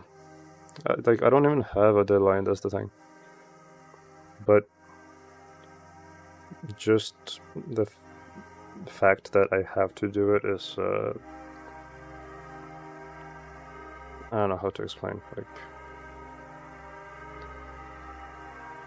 guilt, I guess, kind of similar to that.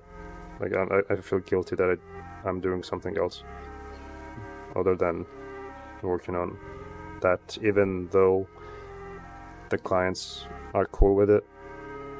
They're not really rushing. They don't need it to be done quick.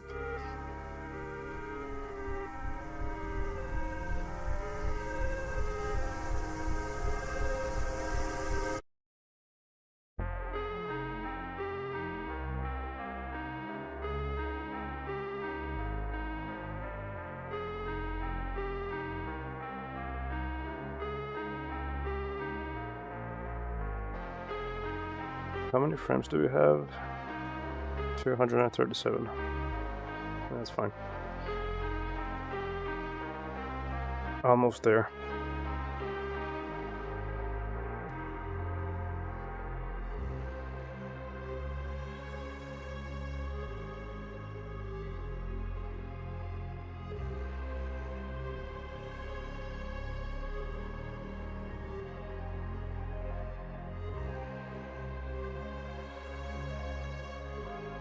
What's happening above me, but some neighbor is definitely throwing stuff. I think they got a renovation going.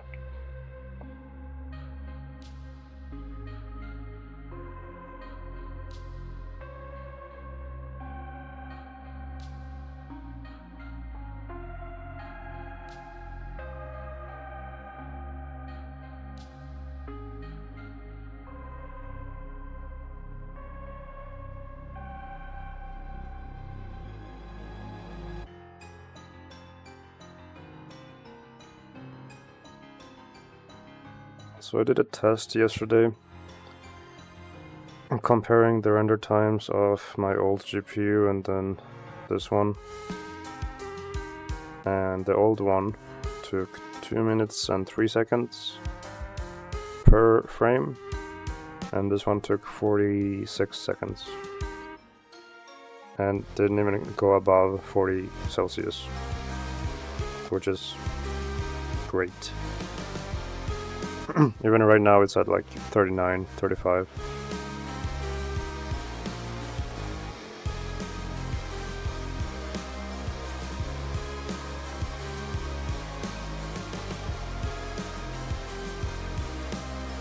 Yeah, it is.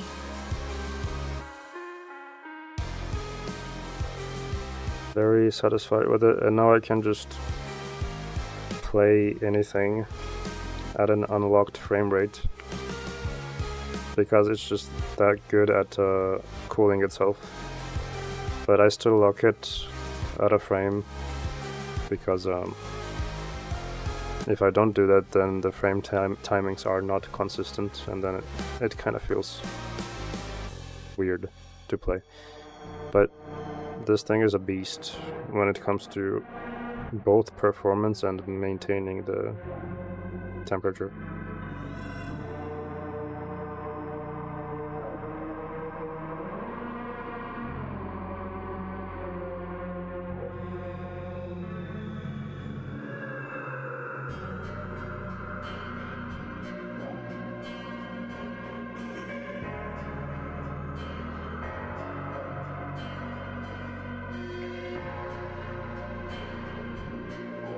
There we go.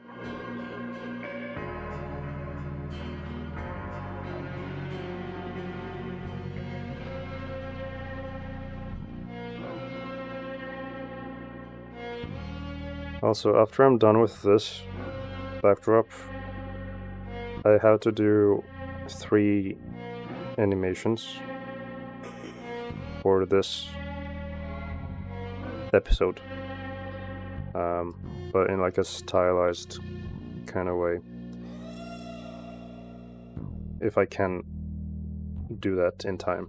I still got tomorrow, so I'm pretty confident I can do it. But we'll see.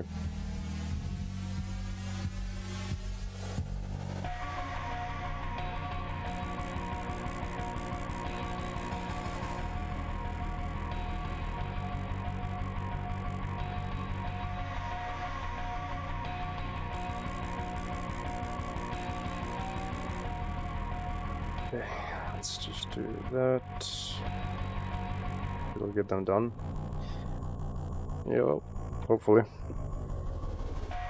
It is like in a simple kind of style. I want to make it look painterly, and I only want to use one kind of light, I guess, kind of. How to explain? Like, only using rim lights, and there's only gonna be 2 colors, black and white, but not exactly black and white, but those values. And then I don't know if you've seen the Black Phone 2, but the way they did the dream sequences in that movie looked really interesting. So I want to try and do something similar for the effects part of it.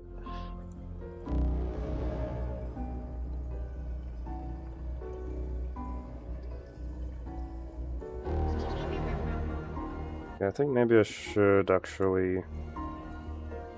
Let's actually start with the snow, I think. Because I have to put the snow on the main backdrop. But first I gotta make the loop. So... yeah, let's just do that first.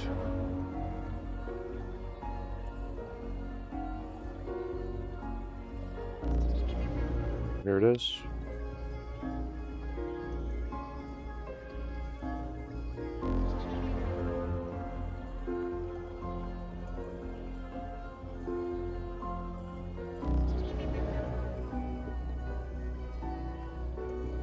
It ends at this frame.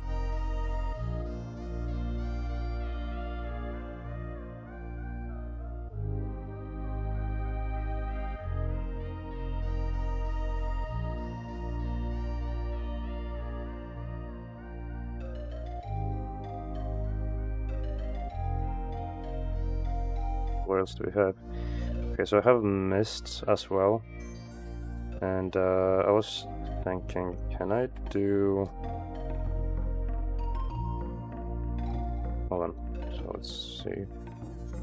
If I have mist here,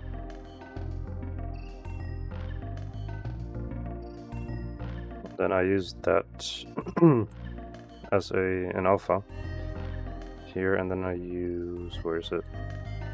Luminance. Then transform this into sRGB.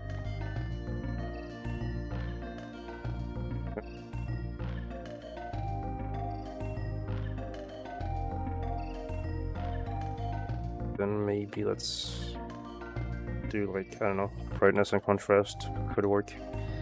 Clip the blacks and whites.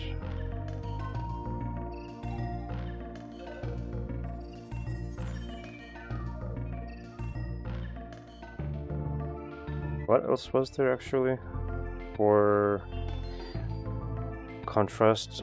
Similar to color ramp, I think it was like either levels. No, there's no levels here. Was it bitmap? Something like this. I think. I don't know.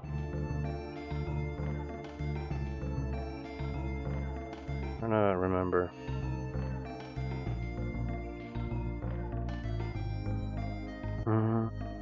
Okay, let me check this just in case.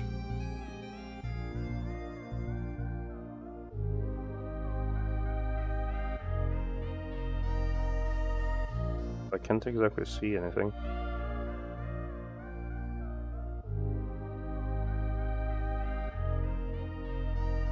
We could do simple like curves as well.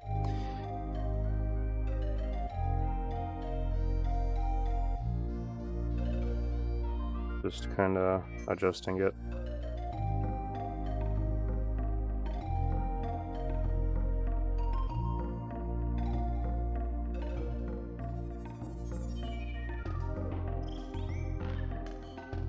It is hard to see, unfortunately, but I'm getting it, I think.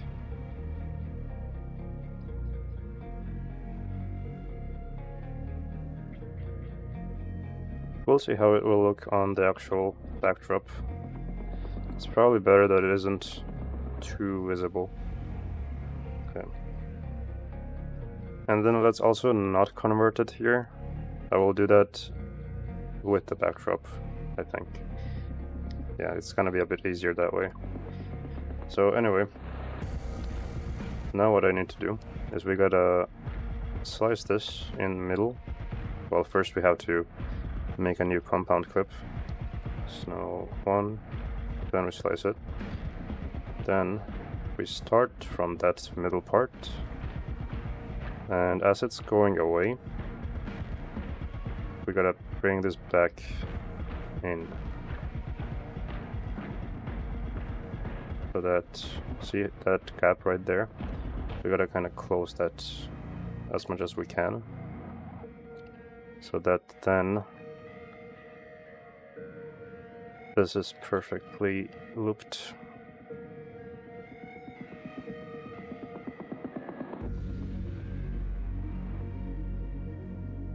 There we go. Then we also make a compound of this.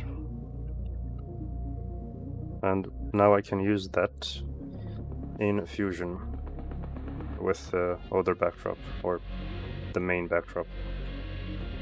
So, okay, let's see.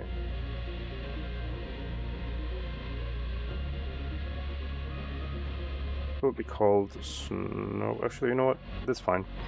We can just like delete it from here. It's still in the project, so we don't have to worry about that.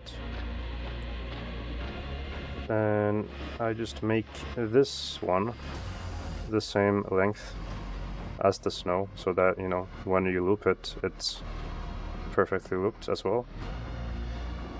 Then I just go in here and I just add the main environment right here.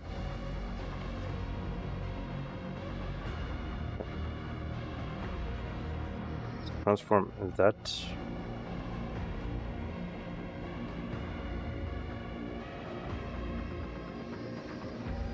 To Asus CG.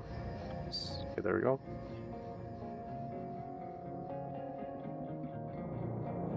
And now I just need to add the snow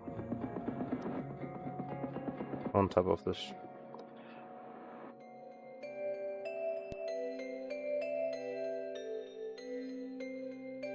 that's basically it. So now, after, you know, the foundation is laid and etc., I just do what I usually do. So vignette, that, let's do this, invert, soft edge, just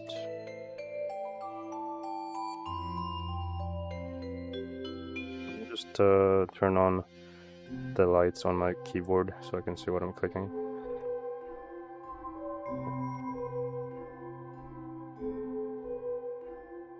Zero.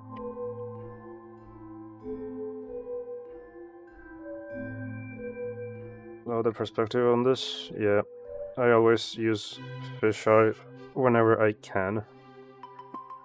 Big fan of it.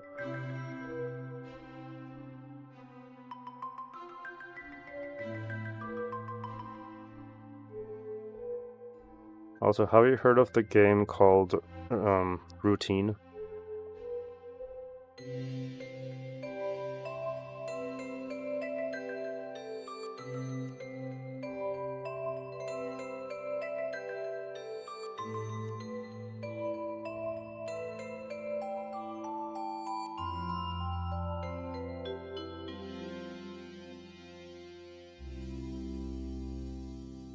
Do haven't heard of that one. I think it's been in development since 2014, and I've been waiting for it for years, and it's finally out. It's very similar to... Okay, Steam just decided to not cooperate. Okay. It's very similar to Alien Isolation in terms of the concept, but the visuals it has and the sound design it has are like right up my alley. It uses also like a fisheye lens. I took some like let's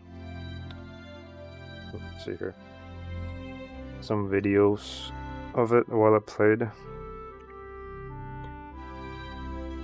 I don't think, let me see here.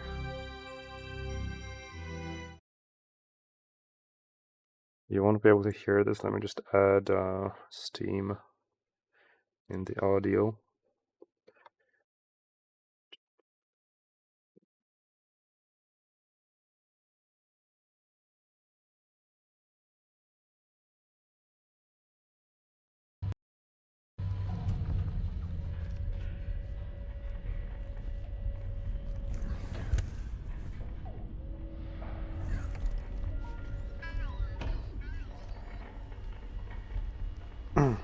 It looks really good.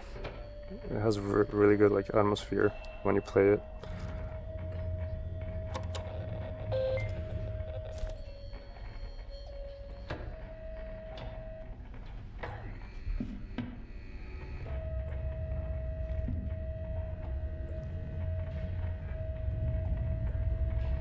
It's basically this one.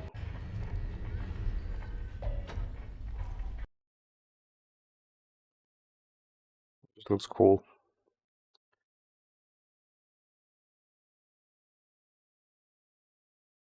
But yeah, I can't wait to finish this after I'm done with this.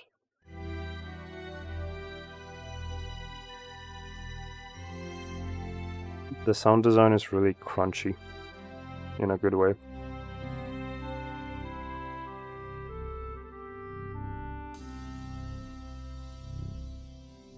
Like the post-processing effects that they have in the game, if I were to make a game, that would basically be how it would look like in terms of like effects. Like it's right up my alley.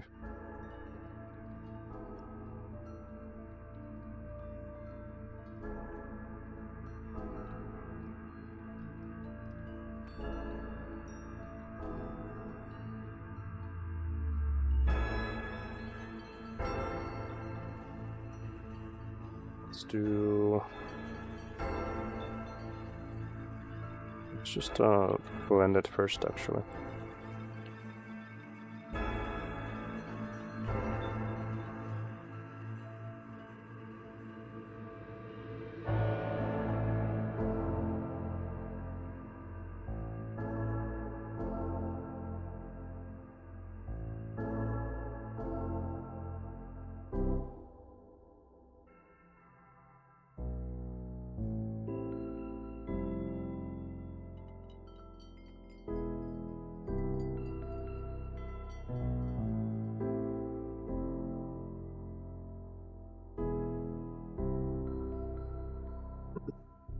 Okay.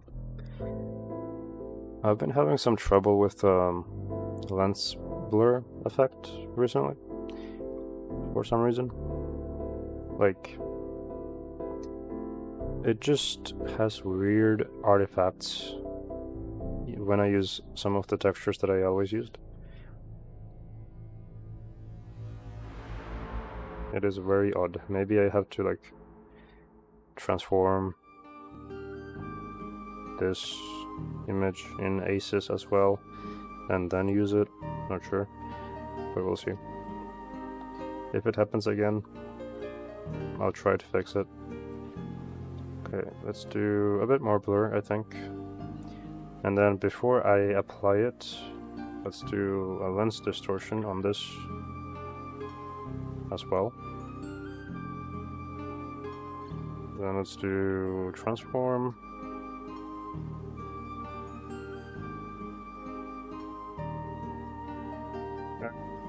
Maybe we don't need to have another transform here since we are already kind of zooming in. Okay, and then let's do... what else do we have? Turn down the highlights a little bit.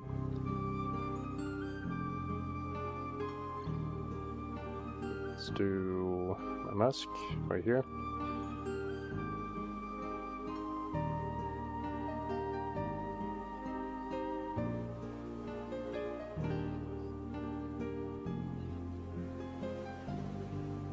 It's fine.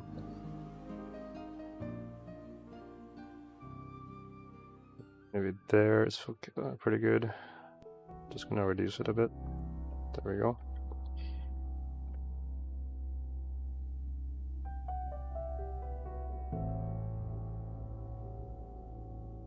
So, since I am also taking into account the snow, this lens dirt will also be affected. So if I try to play this and hope that the program doesn't crash, you should see some of the dirt alternate, I guess.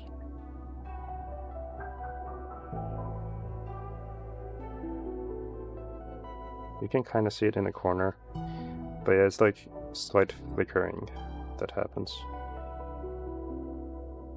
because of the snow going by, and since it's also cloning the snow, that's what happens. Although, maybe I can make it a bit more noticeable.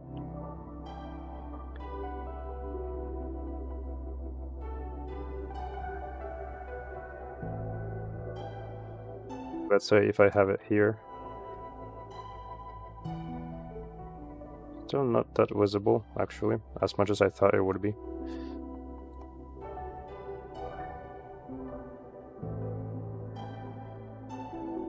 Yep. It's alright.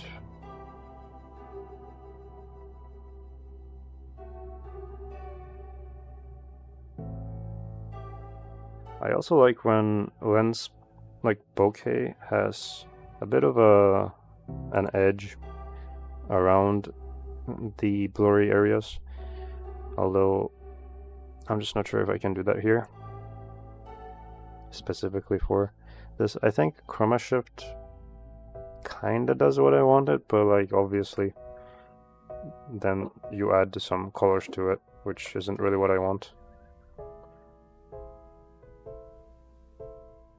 But I mean, that's also a cool effect.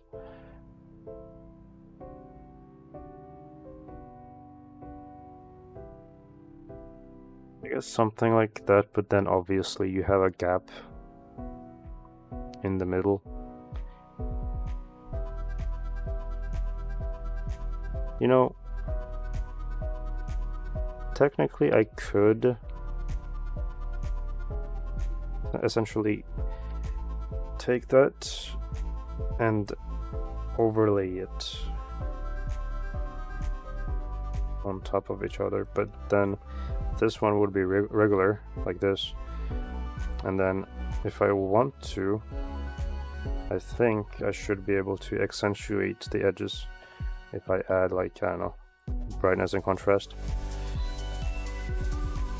So if I do not here though, we gotta do it like here, I think.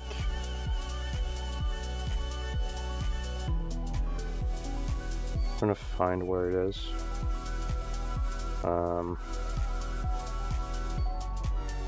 Okay, what the hell? Set that.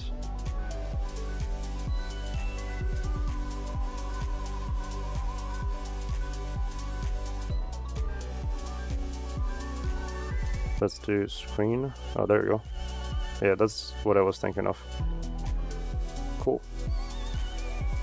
Does that work? Is the question. Yeah, actually it does.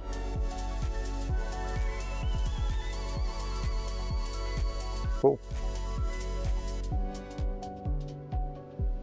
You can also sorry about that. You can also kind of see it right here. Pretty sure.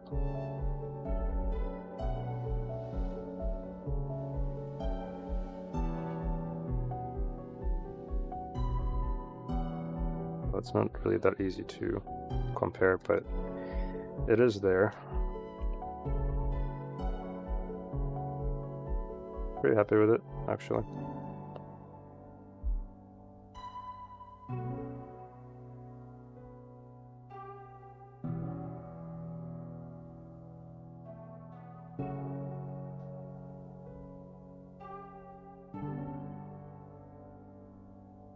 Basically like this. I think I'm gonna reduce it a little bit.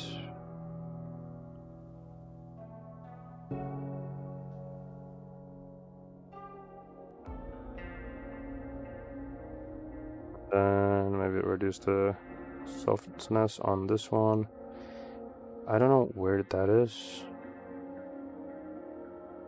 Because is it not from... Oh, it's not. Oh, right, it's the background. Yeah, okay, that makes sense.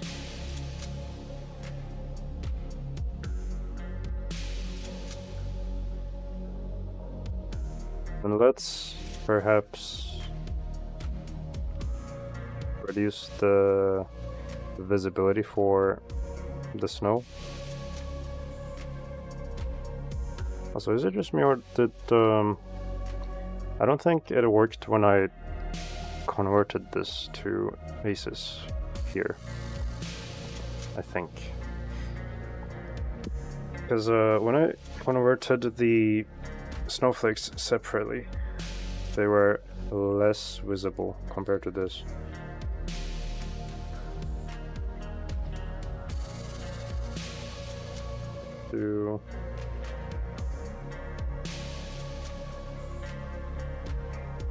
And in timeline. Okay, so if I go here,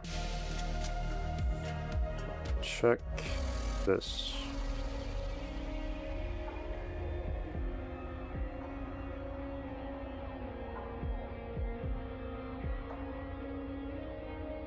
I guess, yeah. But I think I still should adjust it. Hold on, wait, that's not even the correct spot. Wait. There we go. I don't know why I had that so below.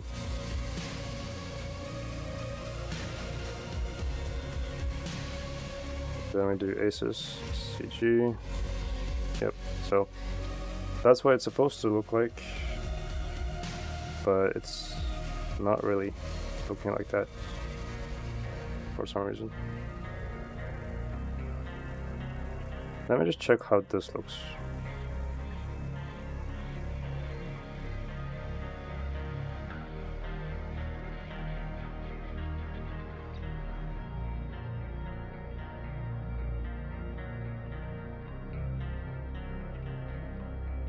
It's not bad. It's pretty good. Because it's not popping too much, which is nice. So I think I like it. And then I think I might add more vignette to this, on like below. or like that.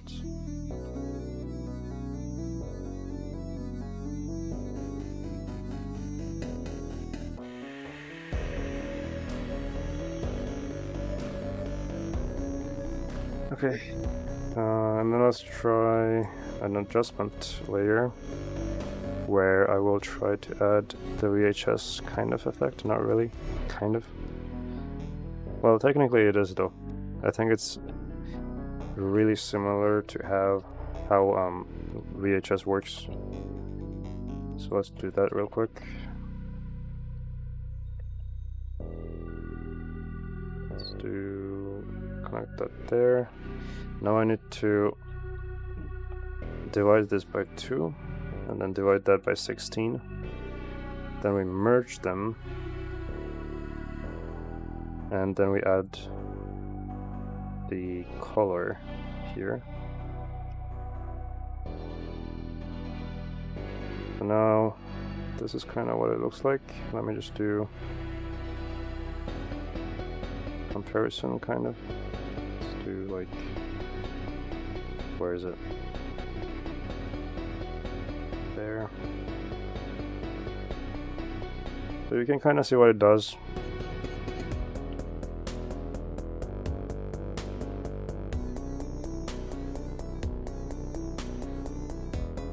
Basically.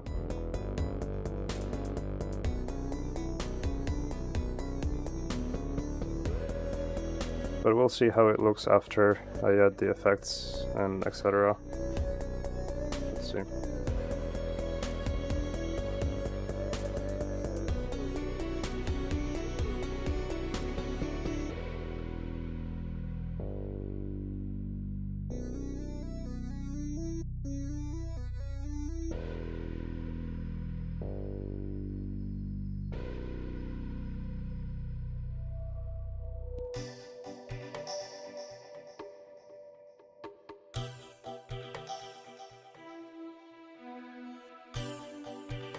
Okay.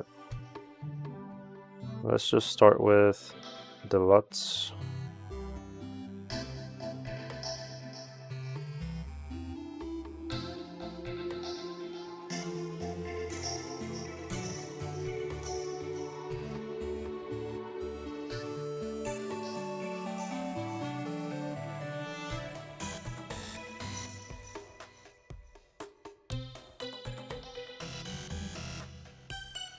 I kind of dig this one.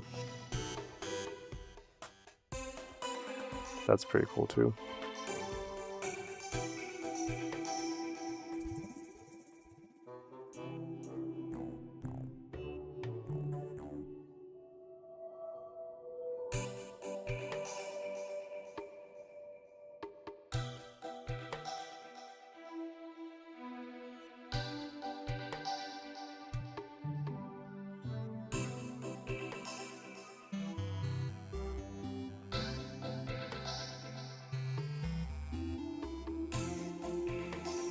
What if I maybe shift the shadows a bit?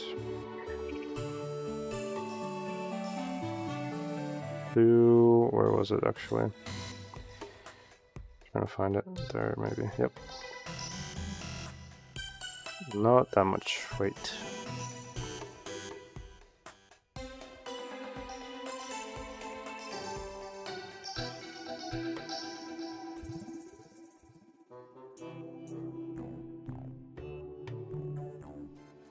I suppose that since it's, you know, it's a winter environment, a blue color fits obviously, but I'm also checking other ones just in case.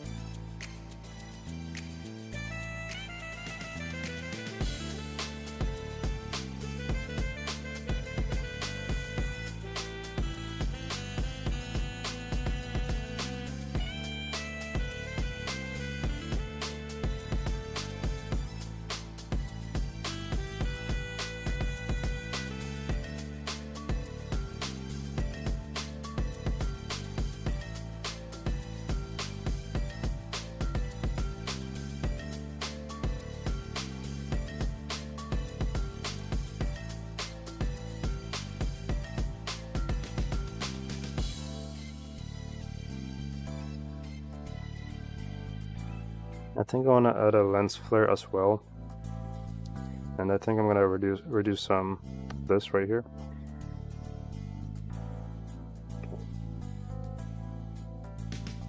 As well as lift the dirt texture a little bit.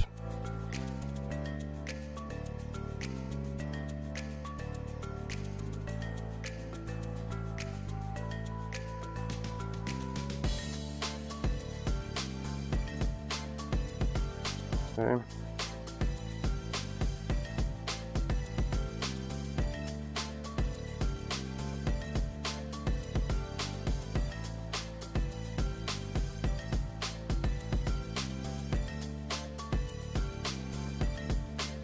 Let's then try lens flare. I don't think I can just use it as is. I just have to have something plugged in. I guess I could technically just plug in like a background. Doesn't really matter. I think that would reduce processing time. Okay, obviously not like this. Let me just check what works.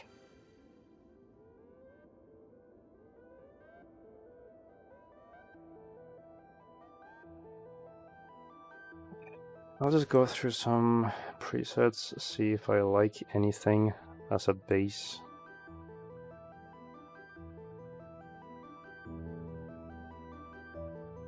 Definitely not that. Not really. Modern. Nah.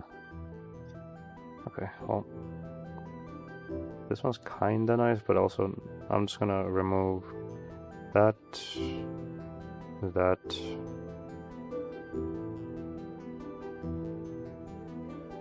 What else do we have?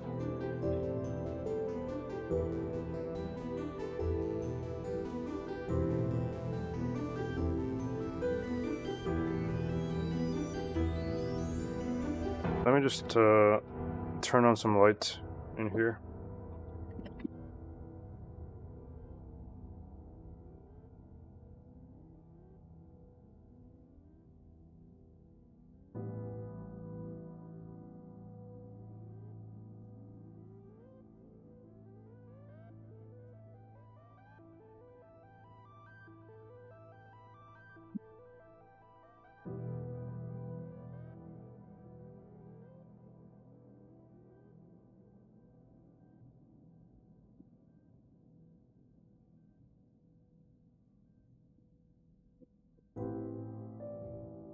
Okay.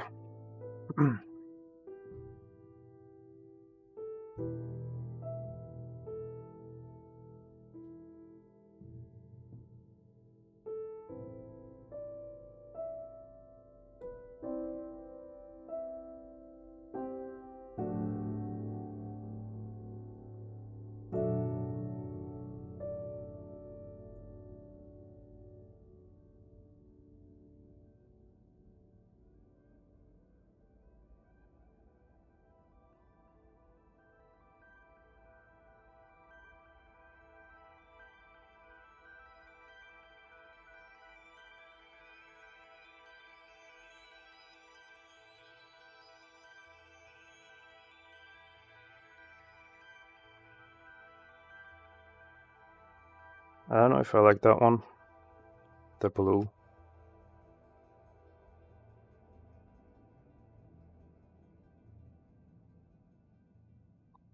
What if I change, I don't know, something like that, maybe?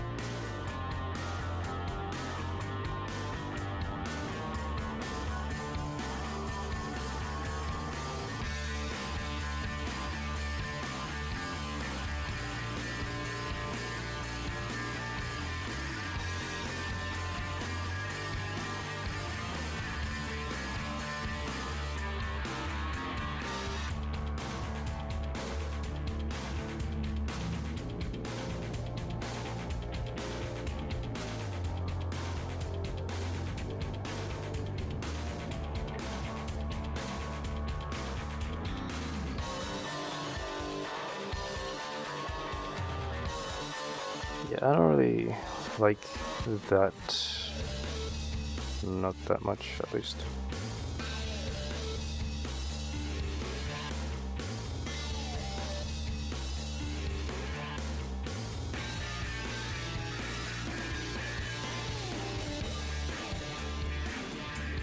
What if I completely desaturate it and then we just have like a white lens flare? It has global saturation here. I could have just used that. There we go.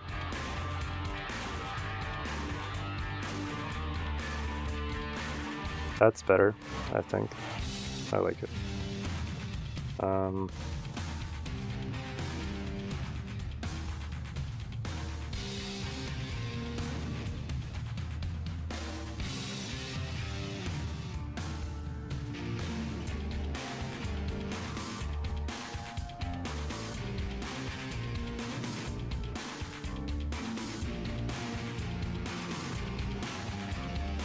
I'm not sure if I really want to have halation here, actually.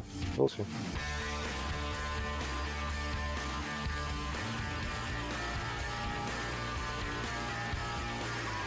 Yeah, probably not, actually. I want to keep the monotone look, kind of, for this.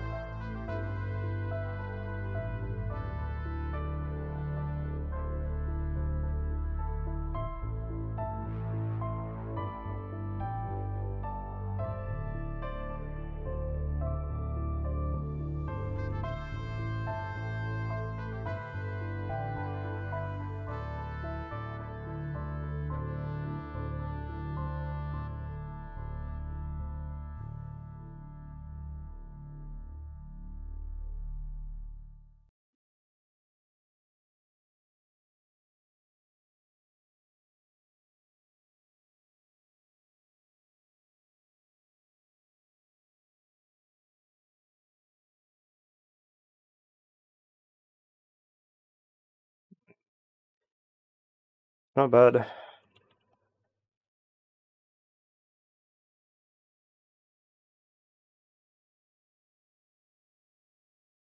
course, there has to be some sort of a problem.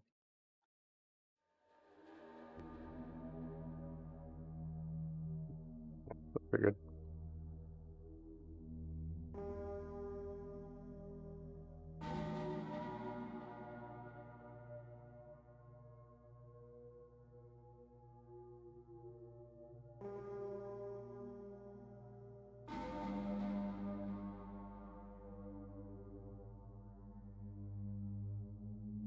I'm just trying to like think of something else I could do.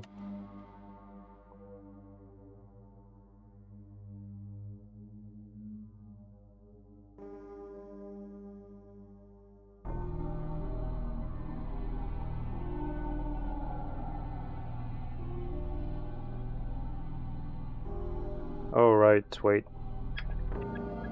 Grab back.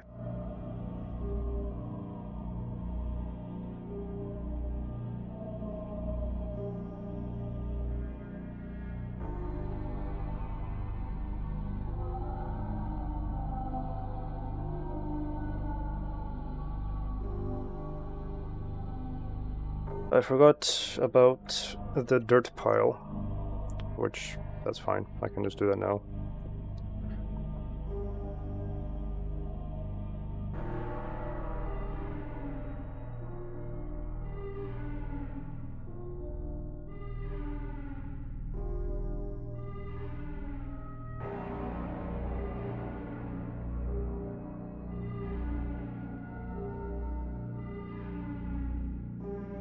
not to mention I have to make a hole where the tombstone is, if there's gonna be a dirt pile, because it was dug up. Makes sense. I was about to just have a dirt pile next to the tombstone without any story.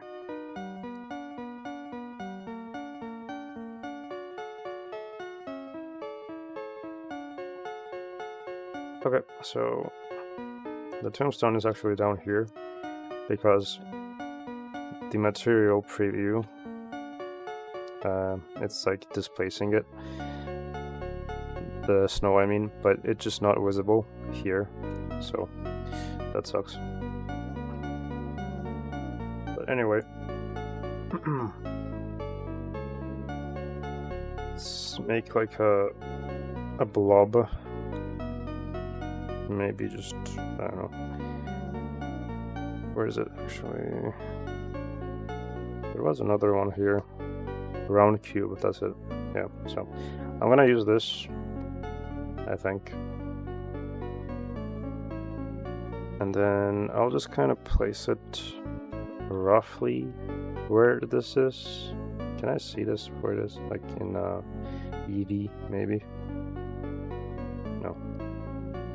In fact, I can't see anything for some reason. Oh, it's because we're in the snow. Okay.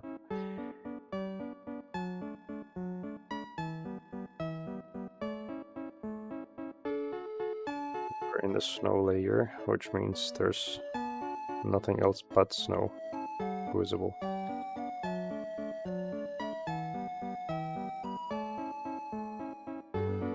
Alright, so let's make the start. Let's make it rough. Very smooth. And let's do displacement.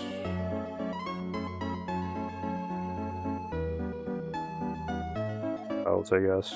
I always go with this.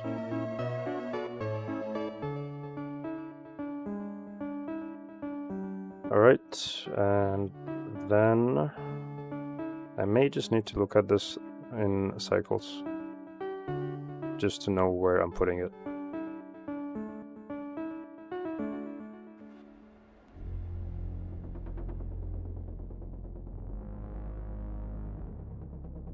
Turn that off. Okay, that's a lot of noise. Somewhere here. Then I just need to make it look like a pile, which not that hard to do. Do optimal.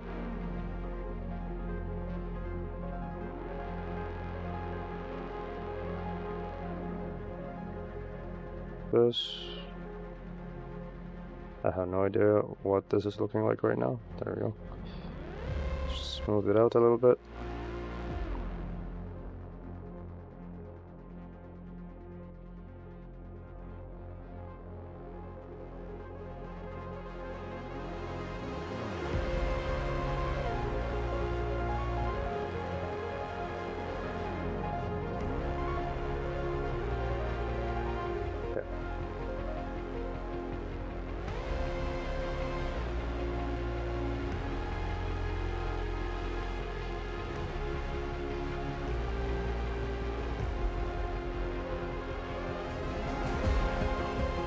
I'll just check how that looks for now.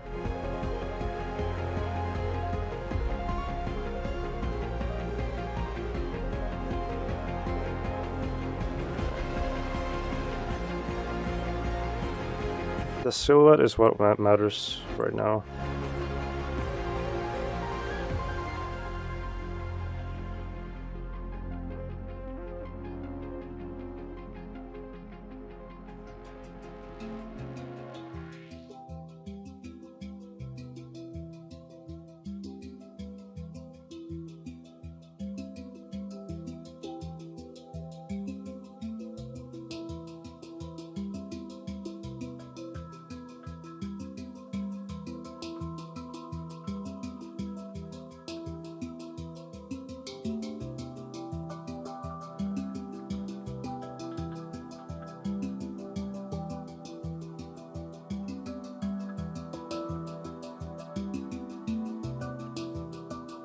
Yeah, so now I have no idea how I'm gonna make like a dent in here properly, but I'll try.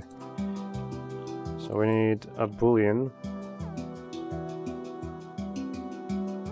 on manifold, I believe, I think. Unless it was float, I don't know.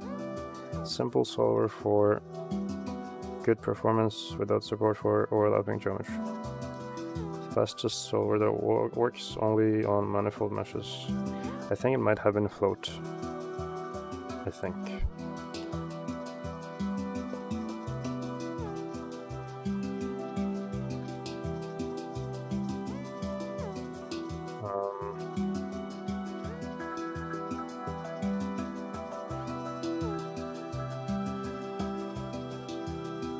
What?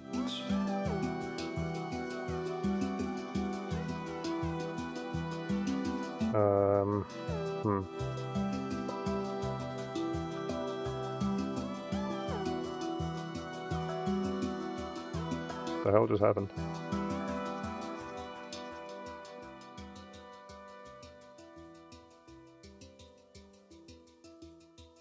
But does this just break when I... Okay, well that sucks. Right, well, in that case...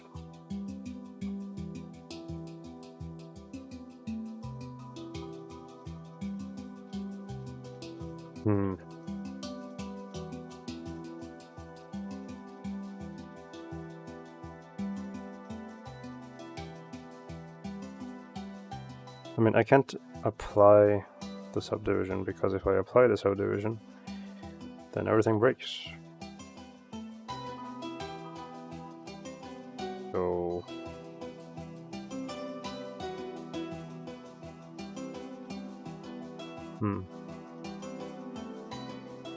Well, in that case...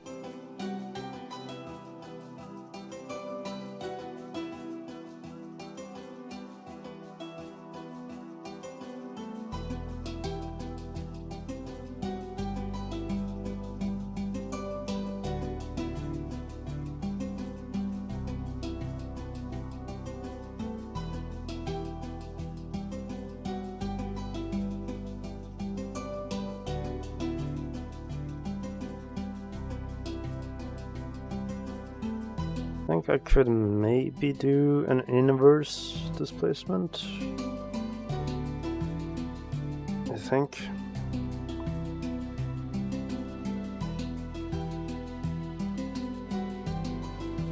So...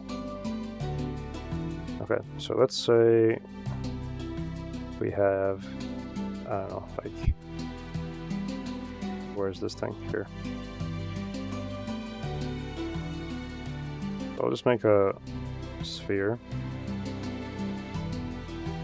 hole, for example, and then gradient.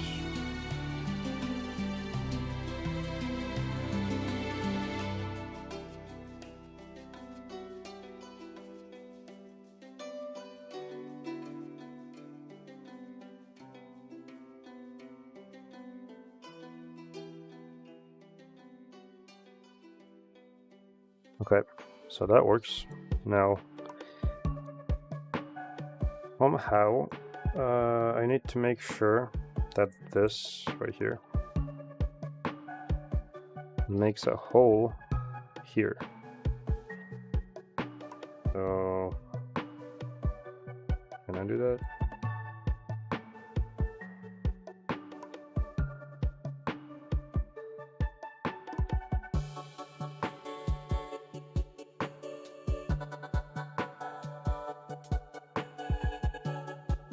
Okay, I think everything just broke.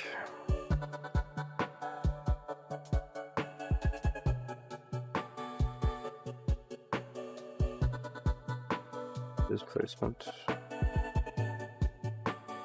Yeah, that sucks. Huh.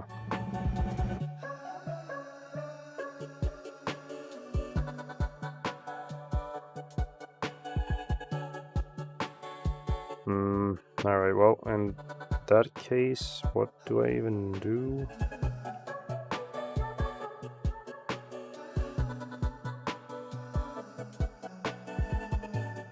Maybe like, I don't know. Let me check.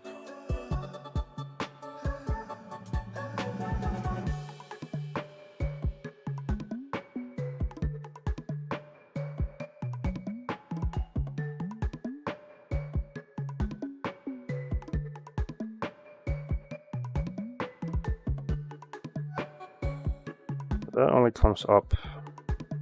But how do we make it go down? Is my question.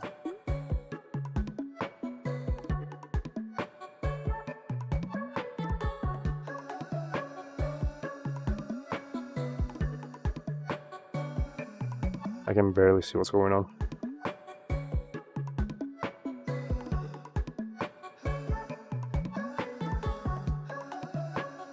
If I do ambient occlusion and then this, and now I have to wait for it to load. Okay.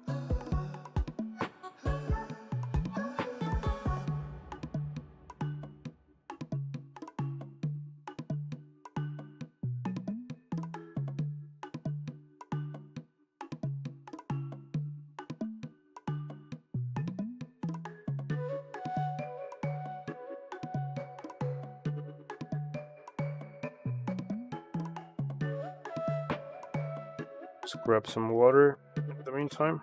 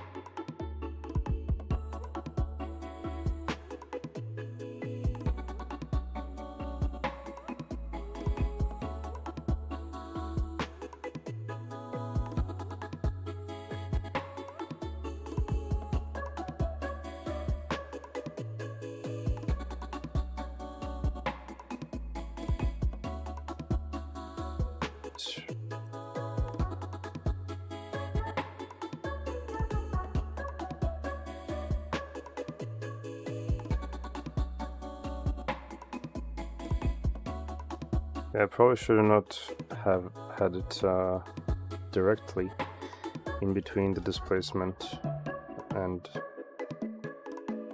the node, but yeah, there we go. So now I can see it better. But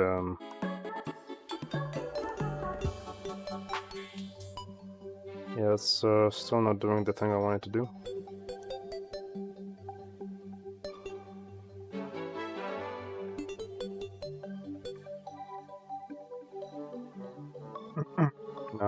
Okay, well, what if we untick clump factor and then we do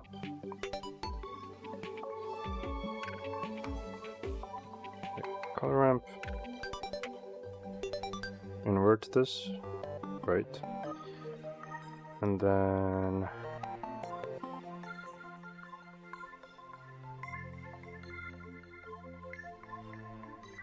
multiply. That does not work.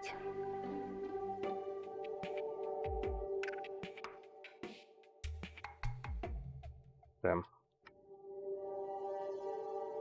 Okay.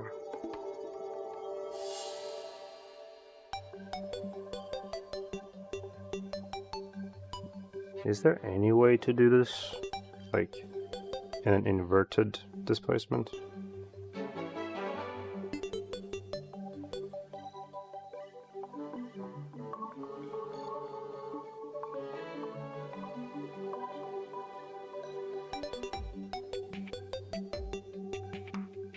Wait a minute. What if I plug this into mid-level? And then... Okay, so the mid-level obviously probably is on average 0.5, as it says right there, which means I should have it here as well. Let's actually just have it on both, just to make sure it works. It does not work. Okay.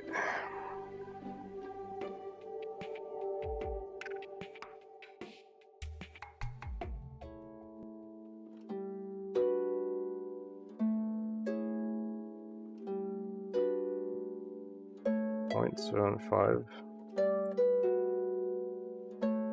That's basically the closest I've gotten. Just trying to figure it out though.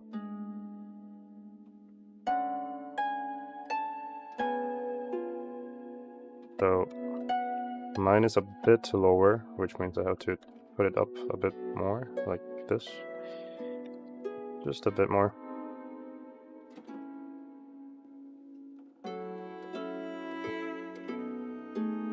Yep, okay, so that's the base level. And then I should now be able to mess with this one. Yep.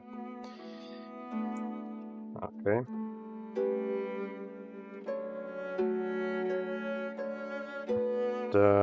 Now let's check what that looks like.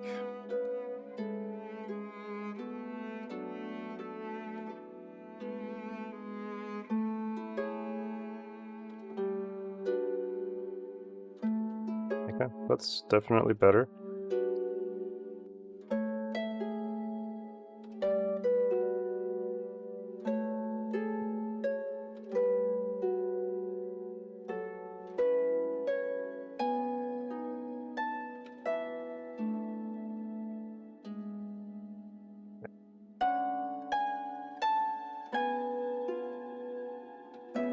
So how does that look like now in the render itself?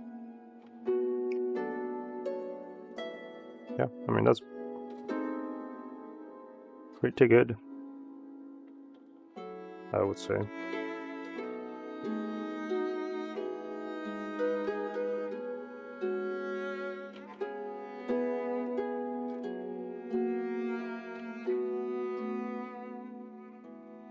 I just need to add some more detail to this right here. Okay, turn that down.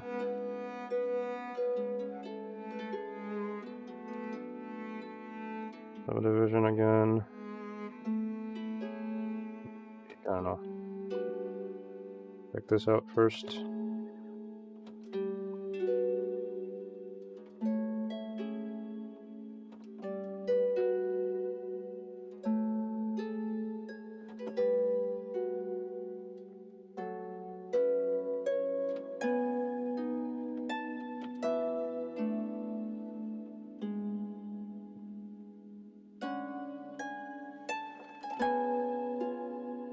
Then let's make this area darker.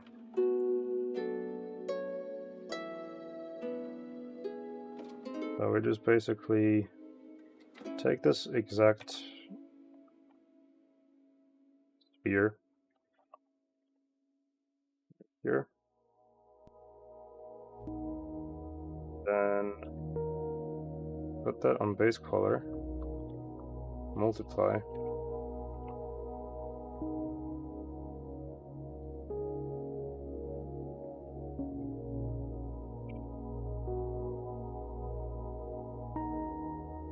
It's like I'm barely making this work right now.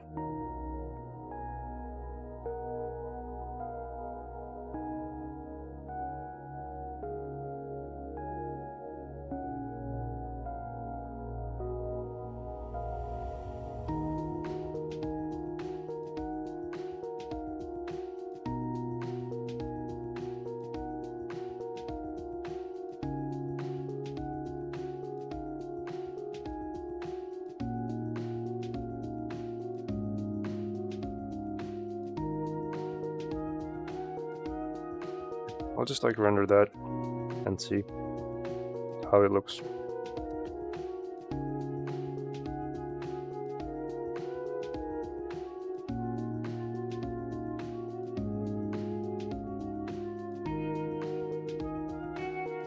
Forgot to put on 512 for the render. 1 second.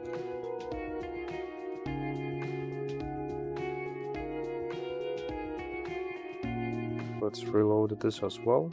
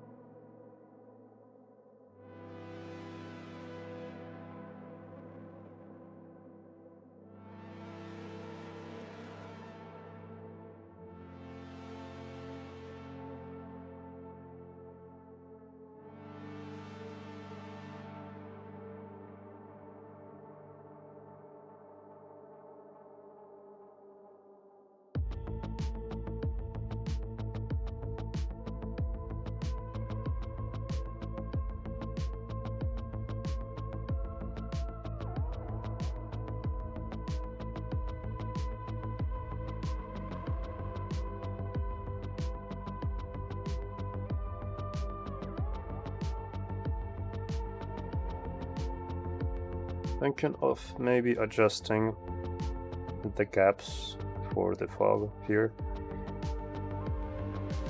Maybe make them bigger, perhaps.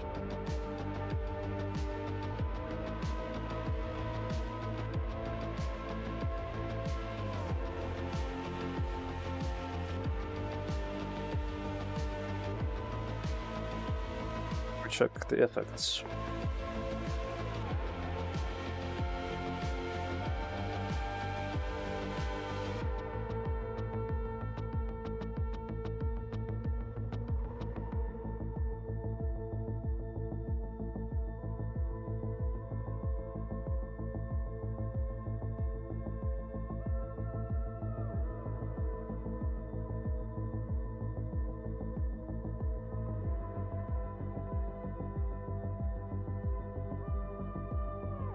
Yeah, that's pretty good.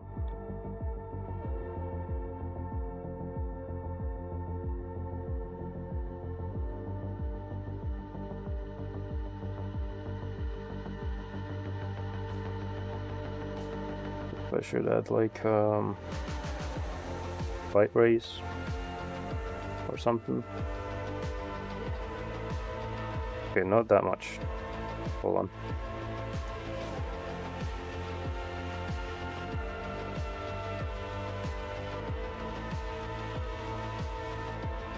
The hell? Brightness. Soften 0.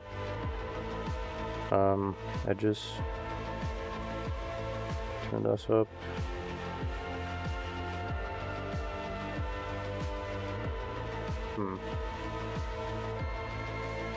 I don't know.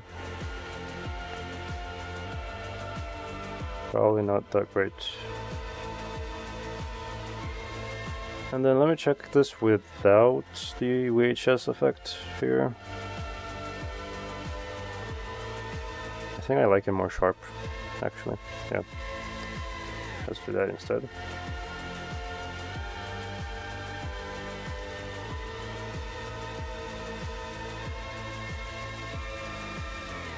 And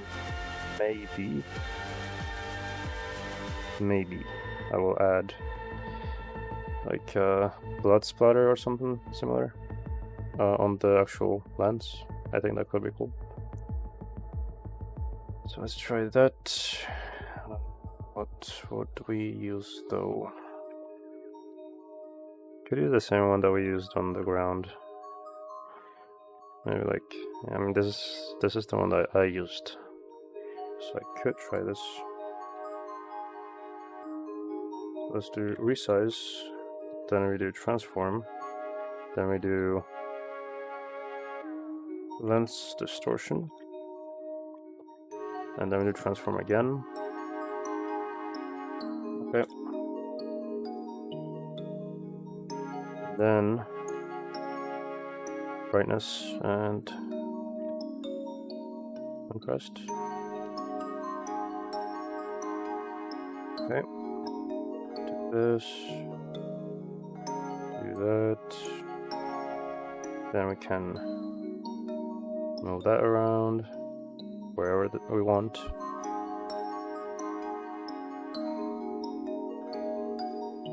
Okay. I don't know how much I want to do it, but we'll see. Maybe we don't want to resize it though. I don't know. We'll see. Anyway, color ramp, or not color ramp, color corrector. My bad. So then we do that.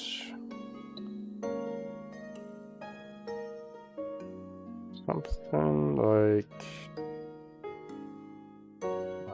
like this maybe. Turn down the gain. Okay, that just doesn't work that well. We can just do it from here maybe. Yeah, that's a bit better. Anyway, so now we gotta mix this here.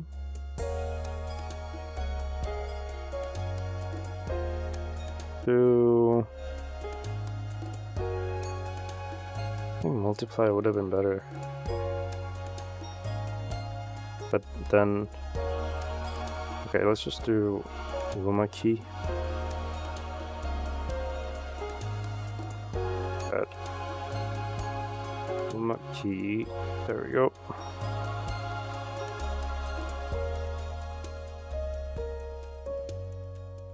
Then lens splitter.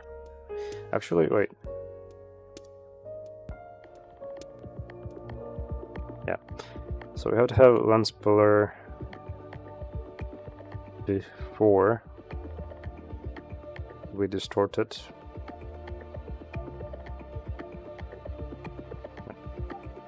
Curvature, yep.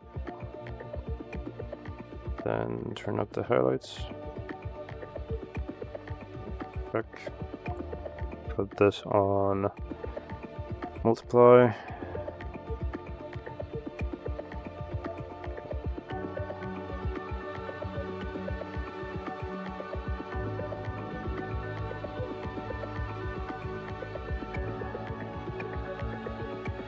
Well, I guess I technically am controlling where this goes by using the transform, so I guess I may as well use this.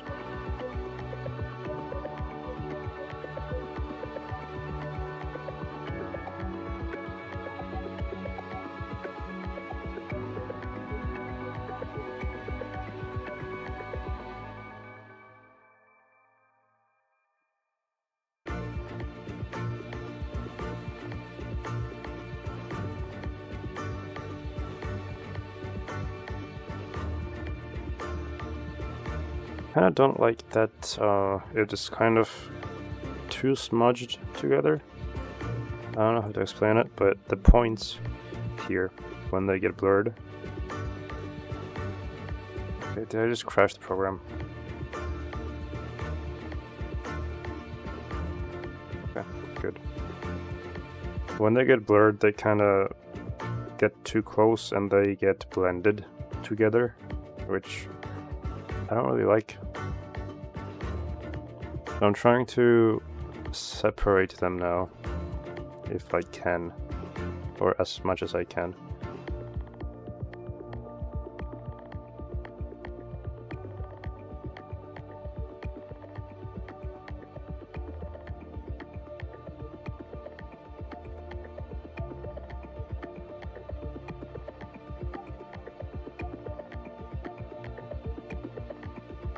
We could also copy this blur setup as well, so that, oh, not like that, so that the edges have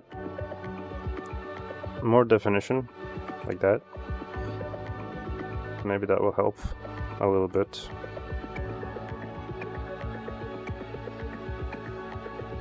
Let's delete this, and let's do this right here.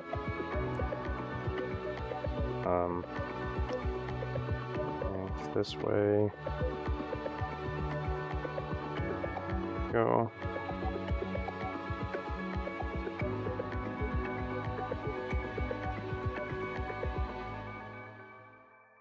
Okay.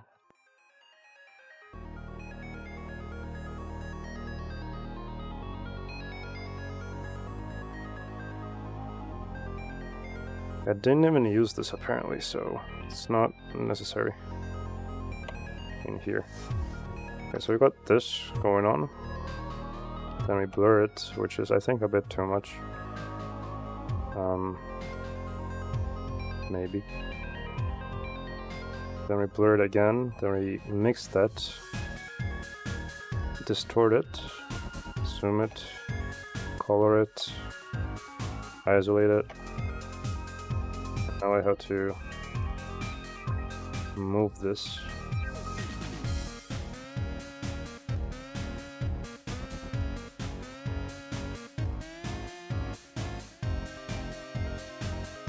Slightly better, I think.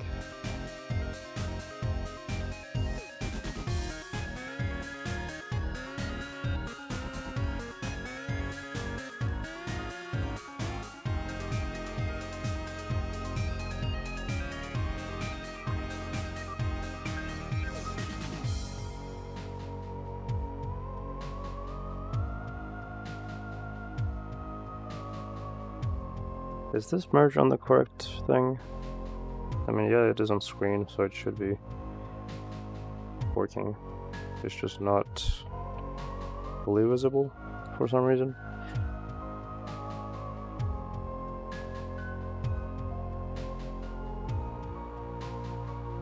Wait a minute, hold on, wait. Are we blurring the edges? That's how it was supposed to be. So I was blurring the blur. Yeah, no wonder it wasn't working.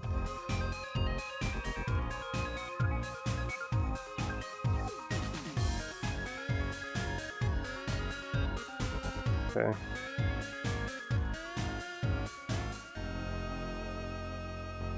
And maybe we could try to make it a bit brighter. Somehow. Like this, maybe. Now it kind of looks magenta. Slightly.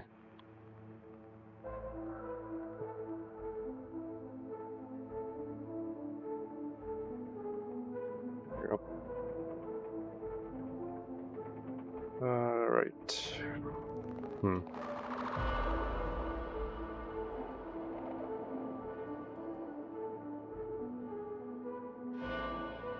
A bit more blur, perhaps.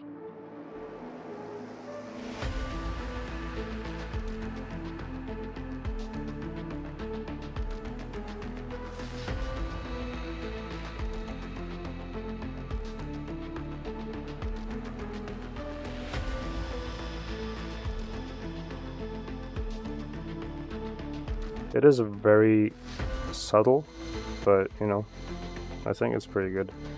Maybe I will turn down the glow Maybe it's a bit much.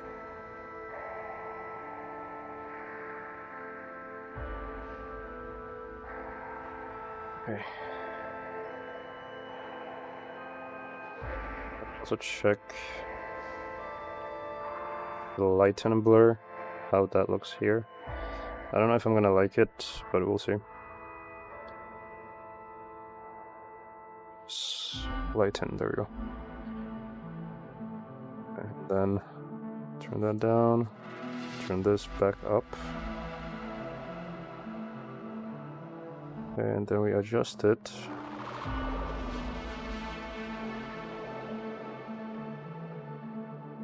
Reset the saturation.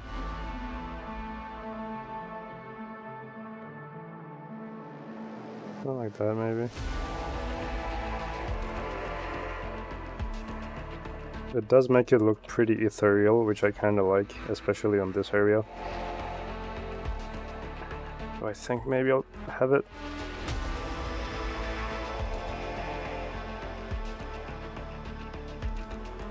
Very good. Yeah, that's not bad.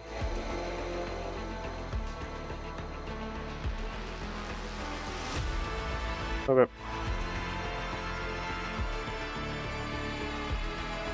So let's render this out.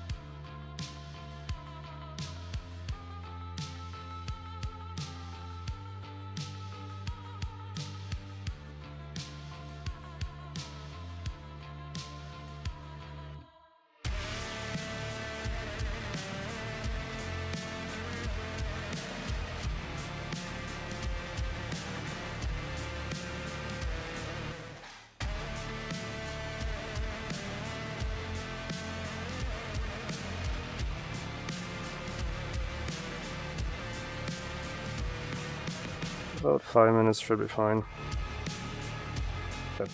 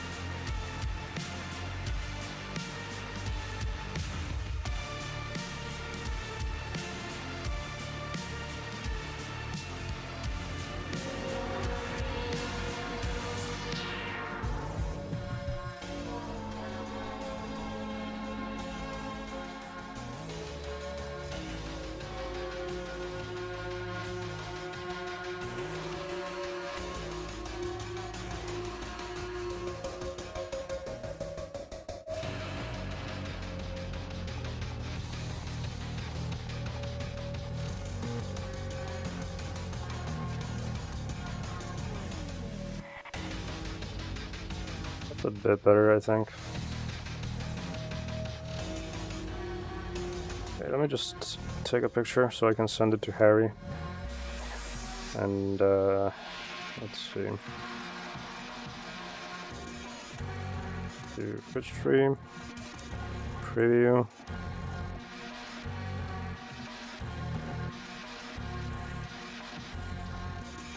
Go. And then let's also render this out.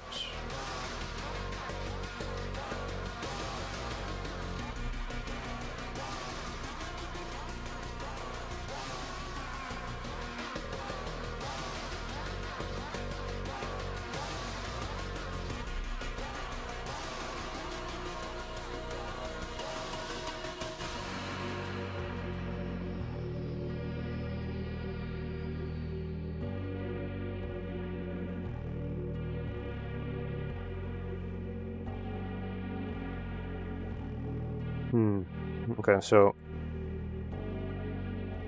since I have to make 3 animations other than this, I guess I'll just make a different project file for it in Premiere so that then the editor can just import it from that instead, because I'm just gonna have it ready most likely tomorrow. Definitely not gonna be able to finish that today, but let me just upload these as well. Okay, so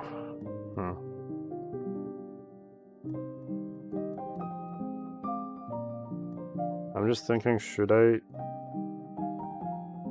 start working on animations right now? At least make one and then do the rest tomorrow? Or should I just do them all tomorrow?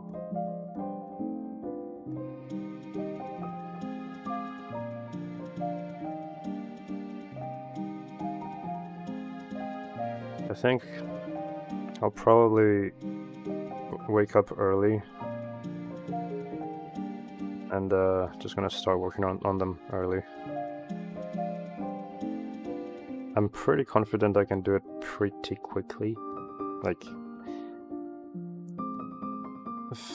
probably in like 5 hours maybe, max. So probably do that, but this is what this came out like. Obviously gonna have to wait to see what Harry says, but I think it's pretty good.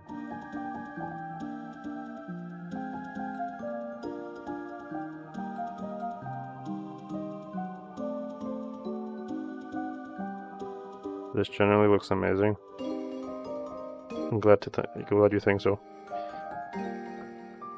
The snow and the fog kind of reminded me of the ending of Stalker movie. Kinda like this, literally this image.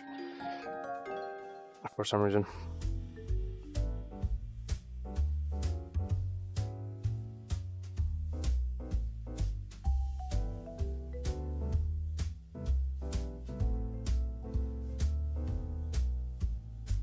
Oh. I did what I did. I'm just gonna say I'm gonna challenge myself and I'll finish the 3 animations tomorrow. So I'll stream very early on, hopefully. Probably like since 10 I should start doing it, 10 o'clock, so we'll just get that done tomorrow. But this is the main thing, you know, the animations that I'm doing are extra. They're not like necessary, but I just thought it would be cool, so I'm just gonna do them anyway. And Harry also liked the idea, so that was that. That was the wrong scene I clicked on. There we go. Yep. Pretty satisfied with the result, and I'll continue tomorrow. We'll see how that goes. I'm pretty excited to work on the effects on it, of that sequence, because I think I'm gonna be less, how do I say, YouTube compression friendly, I guess. Because I'm gonna use a lot of grain, animated grain, and also some gate weaves, aka shaky imagery. So we'll see how that goes. But yeah, thanks for watching, and I'll see you tomorrow. Bye bye. Yeah. Alrighty.